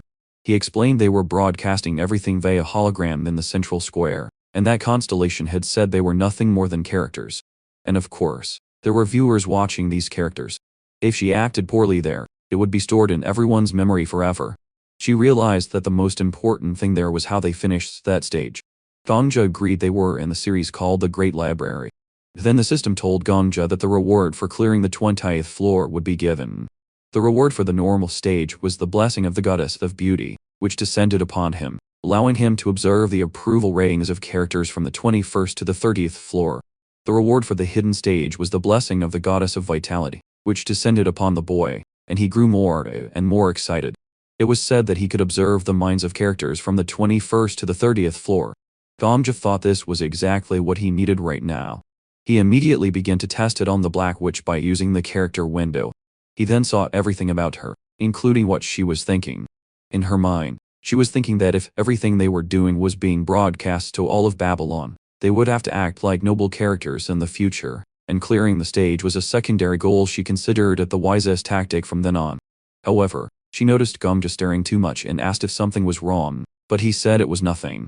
Meanwhile, the Sword Emperor was laughing his head off behind him. The girl even tried to continue talking to Ganja, but the Sword Emperor couldn't stop laughing because he had read in her profile that she dreamed of a prince on a white horse at her age. He told Ganja to go find a white horse and ride it. However, Ganja used the status window on that madman, saw everything he had, and his stats were definitely not better. He was shocked that it also worked on him. He was even more shocked that one of his favorite characters was his own mother. The Emperor then asked if he was crazy, saying he wasn't someone who would die so easily, and told him to turn it off right now to erase it from his brain, wondering if he was doubting him, because he would kill him. However, Ganja didn't care what he was saying and told him not to talk nonsense until the 30th floor, saying it was better to bow before him, otherwise he would open his character window whenever he wanted, and warned him that one day he would make him pay. As for the other fools, they proposed to finish off Manhua by attacking him. But then Marcos called them all idiots, asking if they had forgotten that the constellation had just shown them dying worlds. If it wanted to, that constellation could have thrown them into one of those dying worlds. And even so, he wondered if they wanted to fight against such a being. He declared that if their madness was to attempt mass suicide, he wouldn't stop them. Everyone thought for a moment, but the ringleader of this told everyone not to be afraid, because the Death King had cleared the 10th and 20th floors alone, and that was how the bosses were planned to appear. He said the 5 major guilds were stating everything, declaring that if they didn't want to be their slaves forever, they had to attack. But then Manhua asked if he was done controlling them there. The guy called them miserable kids, saying 50 of them were more than enough to finish off Bang. But Manhua apologized, saying glitched stories weren't really his thing, and then called on them to end it all, summoning a sea of monsters, a swarm of tentacles onto the guys, and pulling everyone into one of his stories. Manhua said that in that particular apocalypse, humanity had gone extinct, and only one magician survived. That magician had turned into more of a tentacle monster than a human after facing too much adversity. This was one of his favorite main characters, probably ranked 9th or something. He said this magician was basically an expert in sealing magic, wondering if he should say it was a relationship between a client and an owner, and in exchange for the materials he occasionally gave him, the magician was always happy to accept his requests. What came back from inside were bookmarks, and they were dropped there. Bangu said the magician's hobby was to make the things he created wear-made outfits, and Bangu didn't even blame him, wondering what else he could do since all of humanity except himself had gone extinct. It would be stranger if he were still sane. The Black Witch was shocked. Bangu said he thought it was for the best, as they had dealt with some useless supporting characters. He asked if they were ready to become main characters. Everyone quietly began to read while sitting. The Inquisitor thought it was boring that 50 people were eliminated right from the start, but some sacrifices were always necessary to move forward. He told them not to forget their sacrifice, and to work even harder to defeat the tower. He encouraged everyone to cheer up, saying they were lucky to have only lost 50 people, not 100, which shocked everyone. He then asked if they weren't going to drink anything, as the tea the bookmark was serving was delicious. But then Ganja told the Inquisitor to be quiet for a moment, explaining that the more he talked, the more their morale dropped. Since it was a big deal, the Inquisitor happily agreed to be quiet. Ganja then addressed everyone, saying he knew they must understand that they shouldn't attack constellations so desperately, and now, they could only quietly follow the mission given by the librarian. He told himself that he was now ranked third, the third strongest hunter there, with the right to speak, and he had to get used to receiving attention. He told everyone that just because they were on a mission didn't mean they were at a disadvantage, telling them all to look at the mission window. Everyone looked at it. He said the most important part was the last part, asking if they knew what it meant. Because depending on the kind of world they saved, the reward would change. If they saved a world full of diamonds, then that world would become their 22nd floor, and diamonds were just an example. But what if the world was full of food, water, and other resources, and the output was high enough? Then they could solve the food problem in the tower without needing the outside world. He then picked up a book, and as soon as he opened it, he was shocked. Viper asked if something had happened. Bangmu said that was exactly it, as long as he didn't activate his power. These apocalypses were just old books. And of course, there were forbidden books that were very dangerous even to touch. Ganga asked if they all understood now. He told them to come over and read some books because they had to find the best world to defeat, one that would give them the most benefits. Then, among the apocalypse worlds that serve as the stage for the 20th floor, one of them was the Tales of Submarine Academy. It was supposed to be a historic magic academy, a normal academy, where friendship, competition, love, and jealousy coexisted. This apocalypse might have remained a normal academy if not for the world-destroying level artifacts sealed in the academy's basement. The reason for the apocalypse was that the villainess had lost her fiance, the Grand Prince, to a high school girl who had been reincarnated twice. She then turned into a wicked person, freed the king of the great demons, and caused the world to be destroyed. In short, the story went like this: a boy approached a girl, saying his other half was there, and her name was Sylvia, who was talking to him. But then someone simply blew up the academy, and out of nowhere, a demon appeared, which was extremely unlucky, and thus the world was destroyed. Ganja said the romance ended so quickly that those present weren't too angry, but anyone would be annoyed. He explained that each book had a different difficulty and content, and among them, they had to choose the ones they could complete and that would bring them the most benefits. He then wondered, what if this was the real world, and no one paid much attention to him? The emperor told Gumja they were acting that way because he was speaking too formally, asking if he still didn't understand how difficult it was to make those foolish hunters listen. He was now dealing with 250 hunters, and to make them all listen, he needed to be more assertive. Every time he leveled up, he could feel his presence becoming more pronounced. He asked if the boy knew what that meant. He said his self-esteem had gotten stronger, and Ganja found that curious. The emperor then explained that the higher a hunter's level, the bigger their ego, and those guys would never listen to him. But then Ganja thought for a moment and acted, speaking sternly to them. There are hundreds of apocalypse books here. How can I read them all by myself? He told them to start reading immediately, explaining they would split into groups. Those who had read fantasy or romance would go to the left, and those who knew nothing about fantasy or romance would go to the right. He added that those who had read books before should divide into groups based on their favorite genres. Everyone actually followed his instructions, heading towards the mystery, romance, and other genres. But he noticed the division wasn't very good. He wondered if anyone else would go to the historical genre, wondering why there were so many people in the other groups. And so, they began to read. Ganja announced they would divide the apocalypse books into groups based on genre, telling them to read them all together. He instructed them to read the books and decide if they were a success or a failure. But then the Inquisitor asked to speak, and Ganja let him. He wondered how they would know what constituted a failure. Ganja said he would give them an example of a failure. The title of the book was Surviving the Volcano, and its introduction said the world had been ravaged by a nuclear war. But humanity's vitality was incredible.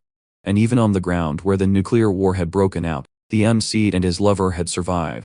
After surviving all hardships, the main couple vowed they would be the new Adam and Eve. The Inquisitor, hearing they would be a new Adam and Eve, wondered if it wasn't romantic and beautiful. However, the reason for its suspension was that the main couple spent their final night in the active zone of a volcano, and thus humanity went extinct. Ganja explained there was no point in trying to save that world, because a nuclear war had already happened there. So, what would they do if they ended up with a world full of radiation on the 22nd floor?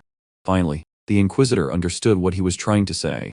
Ganja explained that, for example, the Flame Emperor had reached the 29th floor, targeting worlds containing lava or volcanoes because he was immune to fire.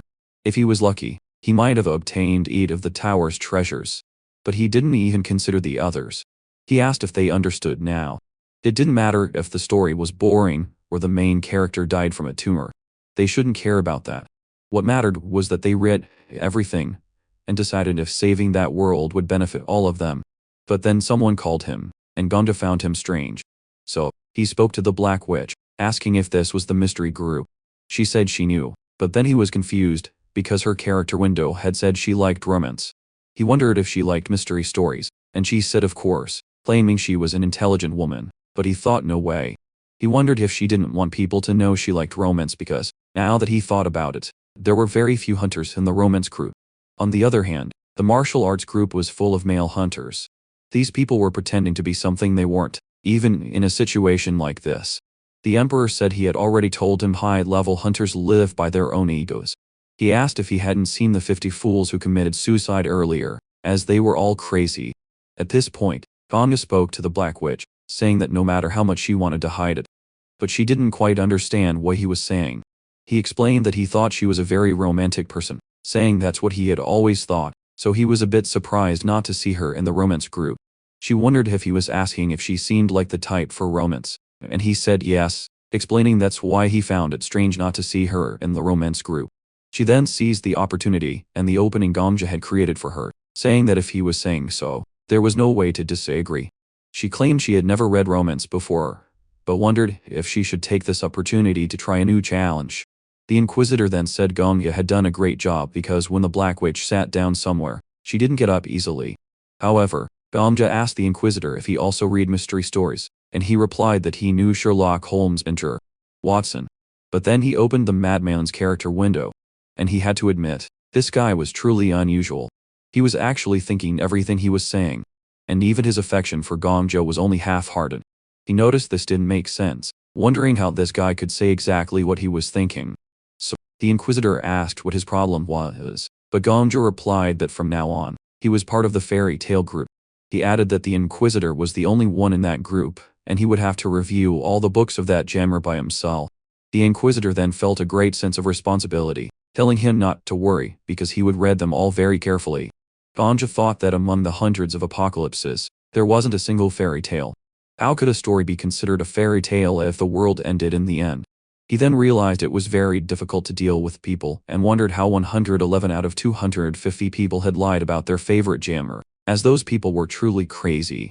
And now he came to the last person to check, opening Viper's character window. And as he read every piece of information there, Ganja was shocked because this guy would definitely be a subscriber to my channel. Seeing this, he realized that the 6th-ranked hunter in the tower, the leader of the Xang Nu Guild, was thinking that the story he was reading was absolute trash. He wondered what kind of martial arts group this was. The quality of what he was reading was so bad it made his eyes want to fall out, and he wondered if it was an unreasonable lack of consideration for the readers. Then he noticed Ganja staring too much, asked what was wrong, and said he was busy reading a book. Ganja realized the guy was the Emperor of Light Novels. He said it was nothing, telling Viper he could continue reading. And after a while, no one else could read anymore. Then the Black Witch told Ganja she completely understood the constellation's feelings, and Ganja didn't understand what she meant. She explained that this apocalypse had been suspended right in the middle of the story's climax. She said that the moment the male lead tried to confess to the female lead, a meteorite fell, and when they finally kissed, aliens appeared, and it was a mess. She wondered why there was an alien invasion in a historical romance story. She added that it was like a perfect meal, but it felt like something strange appeared when she cut the leg of lamb at the height of the feast. However, Ganja was shocked by her detailed description, asking if she could please not talk about that while he was eating. She then said she was very sorry, apologizing for being so thoughtless, but she just needed to tell him what it felt like. So, he said that all of this was being broadcast live, asking if she was okay with saying all that. She continued to be annoyed, but then she leaned close to Ganja's ear to say something, and he even dropped his sandwich. Bang said it seemed they had finally understood all the pain he had gone through, because all 683 apocalypse books he had given them, even in his great library, were considered grimoires that possessed a very special destructive power. And these books were so incredible that readers couldn't help but love them. But he said that was all. Although they were incredible, they all ended up making the readers sad because all those grimoires have bad ending. So, The Black Witch asked if he had intentionally given them these books just so they would also suffer like him. Bangu then said she could think so if she wanted, confirming that was exactly it. He hoped they would all be trapped in the hell of those series, and wanted them to fall into eternal suffering, writhing in pain, telling them to endure. Everyone was shocked that he had intentionally made them read the cancelled stories, saying he was a true demon. But then the master alchemist called out to Ganja, and he asked if she had also received a title. She replied that it also happened by chance, and although it was just a simple title like alchemist, she still got one. Ganja then asked if she had received the master alchemist title, saying it was unbelievable, and wondered how she managed to get such a title so quickly. But she said there was nothing incredible about it, stating she wasn't just being humble. A few days ago, she heard a sound saying that the items she produced had helped save the world, and that's how she got her title, asking if Ganja was also confused. Ganja realized it was because of the elixir she had made for him, noticing that he had been helping her all along. But she said she wasn't the incredible one, but him, as it was a great honor to meet someone like him who had reached third place in the rankings in such a short time. Ganja said he was also lucky, but the girl told him that if he needed anything from her, he just had to let her know, promising to do everything she could to help. At this point, they announced that the martial arts group was done reading, and the romance group was also finished. As for the mystery group, they had finished along with the science fiction group. Ganja declared that now each group had to make some recommendations. Then the Inquisitor said his fairy tale group would propose something, and although it was the only book he had, Ganja was surprised to see it. The book was titled May, and our scapegoat. The introduction said that humanity in this world had managed to create a utopian society, but a special power was required to maintain it. The necessary energy source was the screams of suffering from an innocent child. And although it was terrible, for the perfect happiness of 17 million people, an innocent child had to suffer.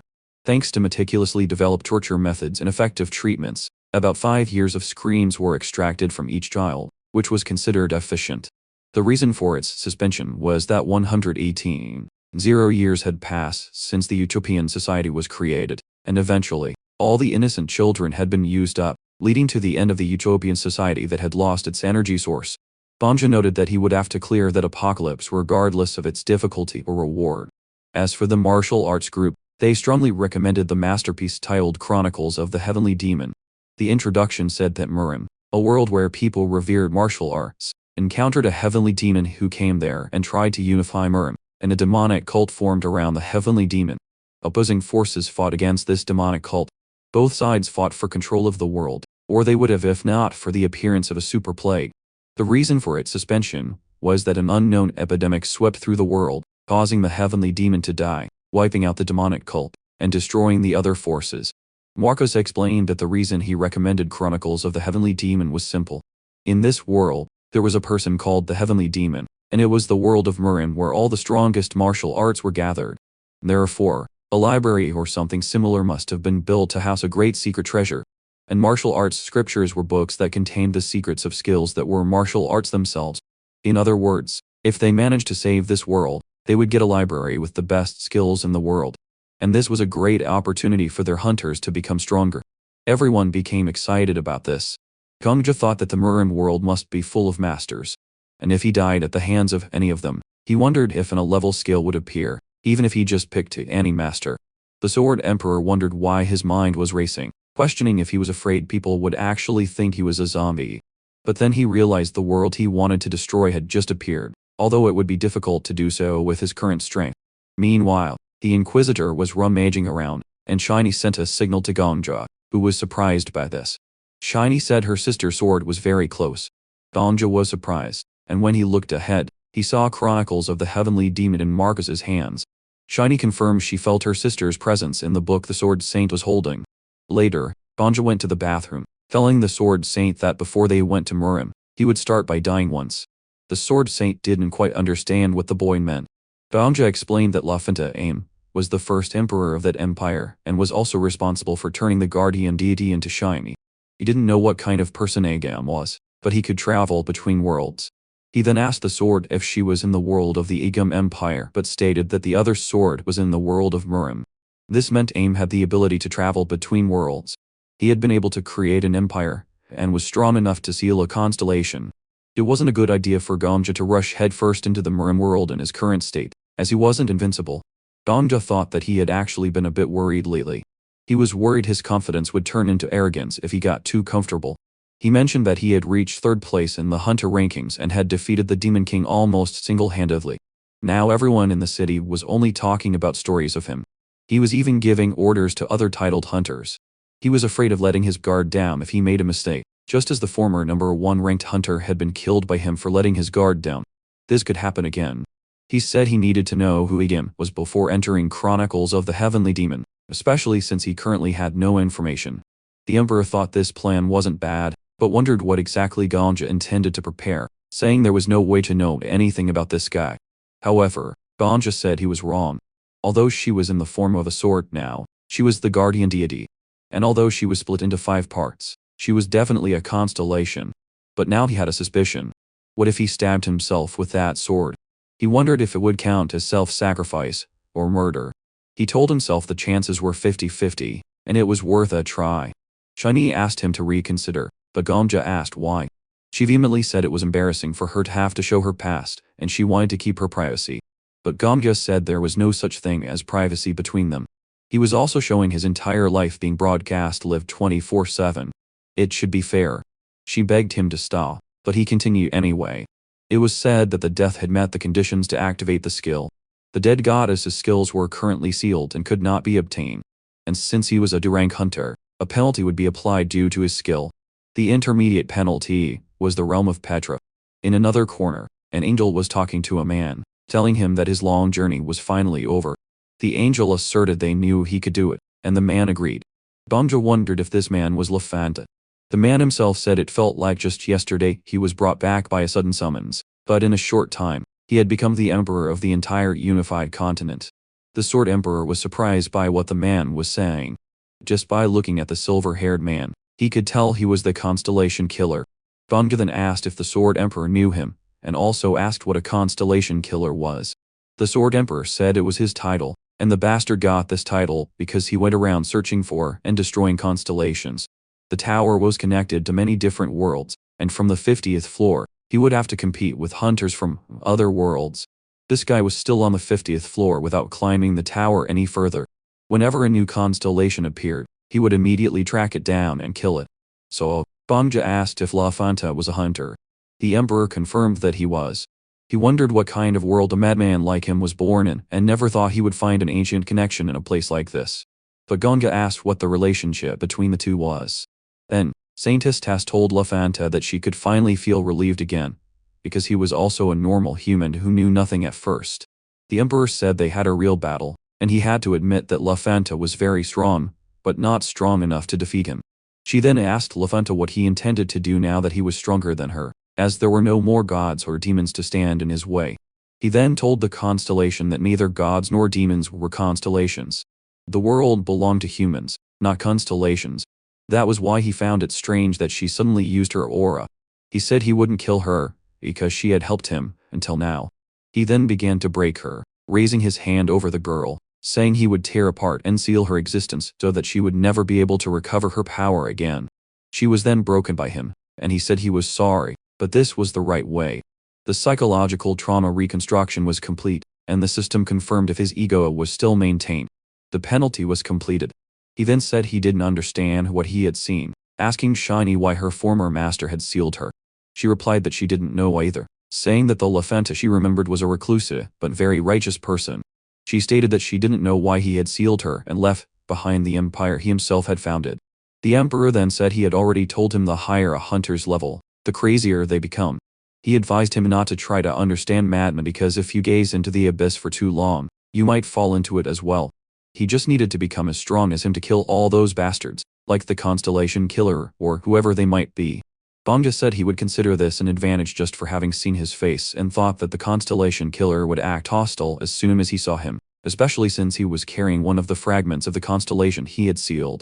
And so, back on the 21st floor, he thought the hunters had chosen the 22nd floor after reading all the apocalypses, as the Sword Saint had personally recommended them. Chronicles of the Heavenly Demon had been chosen without difficulty. Bangu then asked if they had chosen martial arts as their first genre and said it wasn't a bad choice. Although it wasn't a Murim world they were familiar with, it also contained martial arts and many powerful individuals. Depending on how they guided the story, they might even have a miraculous encounter. and the value of martial arts was priceless. They might even be able to acquire some skills just by how they talk. Everything there was high risk and high reward, which said a lot about the strength of the enemies in that world. And of course, if they entered the apocalypse and died there, they would really die. It would also be impossible to leave the apocalypse until they reached a complete ending for it. Chronicles of the Heavenly Demon had a player limit of 2 to 4 people. He then asked who would be part of the apocalypse's character roster. Everyone looked at Gomja, and he confirmed that he would go. Marcus said he would also go, as they couldn't ignore the person who had proposed the apocalypse. Gomja immediately realized that the soul of that martial arts fanatic would be burning with excitement. Ainu said the minimum number of people had been met, but they could still bring 2 more characters. However, Marcos stated there was another reason why he proposed that apocalypse, and he explained the reason for its suspension. He explained that the last line of the apocalypse said the heavenly demon suddenly died due to an unknown epidemic, and thus all other forces were also wiped out. As they could see, an epidemic was responsible for destroying that world. Therefore, they also needed a hunter who knew a lot about diseases. And there was no one who knew more about diseases than him, the king of medicine. He asked what they thought about him joining them. But then the emperor spoke of the man, noting that he owned Marcus's favorite pharmacy. The Sword Emperor announced he'd handle most of the fighting, and if that wasn't enough, the Death King would provide support. So, once the Medicine King solved the plague problem, this apocalypse would be a stage for just the 3 of them. When asked if he had anything to add, Ganja said yes, explaining there was one more person he wanted to bring along. He pointed to the alchemist, who was shocked to realize he was talking about her. He confirmed it. The girl told Ganja that it had only been a week since she'd received her title. She was too weak, and someone like her would be useless. However, Ganja declared that she was the most talented doctor and pharmacist he knew, a compliment she could hardly believe. He then reminded her of her own word. She had said she would do anything she could to help him. Taking her at her word, he asked her to help him now. He framed it as a simple price to pay for winning her title thanks to his help, leaving her in an awkward position to refuse. Suddenly, the party was full. The others were surprised that all 4 slots were filled, and wondered who the new woman was. The Sword Saint, Marcus, recognized her as the girl he'd seen once before. The alchemist was terrified, but he assured her she didn't need to be afraid. The issue between him and Ganja was resolved. Still, she remained a little scared. Marcus warned Ganja that the place they were going was dangerous. The constellation had made it clear if someone died in the apocalypse, they would die in the real world, too. Ganja confirmed this but stood by his choice, insisting she was the best alchemist he knew. Hearing this, the Sword Emperor Spios thought to himself that while the Medicine King made good elixirs, he wasn't the best. Now that they had the alchemist, there was no reason to keep the old man around. Marcus, 200 Ganja's claim. Ganja read his thoughts. This is a recommendation from a very talented young man, so she must be special. But there's always someone more talented in the world. The Sword Emperor's ghost then chided Marcus, reminding him that he'd spoken the truth long ago. The ghost suggested they use this opportunity to build a relationship between Ganja, the alchemist, and the Medicine King. Ganja was shocked by this line of thinking. Perhaps the Sword Emperor hadn't said anything out loud due to the bond they built, but he was still the same old arrogant emperor. Ganja realized that both the Sword Emperor and his ghostly counterpart were underestimating the alchemist, just as they had the last time they met her. The old Medicine King was bewildered. Best that you know. He scoffed. This is why you're all newbies. It's ridiculous to see you thinking you've climbed a mountain, when you've just stepped over a pebble. Ganja grew annoyed as the old man ranted. I hate this situation. I have to feel like this young woman is my rival. The alchemist looked visibly uncomfortable. The old man continued. It must be because you 2 are dating. Marcus tried to intervene. Medicine King, please try to understand. The Death King is an incredible person. He just has little life experience. Isn't experience the most important thing?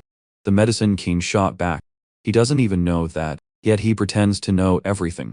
I'm ashamed for you, Marcus. He's acting just like he did when he made $1 billion in Silicon Valley in his 20s with that same rotten attitude. Please, just calm down a little, Marcus pleaded. Ganja observed the situation deteriorating, realizing this old man was capable of flustering even the great Sword Saint. He told me to control my temper. The Medicine King fumed at Marcus, and I had to silently listen to everything that brat said because of you. Now he shows up with some girl from God knows where, and says he's taking her along. Ganja noted it was like a food chain, where the older always devoured the younger. The alchemist finally spoke up. I don't mind you calling me a girl, but the Death King is not a brat. What do you mean by a rotten attitude? Look at this, Marka, the old man sneered. Does it not seem like she's defending her husband? The alchemist was stunned into silence by his words. The crusader stepped in. Everyone, stop. The alchemist is undoubtedly an excellent pharmacist. Even though I only met her through the Death King, the militia has received countless high-quality potions from her. Only the militia would accept something of that quality standard, the Medicine King retorted. The crusader did not like that one bit. He told the alchemist, you only think your potions are good because you don't know what a truly quality product is. Have you ever even been to my pharmacy? Even your gaze is that of a young woman provoked by rivalry. The Sword Emperor's ghost asked Gamja why he wasn't saying anything.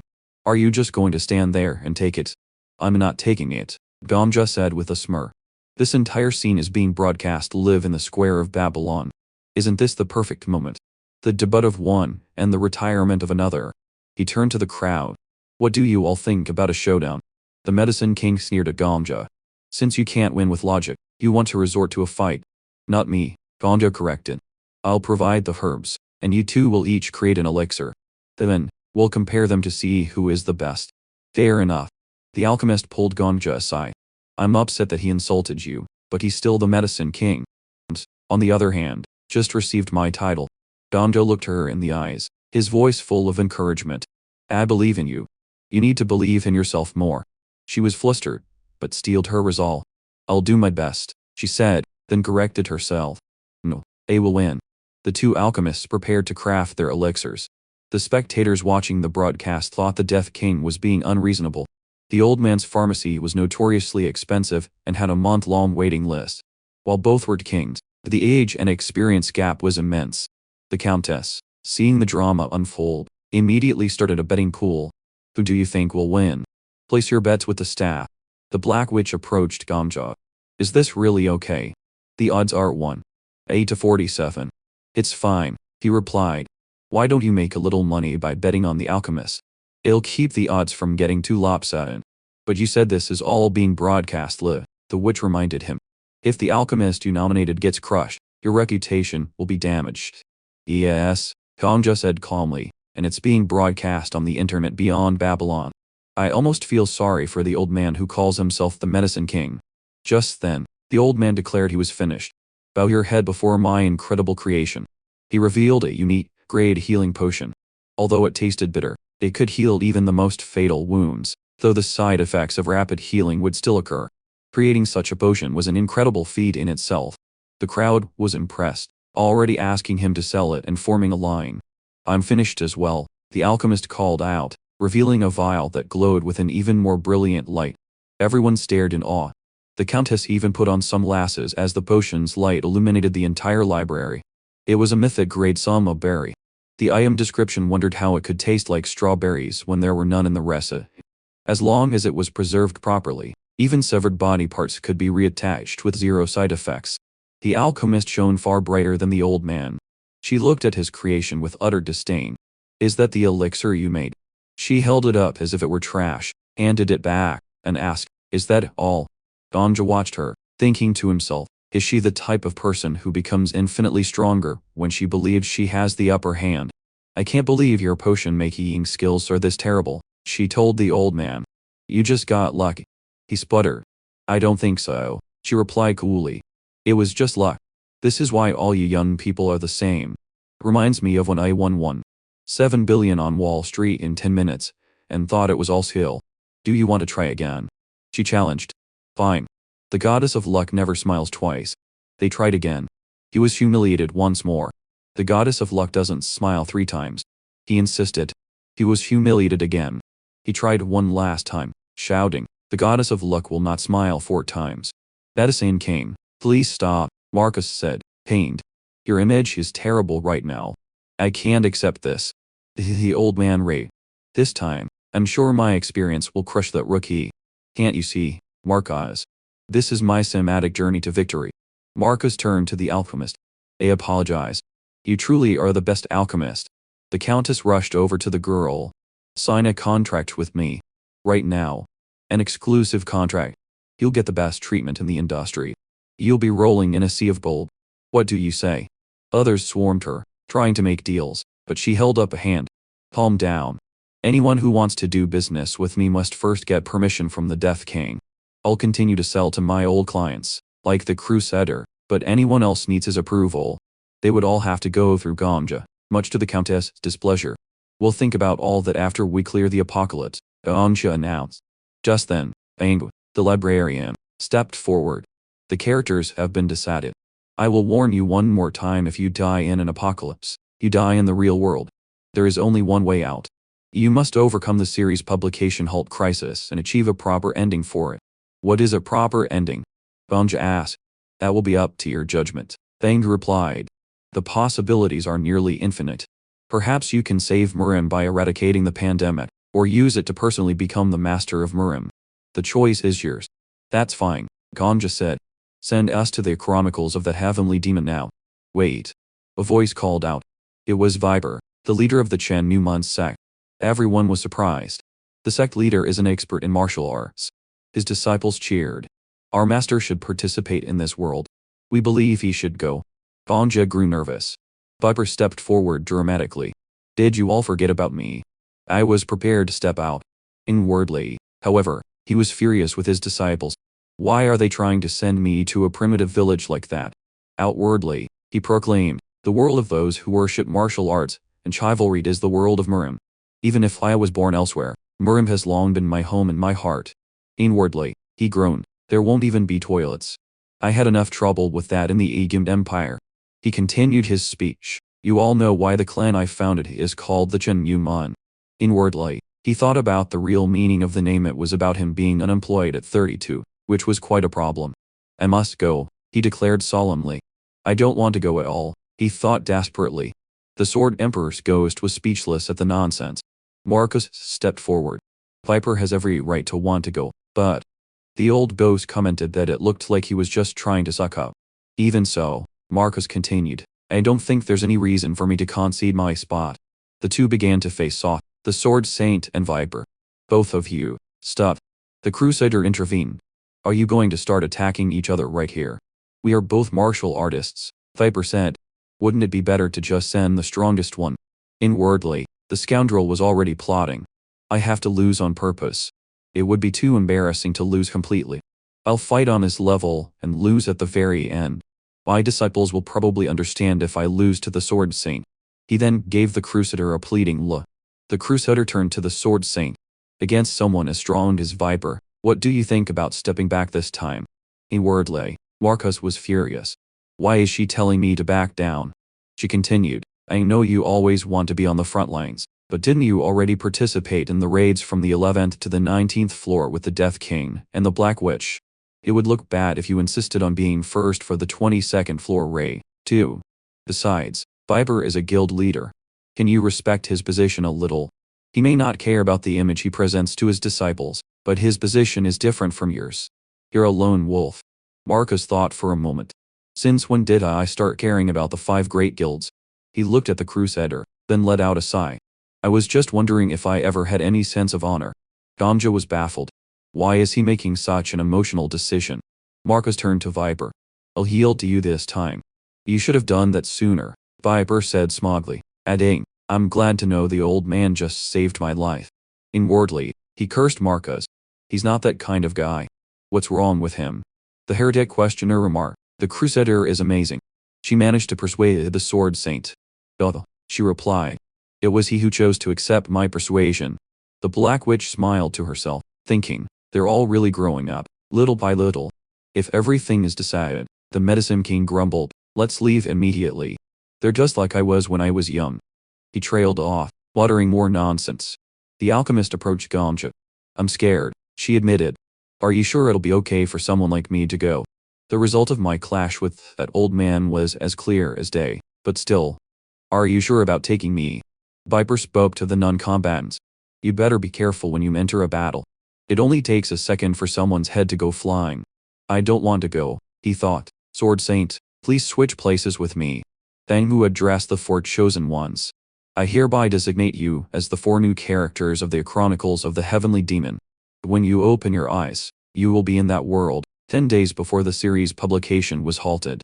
I look forward to the great ending you will achieve. In this generation, the martial arts jammer had fallen. In an age where all serious things were mocked, there was no room for wuxia. It was a dying jammer, a dying world, and snow was falling there. When they arrived, the cold hit them instantly. Release your aura to protect your bodies. Anja ordered. We haven't learned how to use aura, the two doctors replied. I'm freezing to death. The Medicine King cried. Viper, take care of the Medicine King, Anja instructed. Viper lifted the old man and put him on his back. Thank God, I'll live, the old man wheezed. Anja, for his part, lifted the alchemist into his arms. She was surprised. Give me your hand, he said gently. As she touched him, she thanked him, admitting it was a little embarrassing. I'm embarrassed too, he confessed. But now isn't the time for that. The librarian is a constellation, so he can talk easily about things like masterpieces and publication. But this is a real world, not just some book. We came here to save it. I know that very well, she said, her voice small. But I think I've underestimated how serious this all is. Still, I'll do my best. Just focus on your role, he told her. Right now, I'm protecting you with my aura. But when it's time to cure the plague, you and the Medicine King will have to take the lead. She agreed. Gonja recalled the chronicles of the heavenly demon.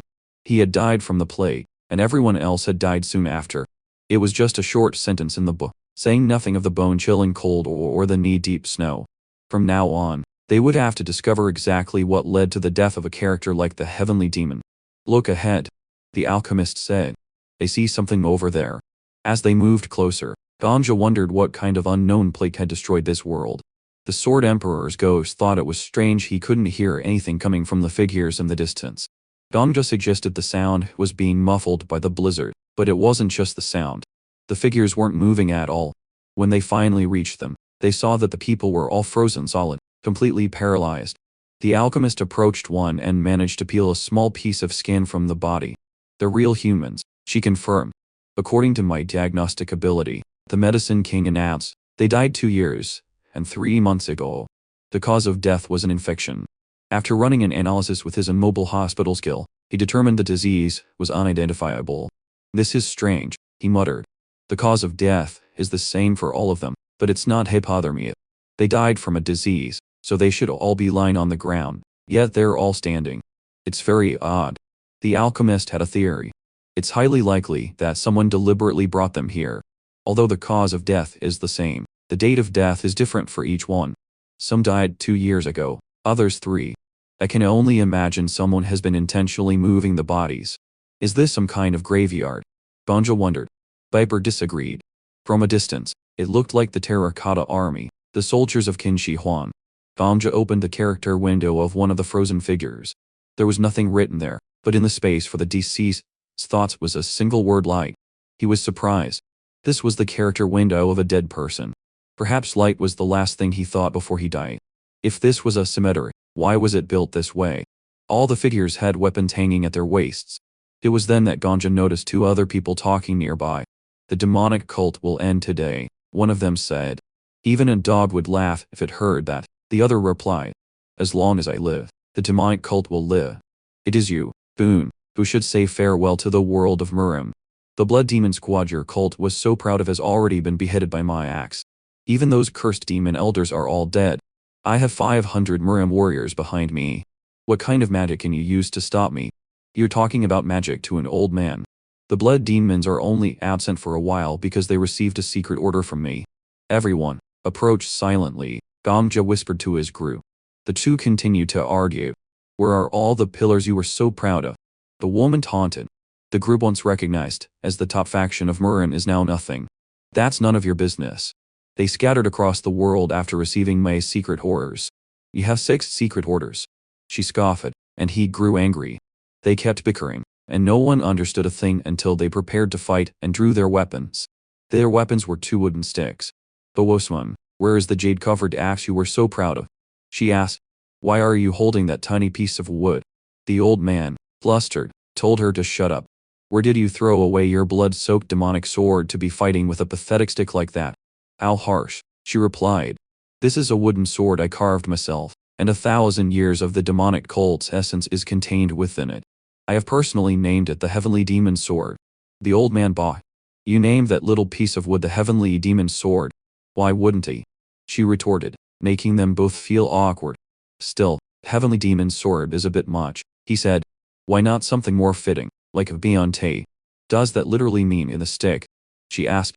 That's what you're holding. Fine. The mad woman said. Since you insist, demonic staff sounds good enough. The old man despaired.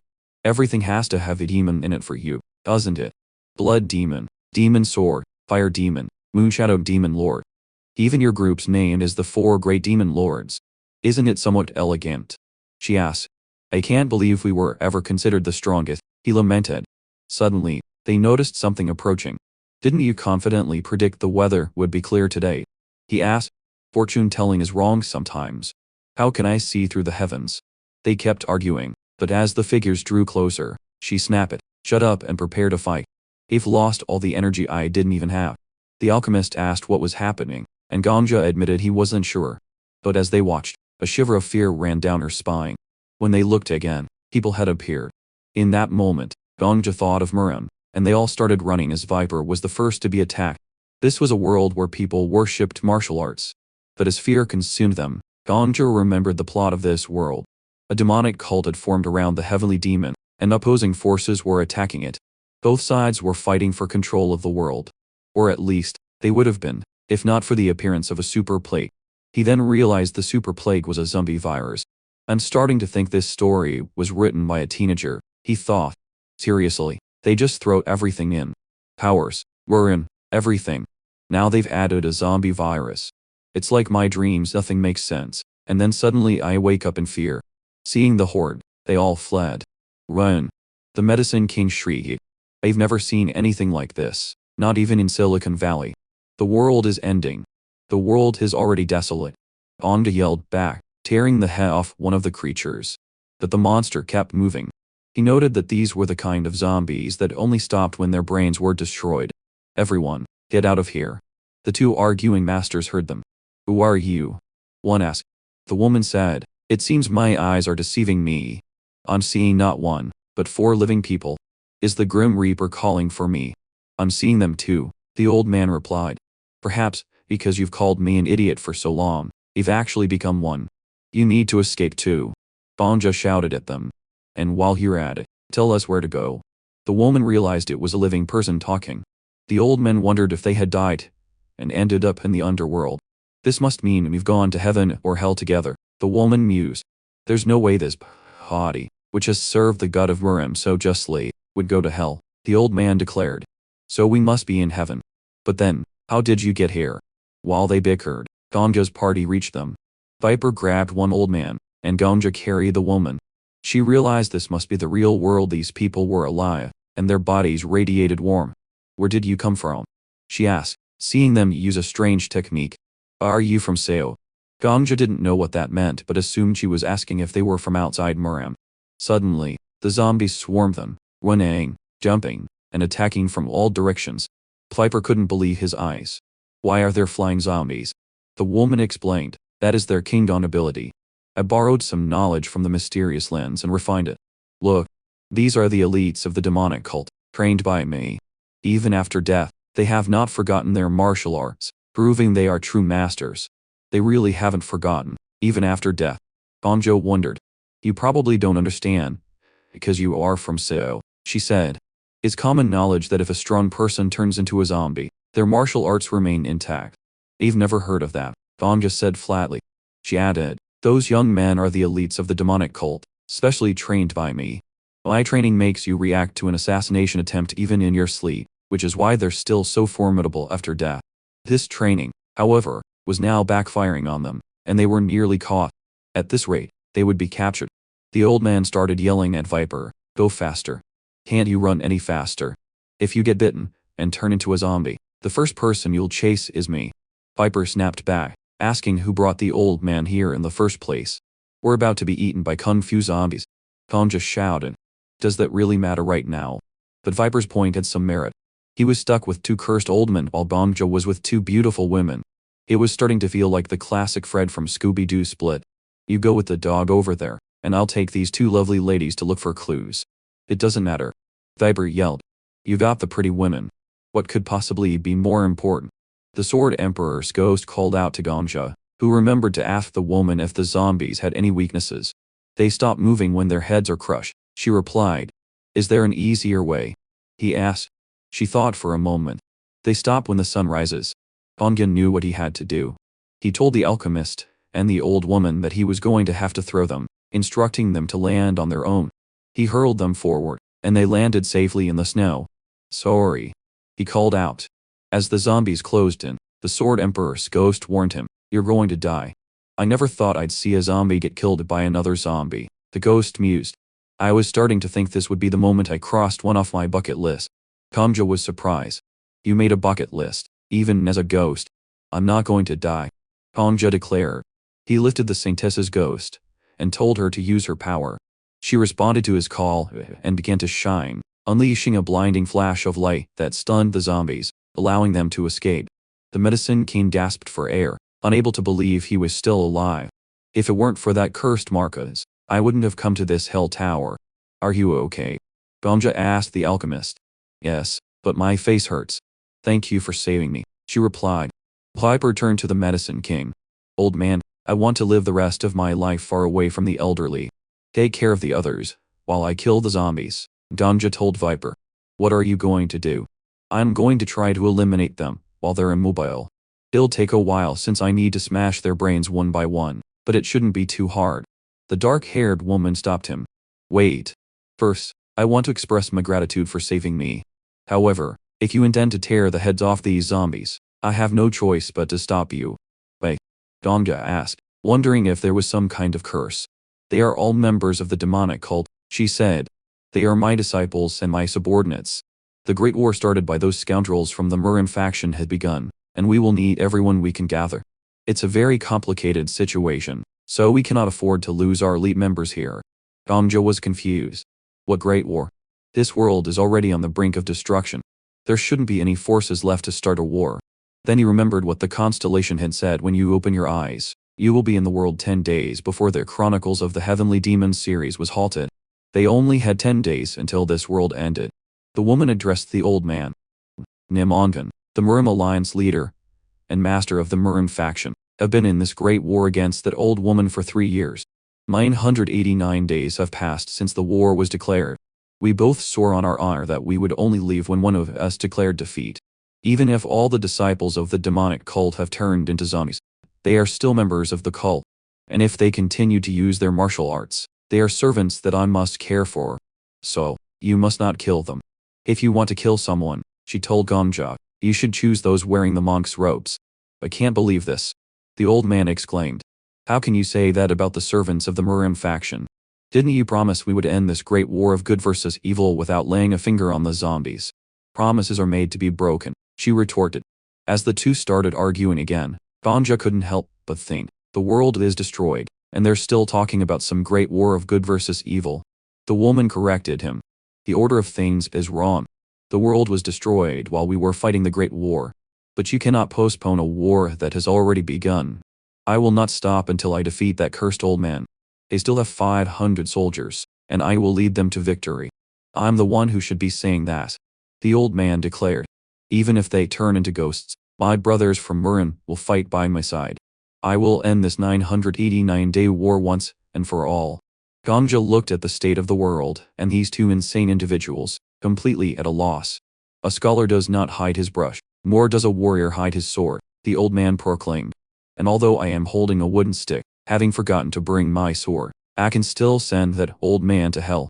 The two began fighting with their little pieces of wood, using their techniques until the sticks broke. Then they resorted to their fists. Kamja just watched, wondering what the hell was happening, as the old man poked the woman in the eye. The Sword Emperor's ghost thought, this is strange. These individuals have the right posture and proper breathing. They would be considered masters even in my world. Kamja was surprised. Those two are masters. Don't you know the fundamentals? The ghost chided. The divine dragon's claw tries to pierce the eye, just like the legend of two dragons fighting for a pearl. And the woman protects her face just as the Buddha shielded the face of all mankind, a technique known as the observation of 1,000 sounds. Then why are they fighting so strangely? Kamja wondered. The Emperor's ghost explained, that is what's strange. To have reached this level, they should be able to follow the flow of ki. But since there is no ki in their movements, they cannot summon their aura, and the fight looks almost ridiculous. They shouldn't be like this, even if their key cores were destroyed. Gamja thought the ghost was trying to make a fool of him. However, Viper, who was also watching, whispered, "That woman is very good." He explained that her bite followed the principles of Zhuangzi and her arm punch followed the principles of Fulian. The Sword Emperor's ghost agreed. "This guy is orthodox, a true warrior. Unlike you, I have eyes that can see everything. Just open their character windows," Gamja grumbled. Viper continued his analysis, spouting a stream of bizarre, nonsensical jargon about quantum physics and other strange things, treating them like characters in a show. Even Gamja was exasperated. The alchemist asked if it was really true, because they just looked like two kids fighting. If everyone could see its greatness, Viper said sagely, then what would be the difference between being a master and a disciple? But inwardly, he was stunned. How many skills do these two possess? At this rate, they'll surpass even the Sword Saint. I feel like I am going to evolve just by watching them. I'll have new things to teach my disciples when I return. Gamja realized there were many paths to the same answer, just as Viper had thought. That was the nature of martial arts. "I'm freezing to death," the Medicine King cried, interrupting the fight. "How long are you two going to fight? Don't you see us here? It's been a long time since we've had guests. This is hardly proper behavior." The two masters stopped and agreed to take them to their cave. They walked to a place where the sun finally shone. Gamja, seeing the two were exhausted, offered to carry the woman. She accepted, saying her mind control training hadn't been easy lately. Viper, however, declared that wasn't right. He threw the old man to Gamja and carried the woman himself. As they walked, Gamja felt something strange. The old man was warm, even in this freezing weather. It was odd. They finally arrived at a cave, and the alchemist was astonished to find a hot spring inside. The woman explained that they could bathe while she and the old man found some food.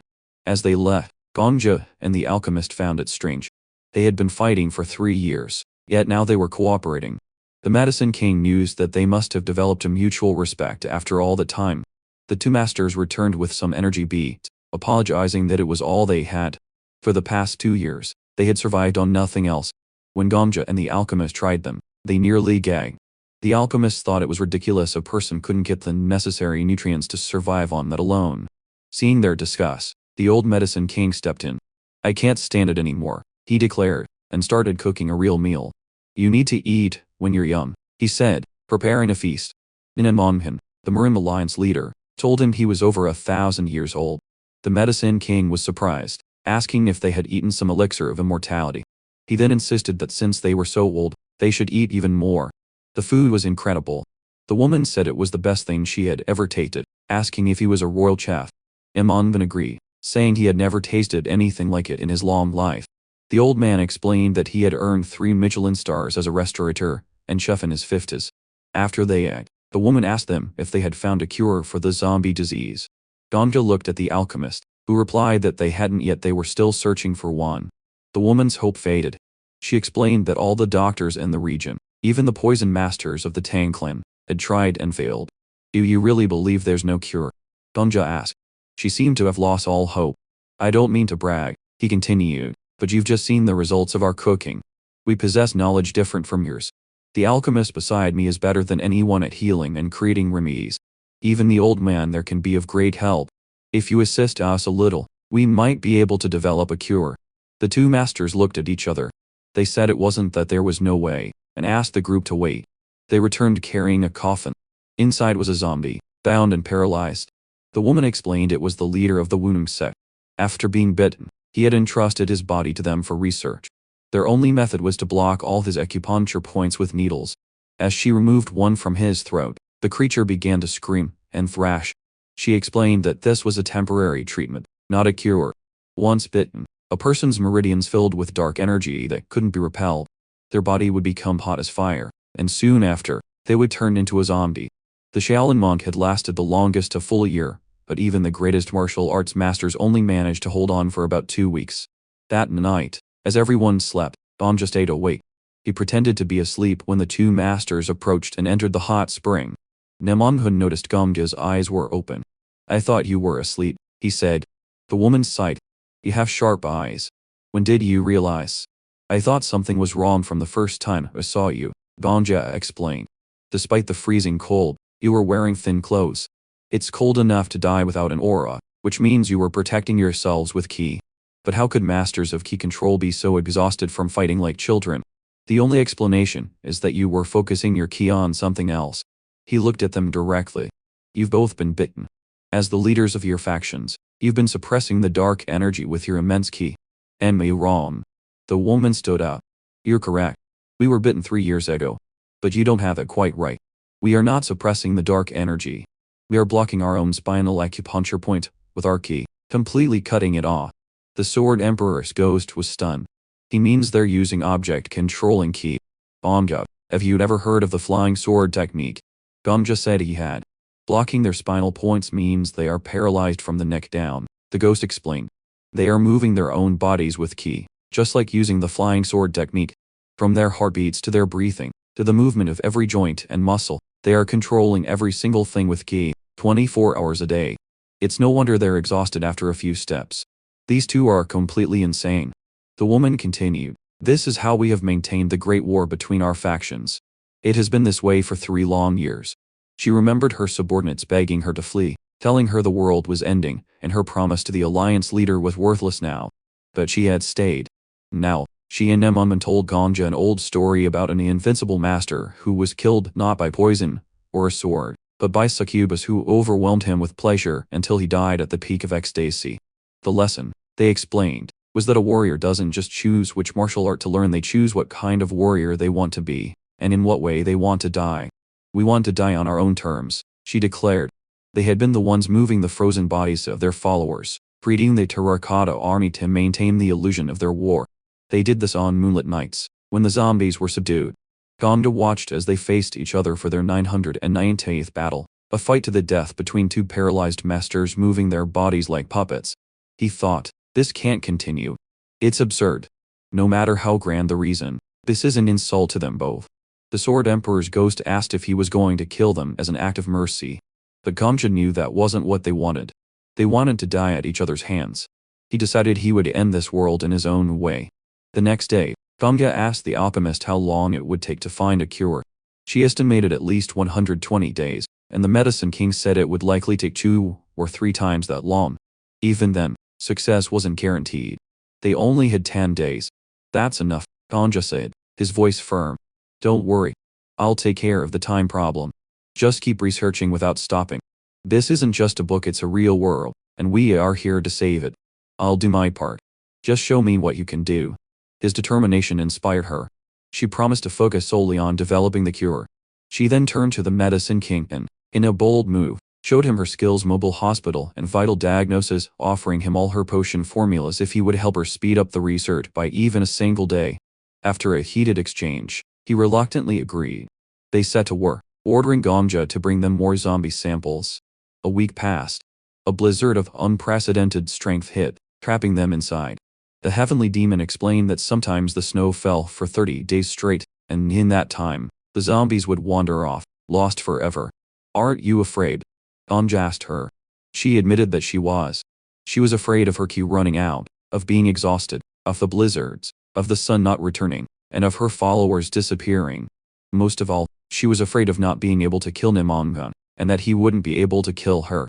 She feared the day they would both just lie there, unable to move, waiting for their lives to fade. That day came sooner than expected. Nemongan collapsed, his ki finally depleted. The alchemist confirmed she couldn't heal him. Get up. The heavenly demon screamed at him. But he could only apologize. I'm weaker than you, he whispered. You can probably last another year, but this is the end for me. Please, kill me. Kill me before my body rots. I don't want to end up like the Shaolin monk. She raged, demanding he stand and fight, reminding him of their oath. But he remained silent. She raised a giant axe. Say it, she commanded. War has forgotten honor, and honor has forgotten war. Say it, and I will kill you any way you wish. It would mean the end of his Murim faction. I can't, he wept. I'm sorry, begged Hyun. Curious, she struck him, but not to kill. What's the difference between a life that isn't a life, and a death that isn't a death? I can't tell anymore. It's all useless. The whole world has become empty. On the dawn of the 9th day, Manhua, the Murim Alliance leader, died. The alchemist was able to get a precious sample, analyzing the infection's progression in real time. But a cure was still impossible in their time frame. Seeing Namonvan dead, the Medicine King began to eat ravenously, descending into madness. The heavenly demon looked at him with pity. Eat until you can no longer move, she said, offering him her own hand. When Viper tried to intervene, she incinerated him with a blast of ki. Laughing maniacally, blood on her hands, she lost her mind. Are you servants of the Maroon faction, here to kill me? We shall cross swords. She went on a rampage, killing the Medicine King. The Sword Emperor's ghost noted that she was in a temporary state between life and death, her power magnified. She was unstoppable. She tore through them all, killing everyone. As she lunged for him, the alchemist looked at Ganja and said, I believe in you. And then, he died. But for Ganja, destruction was not the end. He initiated his skill, rewinding time. He reappeared at the beginning, 10 days in the past. Having used his skill to regress the full 10 days after the previous timeline's failure, he retained all his memories. Do you remember everything? He asked the Sword Emperor's ghost. To a degree, the ghost replied. If we combine what I remember with what you remember, the pieces should fit. But do it quickly, before I forget. First, let's pick a skill, Anja said. He chose to copy the heavenly demon's rank skilled Infernal Heaven's demonic art. The description read, the more one curses the world, the more one can overwhelm the heavens. He now understood the brutal, despair-fueled martial art she had used. It was a sword style born from screams of rage and sorrow. I want to learn it, Ganja told the ghost. Are you insane? The ghost protested. That's a garbage art compared to mine. Are you jealous that I'm teaching you martial arts from someone else? Of course not, Ganja said smoothly. Your martial arts are the best in the entire universe. But I need this to clear this floor. Developing a cure is only the first step. A proper ending depends on whether these characters can be satisfied. I want to present an ending that is completely satisfying to both the Heavenly Demon and the Murim Alliance leader. He copied the skill. They arrived in the snowy world again. This time, Ganja was prepared. He explained to the alchemist and the Medicine King about his regression ability, framing it as a unique research method. They were amazed, and the Medicine King was relieved that their research time would be shortened. When they met the two masters, Ganja's approach was completely different. He walked directly up to the Heavenly Demon, knelt in the snow, and declared, I have heard of the greatness of the Heavenly Demon, and have come from a distant land to meet you. I have long admired the tales of the greatest of all time. I do not know how long it will take, but I ask that you please accept me as your disciple. The Heavenly Demon was taken aback. I have never taken a disciple in my life, and even if the world collapses, I will not change my ways. It will never happen.